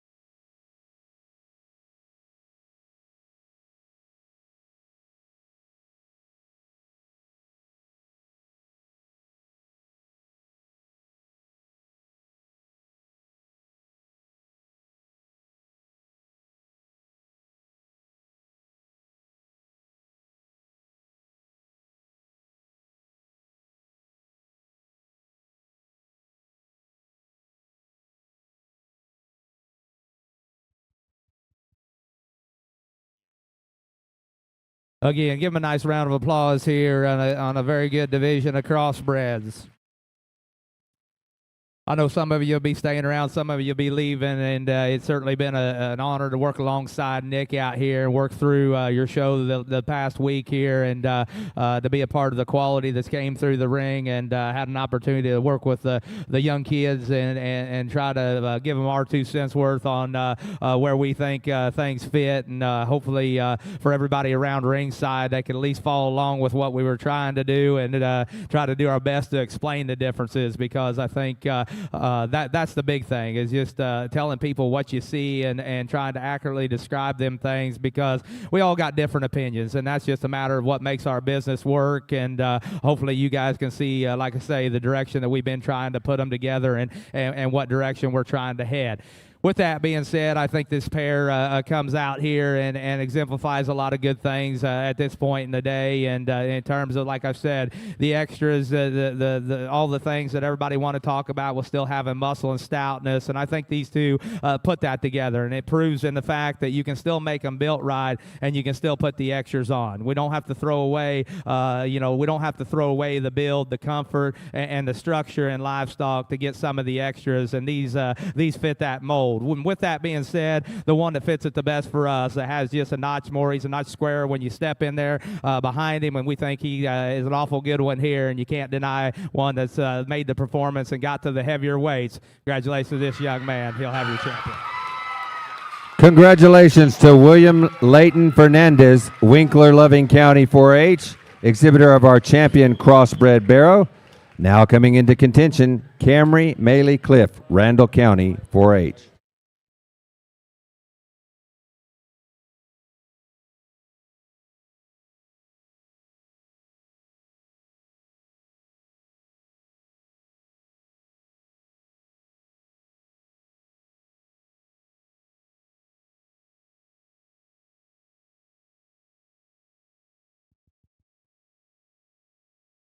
Well, try not to talk too long there, starting to warm up, and we get it. But as you get back out here for reserve, you drop the second in. We like the build of that one in there. And, you know, we talked about those in class, and when we compared him to the one that beat him there in terms of just where's he fit in terms of width and stoutness and feature. And then we got the one out of the first division there that comes out that's fresh-backed. He's big-chested. He's got a killer look from the side. And, you know, if that thing there had another 30 pounds on him, I'd say it might be a different story. But today he's going to be your reserve. Congratulations. Congratulations to Talon Camacho, Goliad FFA, exhibitor of our reserve champion Crossbred Barrow.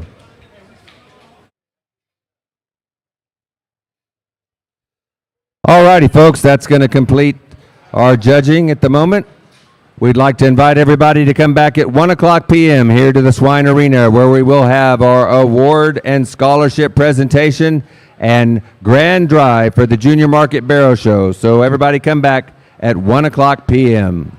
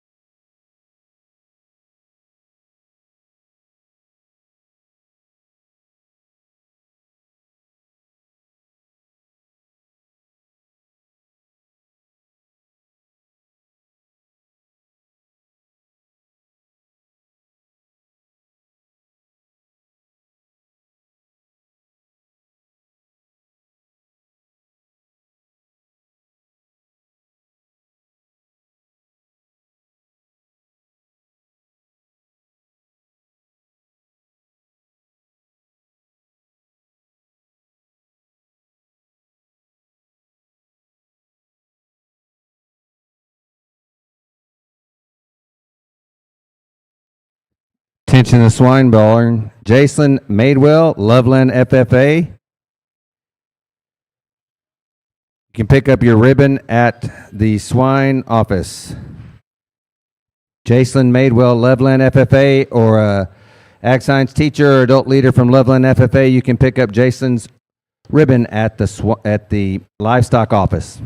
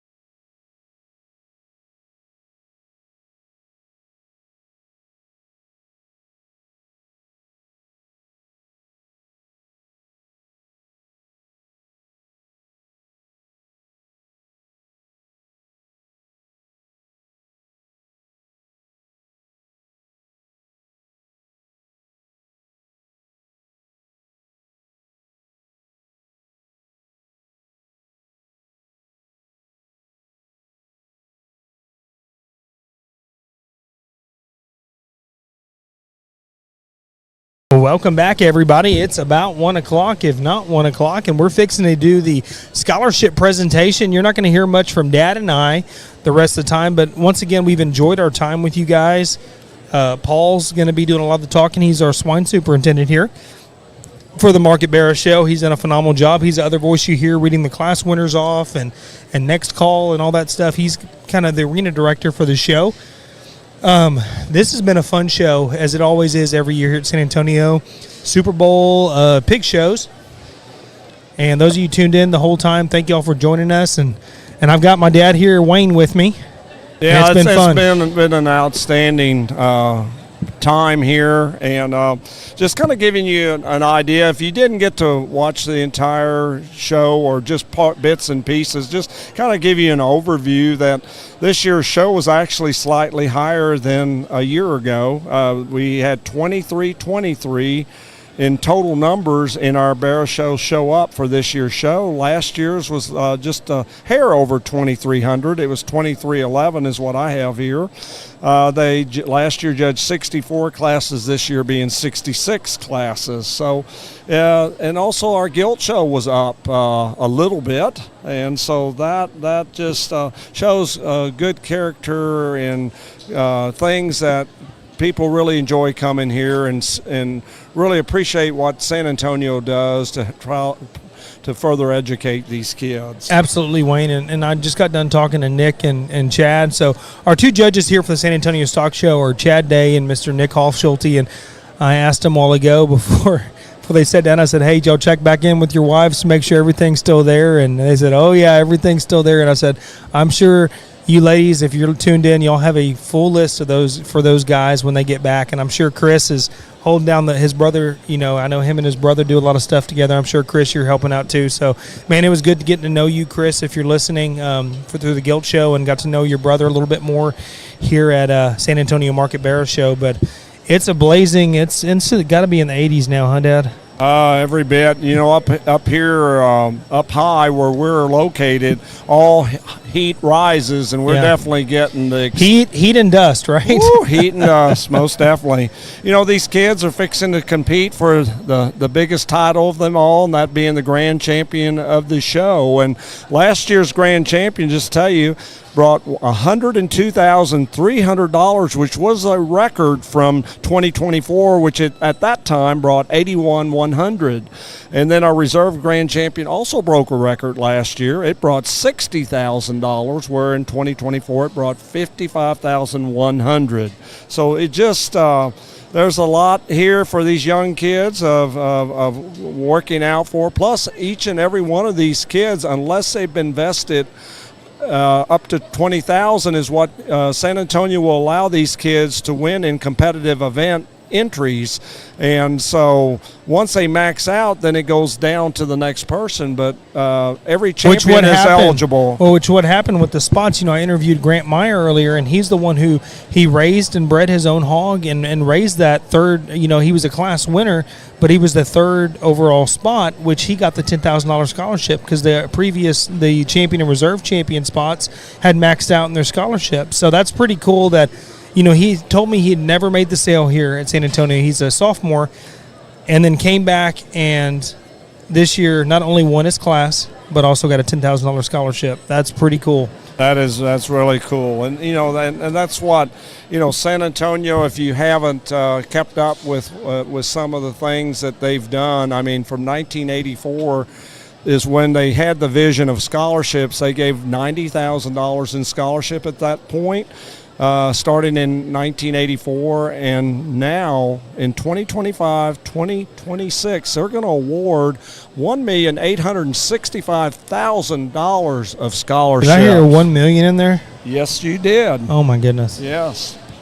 And you know what's great about all of this is that once they hit graduation time, when they're a senior. So what they're required is either to be a senior at a Texas public school or a private school or a homeschooled. And they then can use this money that they've earned from the scholarship to attend an accredited Texas college or university or accredited recognized agricultural or natural resources, vocational or technical training school here in Texas. So that's like TSTC, is that correct? Yeah, absolutely. Learning a trade, being an HVAC technician or being an electrician or a plumber. Well, so for those of you who can see on the screen, they've got all the buckles and the merch all lined out, and they're going to read these kids' names off one at a time here. They're going to start with the reserves, then go on to the breed champions, and recognize each one of these champions here and the scholarship winners who have qualified for a $10,000 scholarship here at San Antonio. And like I said, I've got to meet some of these kids along the way, and the champion and reserve champions. And let me tell y'all, they're a special group of kids, and there's nobody more deserving than these kids right now. They are phenomenal individuals. They work hard. They put in the time behind the scenes, and you can tell they are just so appreciative of what San Antonio is doing for each and every one of them here. It's a huge honor not only to make the sale here, but to also win your class and get a reserve or a breed champion here. Those are memories that will last a lifetime, and these kids will never forget them. Well, and even those that place in a non-sale area, the sixth placing was the largest of placing that they had in some of the breeds. So we had them placed all the way down to 10th in each class. Those that didn't make the sale at all got a rosette. They took pictures. That might be the only time they ever get any type of recognition at this large show, because it is the Super Bowl of barrow shows. And, we talk about the scholarships that are going to award. It's going to be Good afternoon, everybody. My name is Paul Noack, and on behalf of the Swine Subcommittee of the General Livestock Committee of the San Antonio Stock Show and Rodeo, it is my extreme privilege to welcome you to the 2026 Scholarship and Awards presentation and champion drive of the Junior Market Barrow Show. Yeah, put your hands together. At this time, it is also my pleasure to hand the microphone over to Audrey Solis. She's our Swine Subcommittee Chairwoman, and she's going to give you some information and introduce some special guests. Howdy, everyone. Like Paul said, my name is Audrey Solis, and I am proud to be a volunteer with the San Antonio Stock Show and Rodeo, and also the chairman of the Junior Market Barrow Show, and want to thank each and every one of y'all for coming. We know that you have a choice of shows to go to, and we are honored that y'all choose to come to San Antonio every year. We want to congratulate all the exhibitors for their efforts with their projects. Everyone who went through this ring, just coming here is a huge accomplishment, and I encourage every kid that went through here, go home here in the barn, thank the people who came to do it with you, your family, your ag teacher, your committee, your extension agent. It really does take a village to get you here, and I hope that you realize that, because it is really just so important. And those were some of my favorite memories going down the road, and you'll never get that back. So just take all of those memories in with you, because it's really the best. On that note, please join me in thanking all of the crew that helps put this show on. Our volunteers, we have a whole slew of interns from Blinn. We have some from Tech. Palo Alto helps us in the back also. Our superintendents, our folks back there at Loadout. It really takes a huge village to get this show going, so please put your hands together and thank them for me.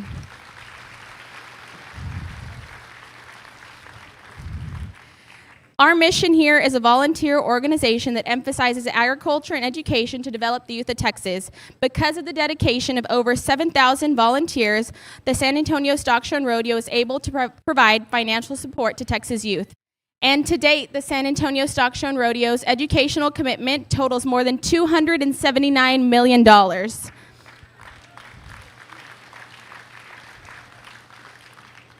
More than 19,000 students are impacted annually to further their educational and agricultural goals, and these funds are raised through the rodeo and other annual events and are awarded in the forms of scholarships, grants, endowments, auction proceeds, calf scramble certificates, and show premiums. Currently, all 254 Texas counties are represented, with approximately 1,500 active scholars attending Texas colleges and universities. So with that being said, today we are giving away $100,000 in scholarships to the wonderful exhibitors that showed here with us. Congratulations to all of them and their families. So I'd also like to invite a few of our guests that are here with us. Richard Martinez, he's with our executive committee. Alberto Rodriguez, he is the chairman of the raffle ticket committee. Brian Coble, he is our livestock chairman. David Guyon, he's on our scholarship committee. So they'll help us give out awards today. And again, go ahead.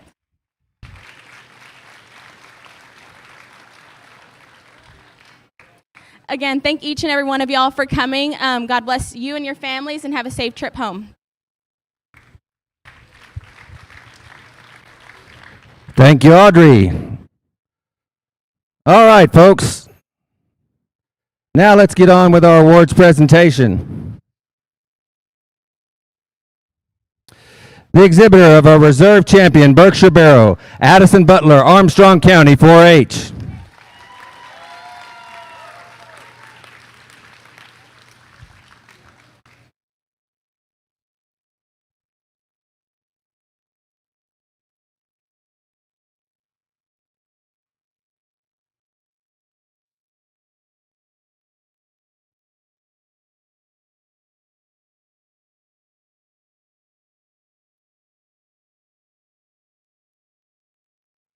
The exhibitor of our reserve champion spot barrow, Grady Lowry, Troop FFA.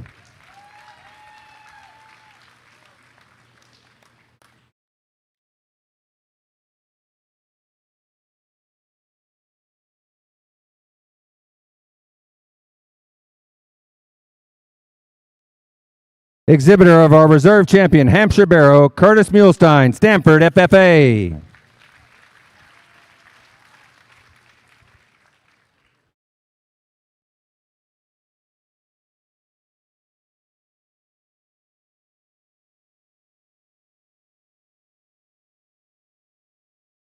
The exhibitor of the reserve champion Duroc Barrow, Fisher Waldrop, Dallam County 4-H.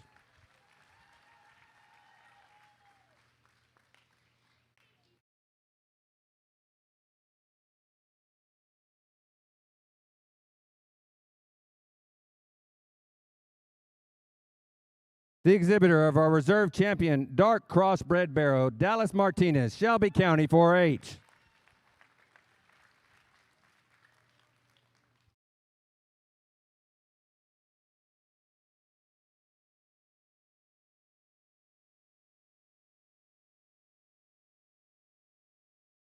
The exhibitor of our reserve champion Chester White Barrow, Graham Smith, New Home FFA.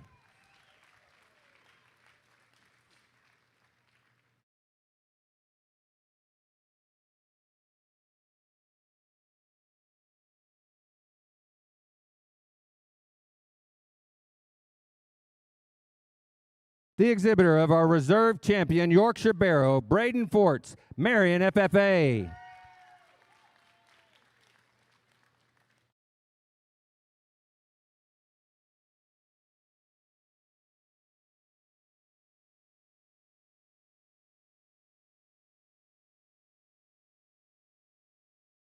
The exhibitor of our reserve champion Landrace Barrow, Riley Clenerd, Thorndale FFA.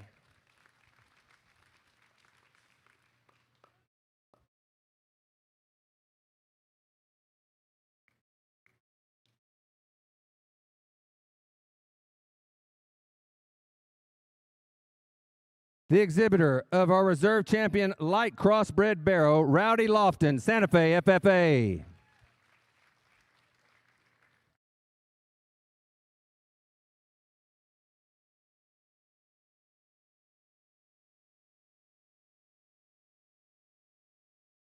And the exhibitor of our reserve champion crossbred barrow, Talon Camacho, Goliad FFA.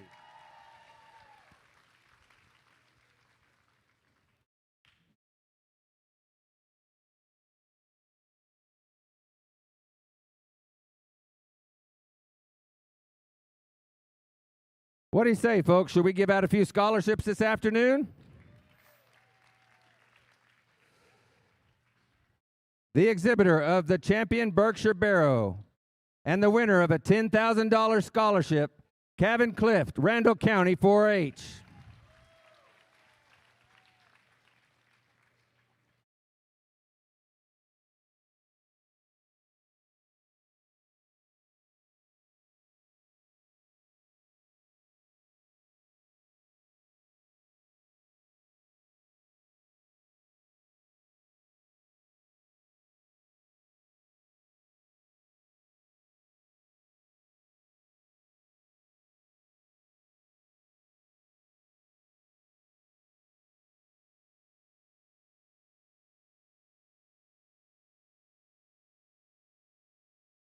The exhibitor of our champion Spot Barrow, Avery Mabry, Brock FFA.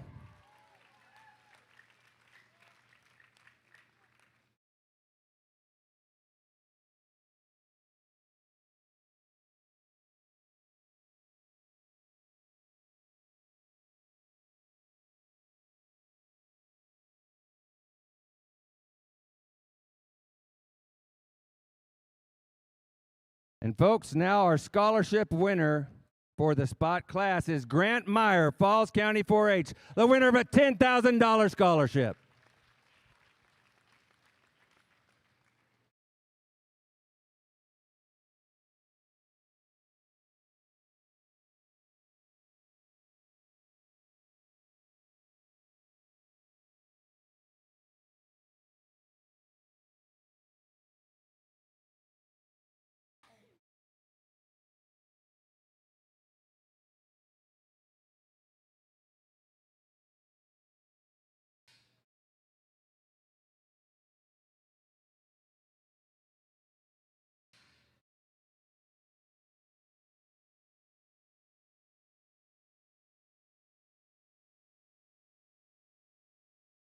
The exhibitor of our champion Hampshire Barrow, Alexis Collins, Idalou FFA, winner of a $10,000 scholarship.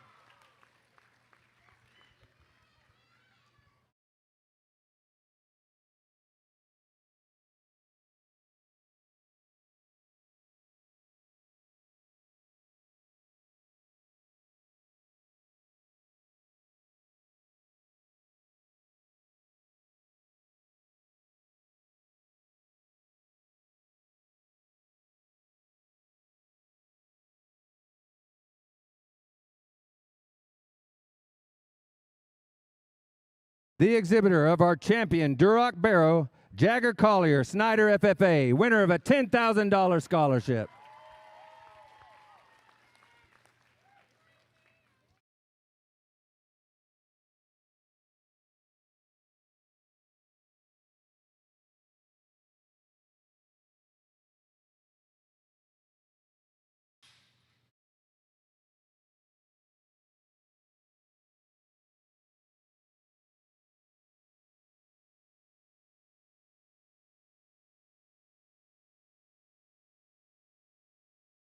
Exhibitor of our champion, Dark Crossbred Barrow, Cambry Wilson, Midland County 4-H, winner of a $10,000 scholarship.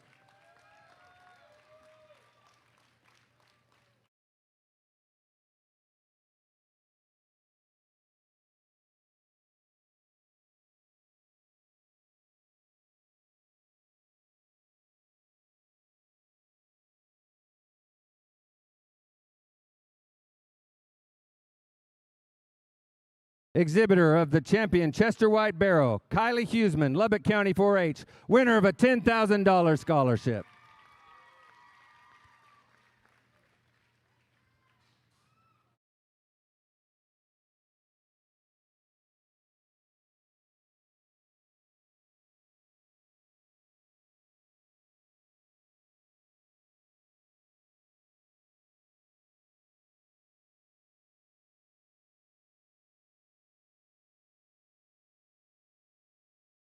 Exhibitor of our champion Yorkshire Barrow, Addison Stevens, Burnett FFA, the winner of a $10,000 scholarship.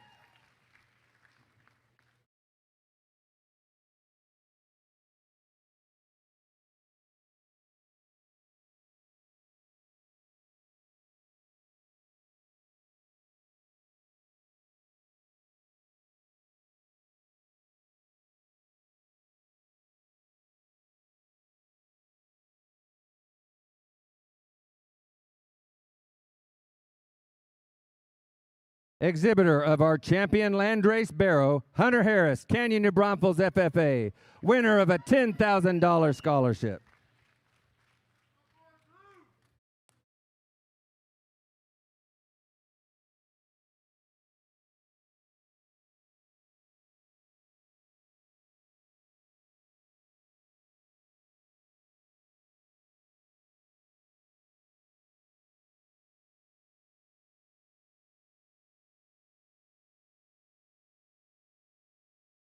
Exhibitor of your champion light crossbred barrow, Camlin Mason, Montgomery County 4-H, winner of a $10,000 scholarship.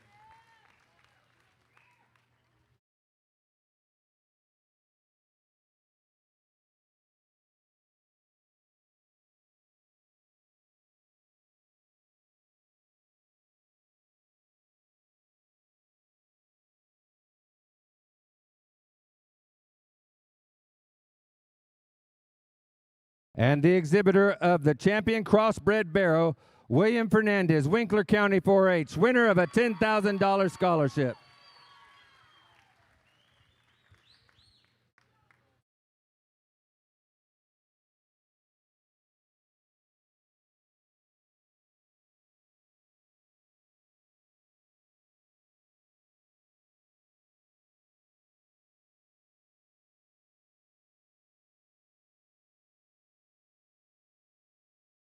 Ladies and gentlemen, we just awarded this afternoon to your barrow exhibitors $100,000 in scholarship. How about a round of applause for that?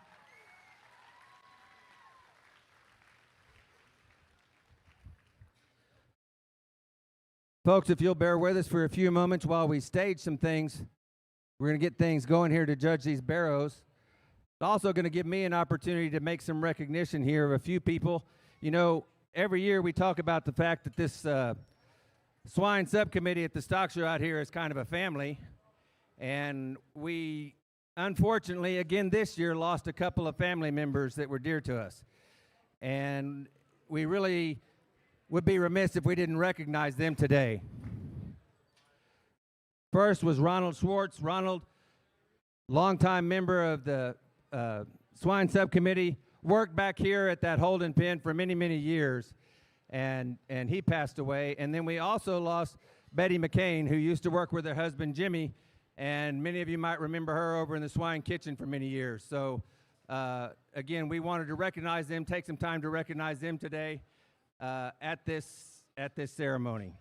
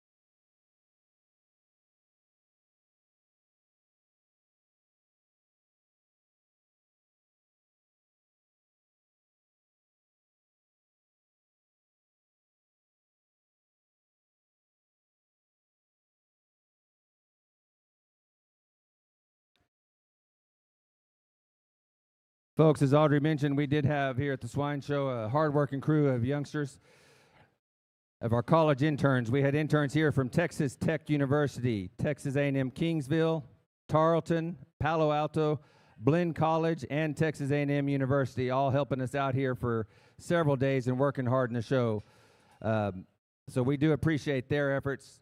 Also on the Swine Committee, we want to give a special thank you to Dr. Brian Ferris, Director of Competitive Events, Sterling Pianzik, Manager of Competitive Events, Bailey Bozeman, Competitive Events Coordinator, and then Jenna McDonald, Taylor Turner, Ariana Menchaca, our livestock office interns who have kept us organized and in good shape throughout the show. At this time, it is also my extreme pleasure to introduce our judges to you. First is Chad Day, Tipton, Indiana, owner of Top Cut Genetics and Chad Day Show Pigs. His wife, Morgan, 3 daughters, Brooklyn, Harper, and Stella.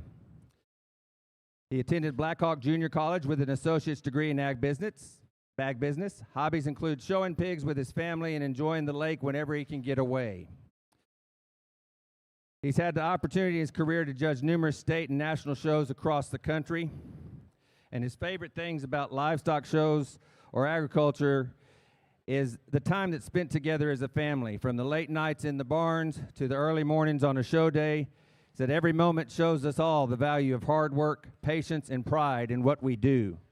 The friendships that are built along the way, especially with fellow breeders who share the same passion and dedication, are some of the most meaningful parts of this lifestyle. Mr. Chad Day.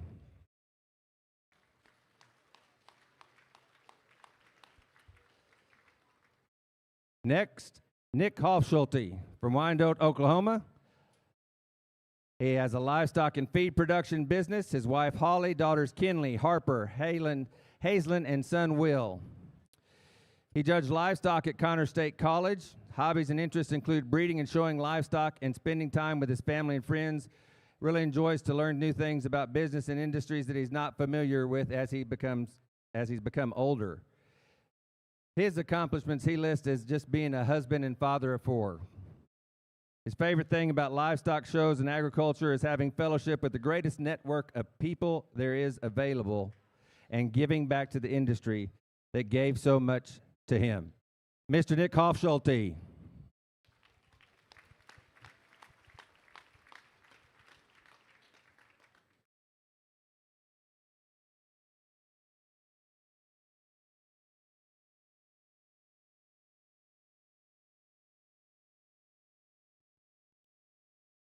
Attention, the swine barn. We need the reserve champion Hampshire Barrow to come to the arena ASAP.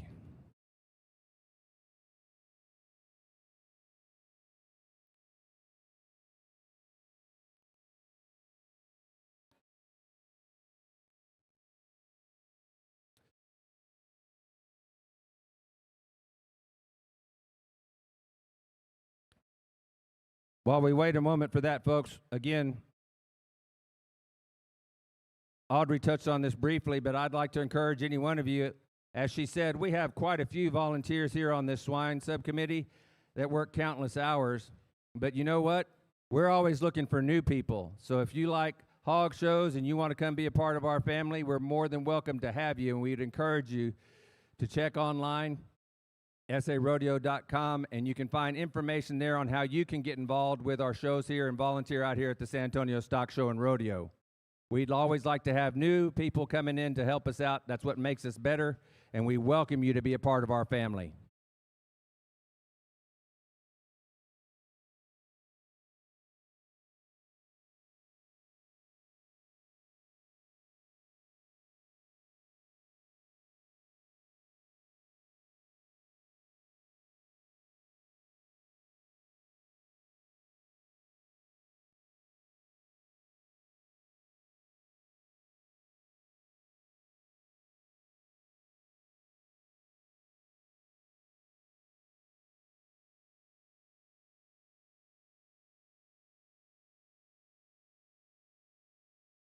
Also, our Junior Market Barrow auction will be held tomorrow at the Keith Martin Auction Barn at 1 o'clock p.m. We'd like to invite everybody to tune into that. You can go online to sarodeo.com and also join in on the virtual auction portal. And add-ons will be available there. Once our show is completed, our auction list will be up at that time.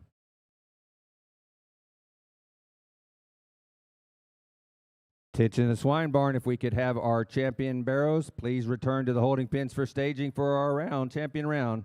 Champion Barrows, let's go ahead and return to the holding pens for staging for our champion round.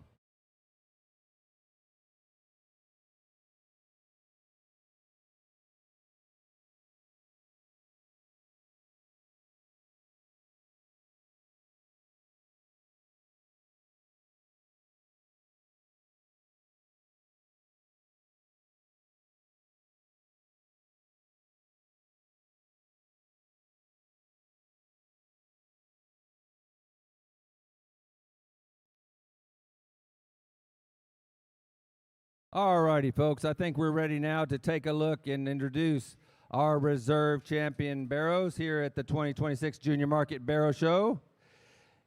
Your reserve champion, Berkshire Barrow, exhibited by Addison Butler, Armstrong County 4-H.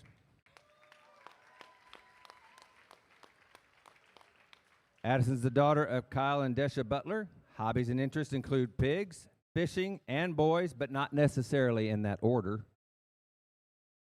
College and future plans are to attend West Texas A&M University and major in nursing or occupational therapy. The exhibitor of our reserve champion Spot Barrow, Grady Lowry, Troop FFA. Grady's parents are Amber and Chad Lowry. Hobbies and interests include working with his dog, hunting, and fishing. Future plans are to go to TSTC to be a lineman. Exhibitor of our reserve champion, Hampshire Barrow, is Curtis Dillon Muhlstein, Stanford FFA. Curtis's parents are Kurt and Naomi Muhlstein. Hobbies and interests include rodeo and starting and training colts. Future plans are to attend Tarleton State University and major in ag business.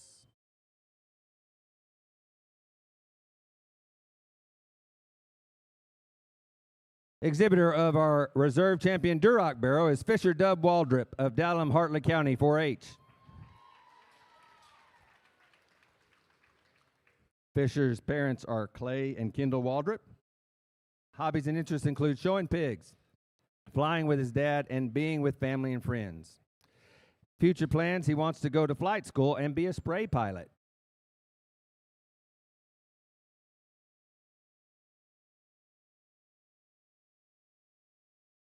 Exhibitor of your reserve champion, Dark Crossbred Barrow, Dallas Juan Carlos Martinez, Shelby County 4-H.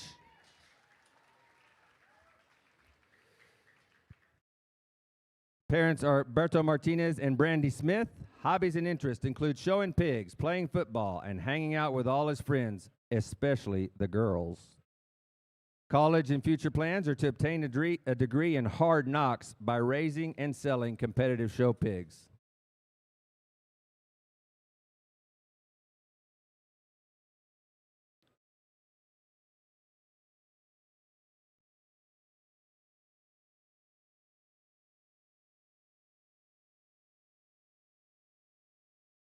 Exhibitor of the reserve champion, Chester White Barrow, Graham Smith, New Home FFA.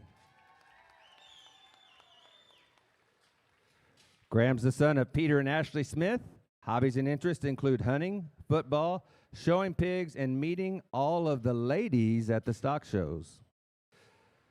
Future plans are to attend Texas Tech or Texas A&M, followed by law school.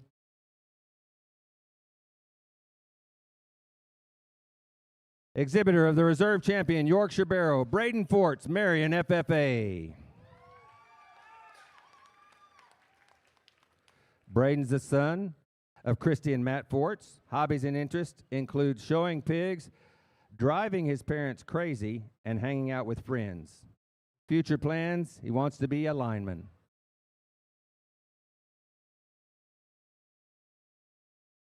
Exhibitor of the reserve champion, Landrace Barrow, is Riley Kleinard, Thorndale FFA. Riley's the daughter of Glenn and Sharon Kleinard. Hobbies and interests include showing pigs, reading, making TikToks, and hanging with her peeps. Future planner to get a degree from Ag Economics from Texas A&M, go into their Ag Policy internship and become an Ag lawyer, and keep her little brother Rooster in line.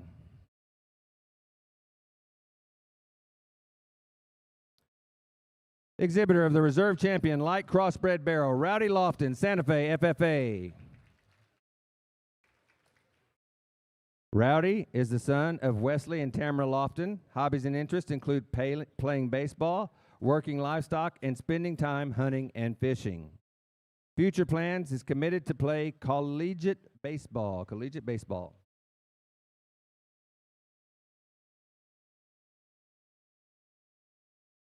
Exhibitor of the reserve champion, Crossbred Barrow, Talon Camacho, Goliad FFA. Taylin's the daughter of Robbie and Carissa Camacho. Hobbies and interests, loves to show pigs and play sports. Basketball is her favorite sport. Future plans to attend Texas A&M University. Ladies and gentlemen, before you are the 2026 Reserve Breed Champions of the Junior Market Barrow Show.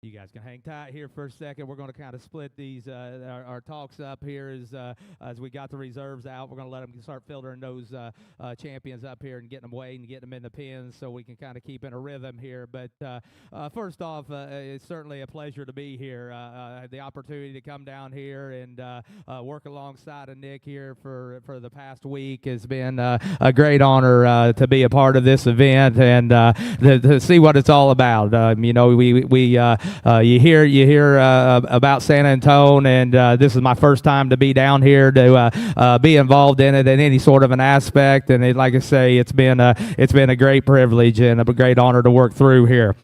With that being said, before I get into anything, I certainly want to thank Brian and the crew that invited me down, and between all the help around ringside. And if you would, let's put your hands together. Let's show them some appreciation for the job that all the volunteers do, and I know it takes an army to put an event on like this, and a show can't run of this magnitude or this size without help. And you know, it's you talk to some of these guys and gals that have been here for years of continuously showing the support of the youth in Texas, and that's huge. And I'm sure they all those people that are back here supporting came right up through this same program. So if that tells you anything, what the program does for the youth and the support in the state of Texas, that's probably a key to look at from you know, from a young people, a role model standpoint to look up to is just what these volunteers do. And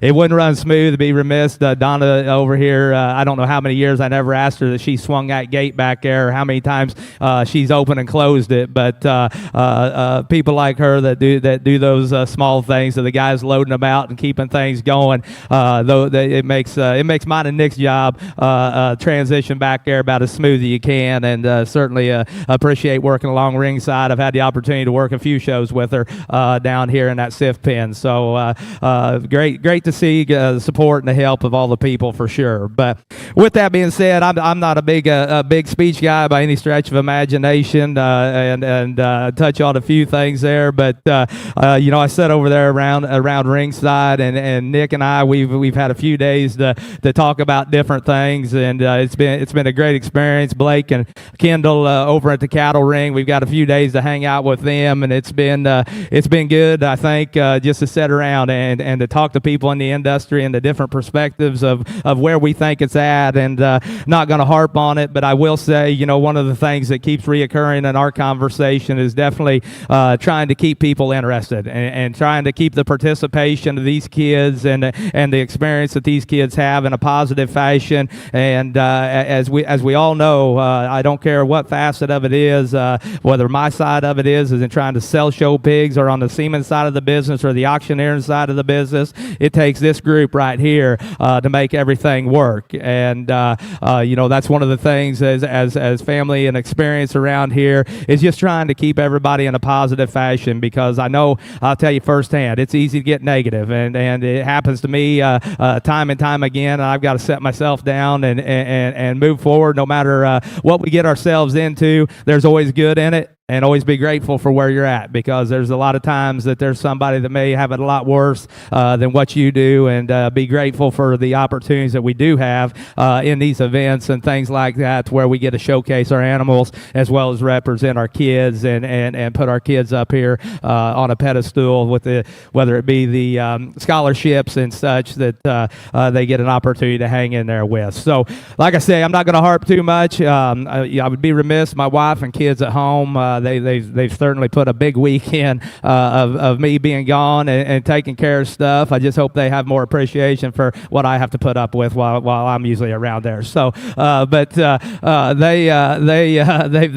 been pulling the sled and the crew at home, and I know that there's a lot of people that step up while I've not been around, and certainly it doesn't go unnoticed by any stretch of imagination. So with that being said, I'll turn it back over. I'll say one thing about Nick here. You know, we've had the opportunity and you know, lead judge or not lead judge. I don't think there's really one in this scenario by any stretch of imagination, but I had the opportunity to put in some names, and Nick was one of the first ones that I gave him, and I've seen him judge a lot. This is the first time Nick and I have ever judged together, and honestly, it's not like we ever talk more than maybe twice a year, to be honest with you. But it's been a great honor to work alongside of Nick. I think his evaluation skills and livestock in general, just good stock people. And good stock people make good judges, in my opinion. It's not necessarily whether you're a pig guy, a goat guy, sheep guy, whatever it is. And Nick is definitely one of those. So if you would, let's give Nick a big round of applause. I certainly appreciate him being out here with me last few days. Well, with that being said, I know they're going to fire these back up and head on out, and we'll get your champions back out here and work through them. And like I say, it's been a great honor, great privilege to stand out here. Congratulations to all the kids, all the family. It's been a #1 Class A event. Kids have been great to work with through here. We appreciate the cheering, the supporting of each other, and that's what makes it all work. So let's give them one more big round of applause here, if you would, please, as they head back.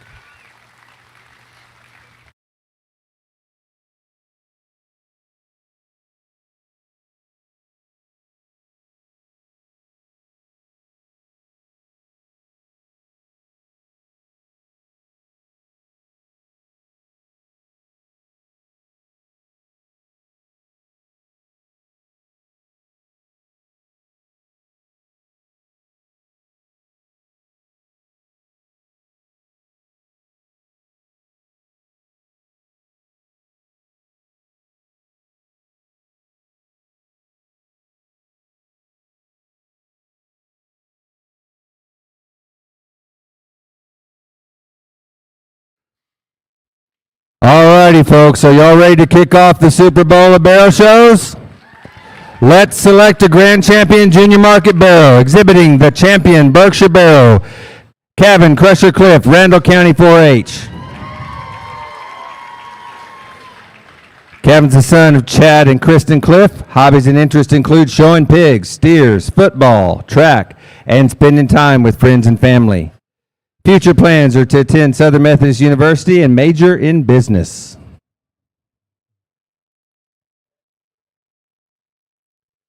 Exhibitor of the Champion Spot Barrow, Avery Mae Mabry, Brock FFA. Avery's the daughter of Casey and Deirdre Mabry. Hobbies and interests include showing pigs, stock shows, and FFA. Future plans include to attend Texas Tech and study something in agriculture.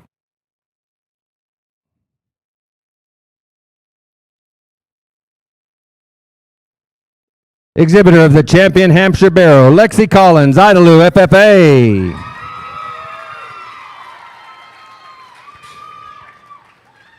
Lexi's the daughter of Jonathan and Rochelle Collins. Hobbies and interests include being in the barn with her pigs, playing basketball, and spending time with friends and family.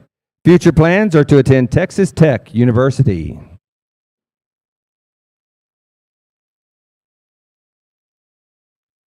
Exhibitor of the Champion Duroc Barrow, Jagger Collier, Snyder FFA.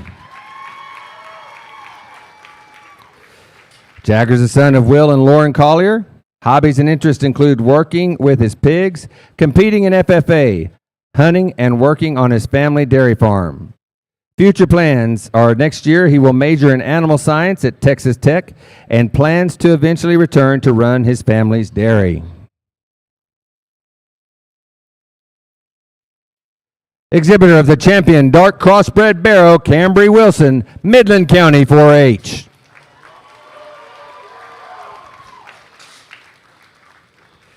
Cambry's the daughter of David and Amy Wilson. Hobbies and interests include showing pigs, hanging out with her friends, and spending time with her awesome dad. Future plans are to attend TCU and pursue a degree in pharmacy. Exhibitor of the champion Chester White Barrow, Kylie Claire Huseman, Lubbock County 4-H.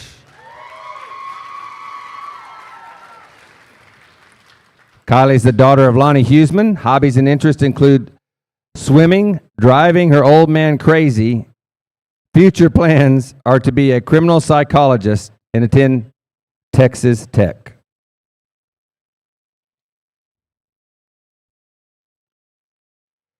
Exhibitor of the champion Yorkshire Barrow, Addison Stevens, Burnett, FFA.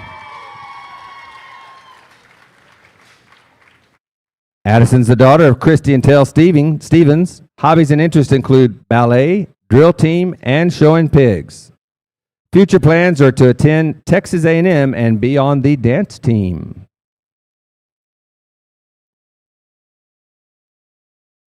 Exhibitor of the champion landrace barrow, Hunter Blue Harris, Canyon New Braunfels, FFA. Hunter's parents are Mac and Ashley McLean. Hobbies and interests include showing, ag mech, and spending time with family, also fishing and hunting. Future plans are to attend TSTC and become a diesel technician.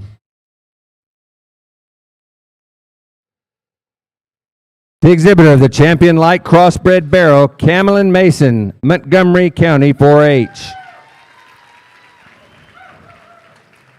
Camelin's parents are Kelton Mason, Carrie Brockman, and Trish Brockman.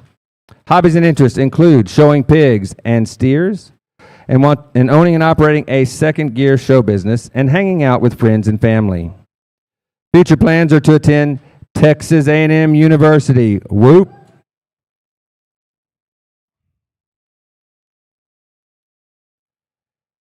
And the exhibitor of the champion crossbred barrow, William Leighton Fernandez, Winkler, Loving County 4-H. William's the son of Clay and Dana Fernandez. Hobbies and interests include showing pigs, playing golf, and baseball. Future plans are to compete with livestock judging at Texas Tech University. Ladies and gentlemen, before you, we have the breed champions of the 2026 Junior Market Barrow Show.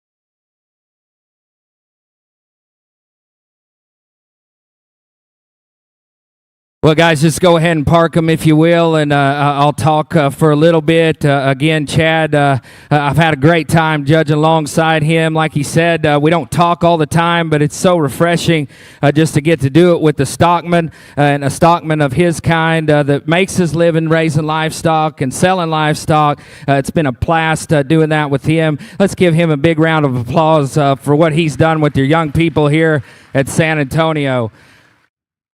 Again, I'd be remiss if I didn't thank the crew, man. The volunteers, they're second to none. They really care about your kids. They're putting on this event for your kids to have that character-building experience that we love to get them involved into. Let's thank Dr. Ferris and all his crew of volunteers. Big thanks to them. Appreciate you having us out here to work with the youth of Texas. I need to thank my wife. I've been gone for a week, and she's been there at the house and taking care of things, taking care of our kiddos. Really want to thank her and her mom for doing that and staying back and getting things taken care of. We move into OYE here in a couple weeks, and we got a lot of things going on just in our businesses and our life, and we've got 4 of them, so it gets pretty busy there. Want to thank my dad for feeding my cattle while I've been gone. He made the trip up here with me and to watch me today. I know I get emotional when I talk about him, but it's somebody that really has meant a lot to me and just mentored me through life for sure. Guys, there's been a lot of talk, been a lot of talk. Every show you go to, there's talk about making this thing more welcoming, participation, making it more inviting, and I couldn't have heard it better than when I judged Louisville 2 years ago with Dan Burzloff, good friend of mine. He's a burn victim, for those of you that don't know him. He got burned at a real young age there, and he come out of that deal, and he said, man, showing hogs is what I looked forward to. It really made my positivity better. I found a place that I fit in. I found a place that accepted me and was welcoming to me. And he said, I really owe a lot to this industry and what it had done for me. To go a step farther, my dad, he's an ag teacher for 30 years. Had thousands of kids come through his classroom, thousands of them. They come from all different walks of life. Some of them the smallest house in the county. Some of them grew up in the biggest mansion in the county. Some of them had the best parenting. Some of them didn't have the best parenting.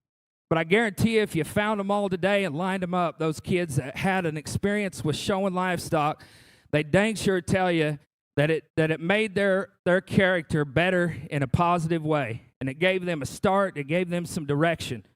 So we have to hang on to that, I think. We got to keep that in the back of our mind, keep these kids at the forefront of it. And thank you. It's been said that your character when you're young has a lot to do with how successful you're going to be when you get on out into life. And they say that, your character has a lot to do with your discipline. I mean, most people would tell you that your discipline is doing the right thing, the right way, the right time, all the time. So I think if we want to make this a little more welcoming, a little more inviting, all of us here, ringside coaches, showmen, show officials, all of us, it's pretty simple. We just got to do the right thing, the right way, the right time, all the time. Thank you guys for having me. I've had a blast. I love you, Texas. Let's give these kids one big round of applause. You guys have been awesome as a crowd. Let's turn it up for them when we pick your grand bearer at the San Antonio Livestock Show.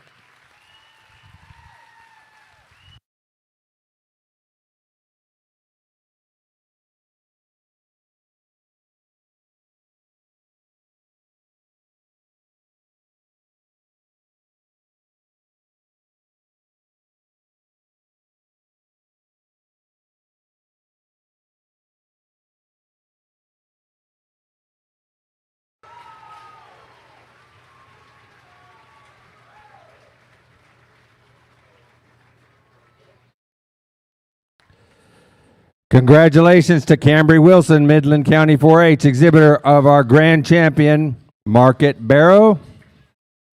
Now coming into contention,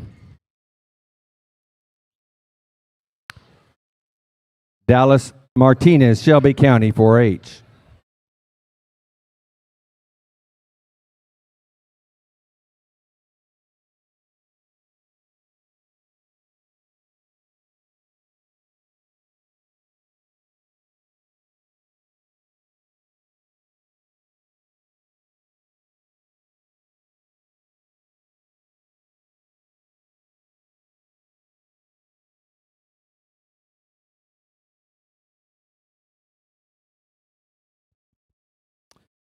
Well, as we get to wrap things up here and we drop our reserves in and they fit in, and I mean, once you get to this level, you know, it's pretty hard to not fit in all honesty. There's a lot of good quality livestock we went through here, and this will be the last time, obviously, you hear anything from us. I know we've seems like that's about all we've got done all week here is stand here on this mic. But again, one more time, it's been a pleasure, and we're going to get you your reserve champion. We think there's one that rivals in there as close and pushing from a quality standpoint of just the extras, the width, and that freshness that we talked about throughout the week. And we're going to take one more look at them here, and then Nick will get us a reserve champion. And again, it's certainly been a pleasure. Let's show them your appreciation.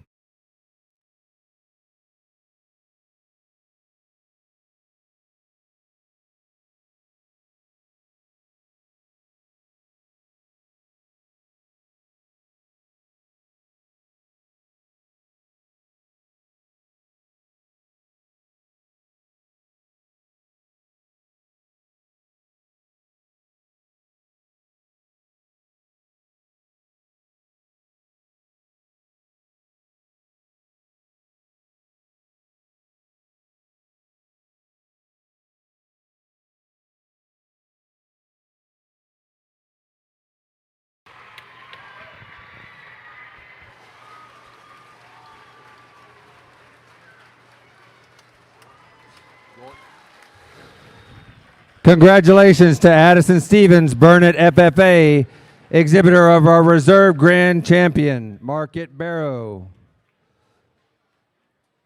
Folks, that concludes the Junior Market Barrow Show here at San Antonio. We wish everyone safe travels home, and we would sure love to see you again next year in 2027. Thank you.